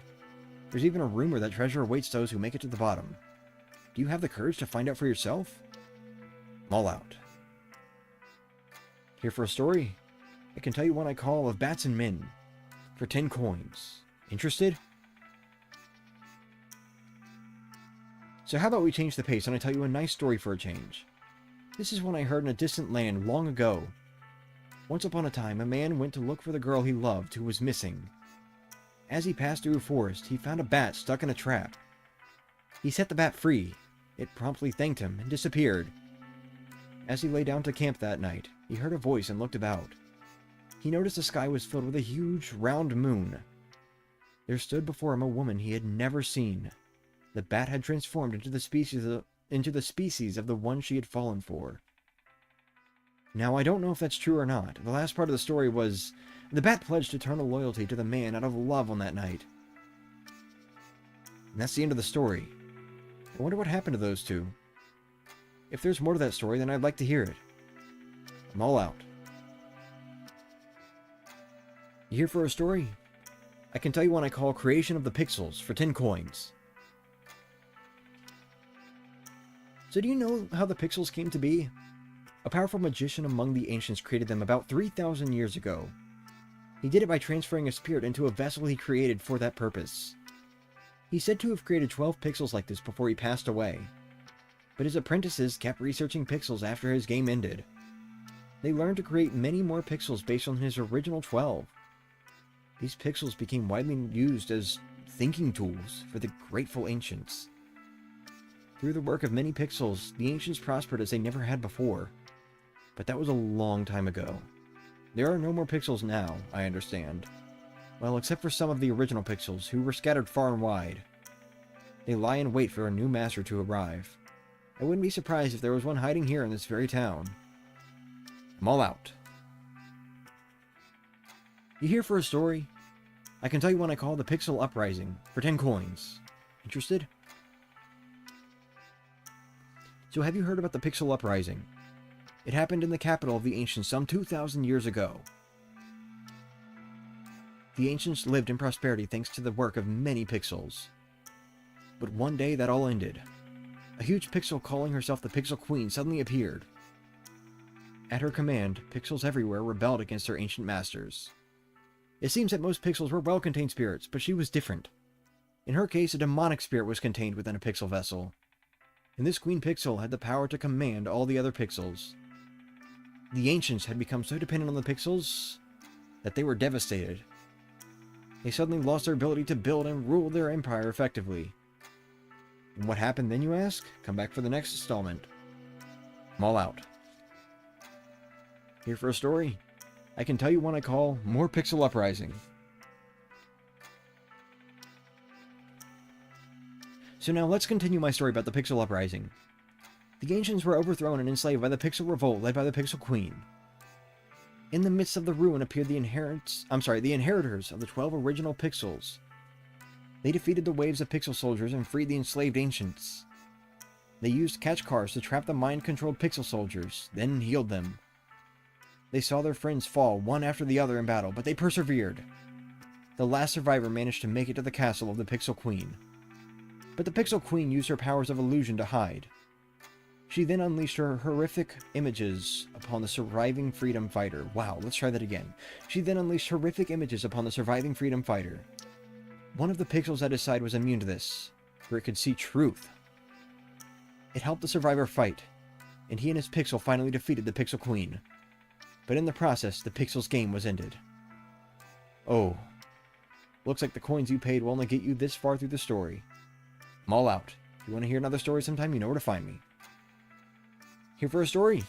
I can tell you one I call Pixel Uprising's End for 10 coins. Interested? I'll bite. The theory is that Shadow was the Pixel Queen? Ooh. I've never heard that. Whoa, wait a minute. I've never heard that theory before. That's a new one to me. Very, very interesting. Now for another exciting installment in the Pixel Uprising. The vanquisher of the Pixel Queen was confronted with an awful truth. Truth, sorry. It turned out that the Pixel Queen was actually the very first pixel ever created. The Master Magician had made her after studying the Dark Prognosticus. So when the last surviving apprentice took the Dark Prognosticus from the Queen, he decided to disappear with the book so that this sort of catastrophe would never repeat. But even as peace returned, the Ancients could not lose their fear of the Pixels. So the elders among the Ancients gathered to discuss what to do. They decided to limit the powers of all Pixels from that day forth, and the creation of new Pixels was outlawed. But as a result, the power and influence of the Ancients began an irreversible decline. Now the secret of Pixel creation is lost forever. Though rumors abound of awakened Ancients and newly created Pixels. Is that true? If you know anything about it, please tell me. I'm all out. If you want to hear another story sometime, you know where to find me. Well,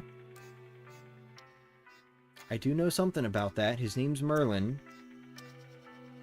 There was a woman named Timpani.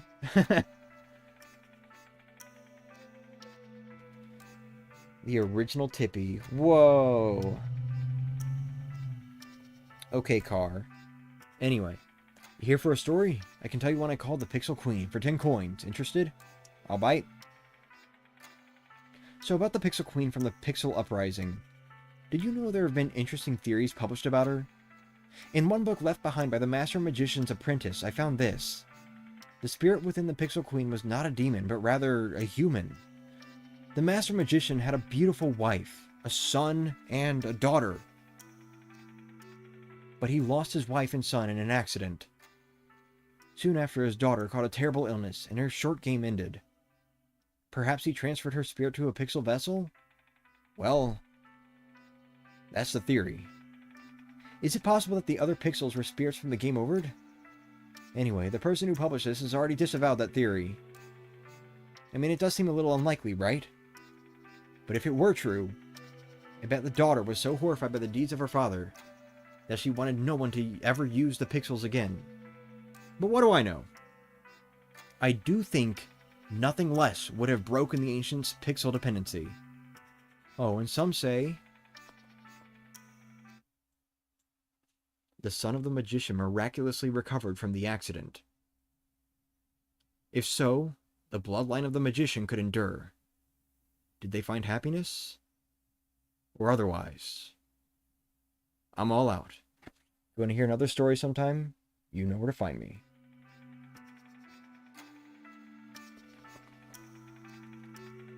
I feel awful. You came here to see me, but I've got no stories to tell right now. Maybe I'll tell you a story I've told you before, but for free. So Count Bleck has 4 minions, does he not? Yep, he does. Alright.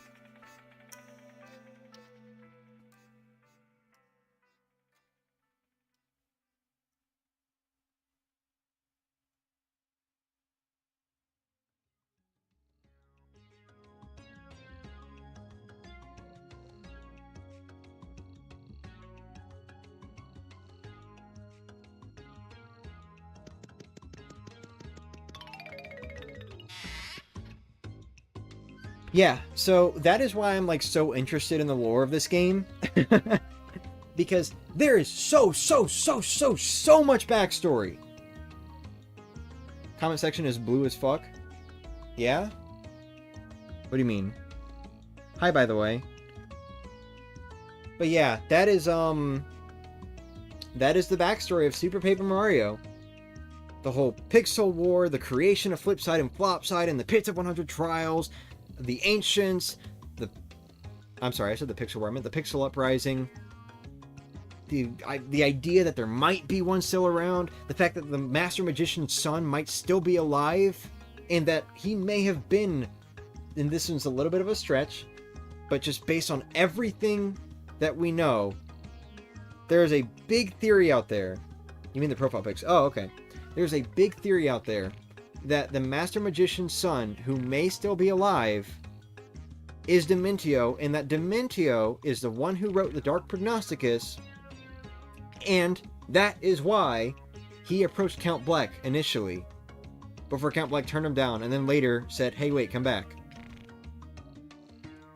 That is a massive theory surrounding this game, just based off of what we know from Garson and Carson's stories, and the lore of Super Paper Mario, and the main story that we actually see unfolding. That was Super Paper Mario, everyone. There are all of your big reveals. Everything that's happened before. Why all this game is how it is. It's pretty awesome. It's pretty awesome. So let's go ahead and make our way back to Flipside. Real quick.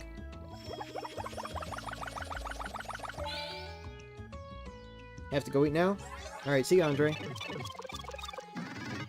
And you know what? Just real quick. Go to chapter 1-1. So you don't like Dementio, though? He's annoying. Fair enough.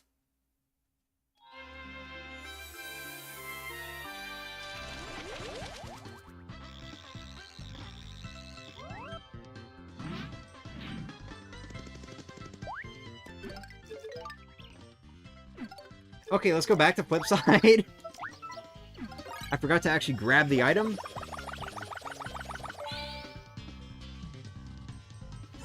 But yeah, there we go.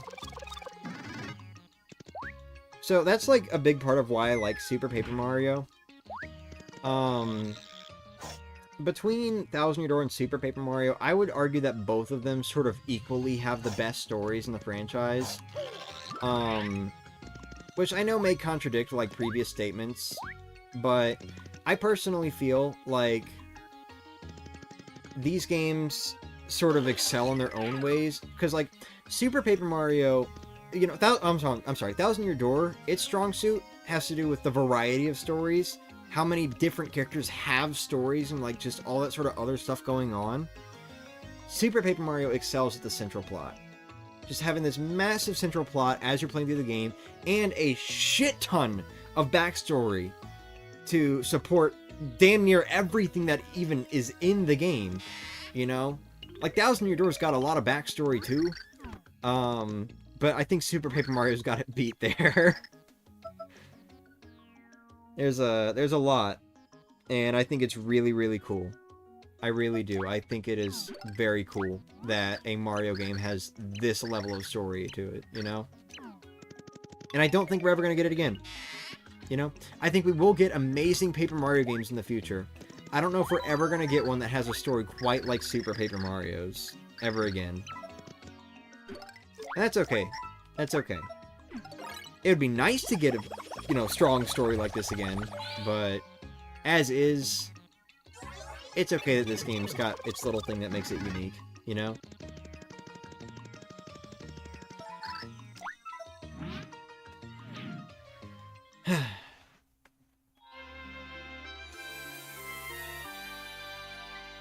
You guys are awesome for sticking this out, by the way. This series, all this reading and everything, like at this stream, thanks for sticking it out. I really appreciate it. Alright, now let's go eat a couple's cake with a Goomba.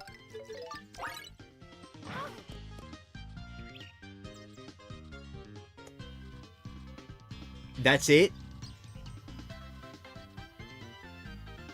That's all it does? Okay, well now okay. Now it makes sense why the Trial Stew does what it does in this game.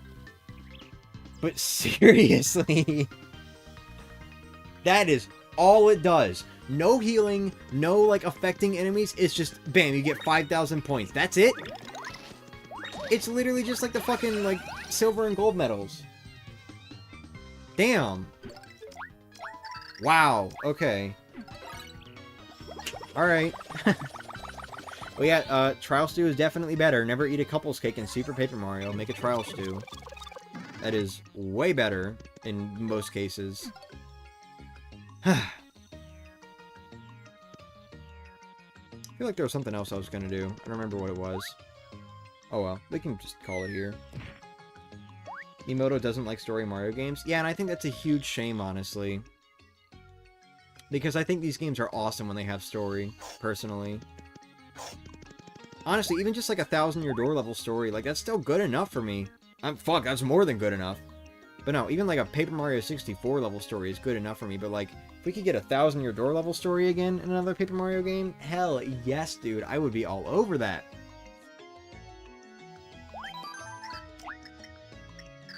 Literally just 5-star medals, yeah. Alright, well... Wait, we're not... No, I remember now. I remember what I was gonna do. I wanted to check these signs. See our final records. Let's see our final records.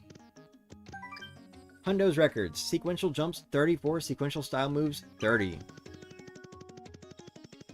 Okay. So, that's the sequential stuff. I've managed to accomplish 30 stylish moves and 34 jumps. All in one go. Definitely thanks to the muths, that's for sure. And I don't think I'm ever going to get higher again. Unless it's like off of a fucking cleft or something? I don't know. Does that count? I don't know if that counts. Coins found, 20,541. Enemies defeated, 6,607.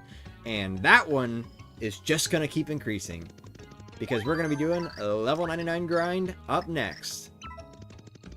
Don't know when, though. So don't expect it, like, right now. In fact, don't even expect it soon. I'm going to be focused on the Switch 2 when it comes out next week. But, yep. We will be doing a level 99 grind for Super Paper Mario whenever we get around to it.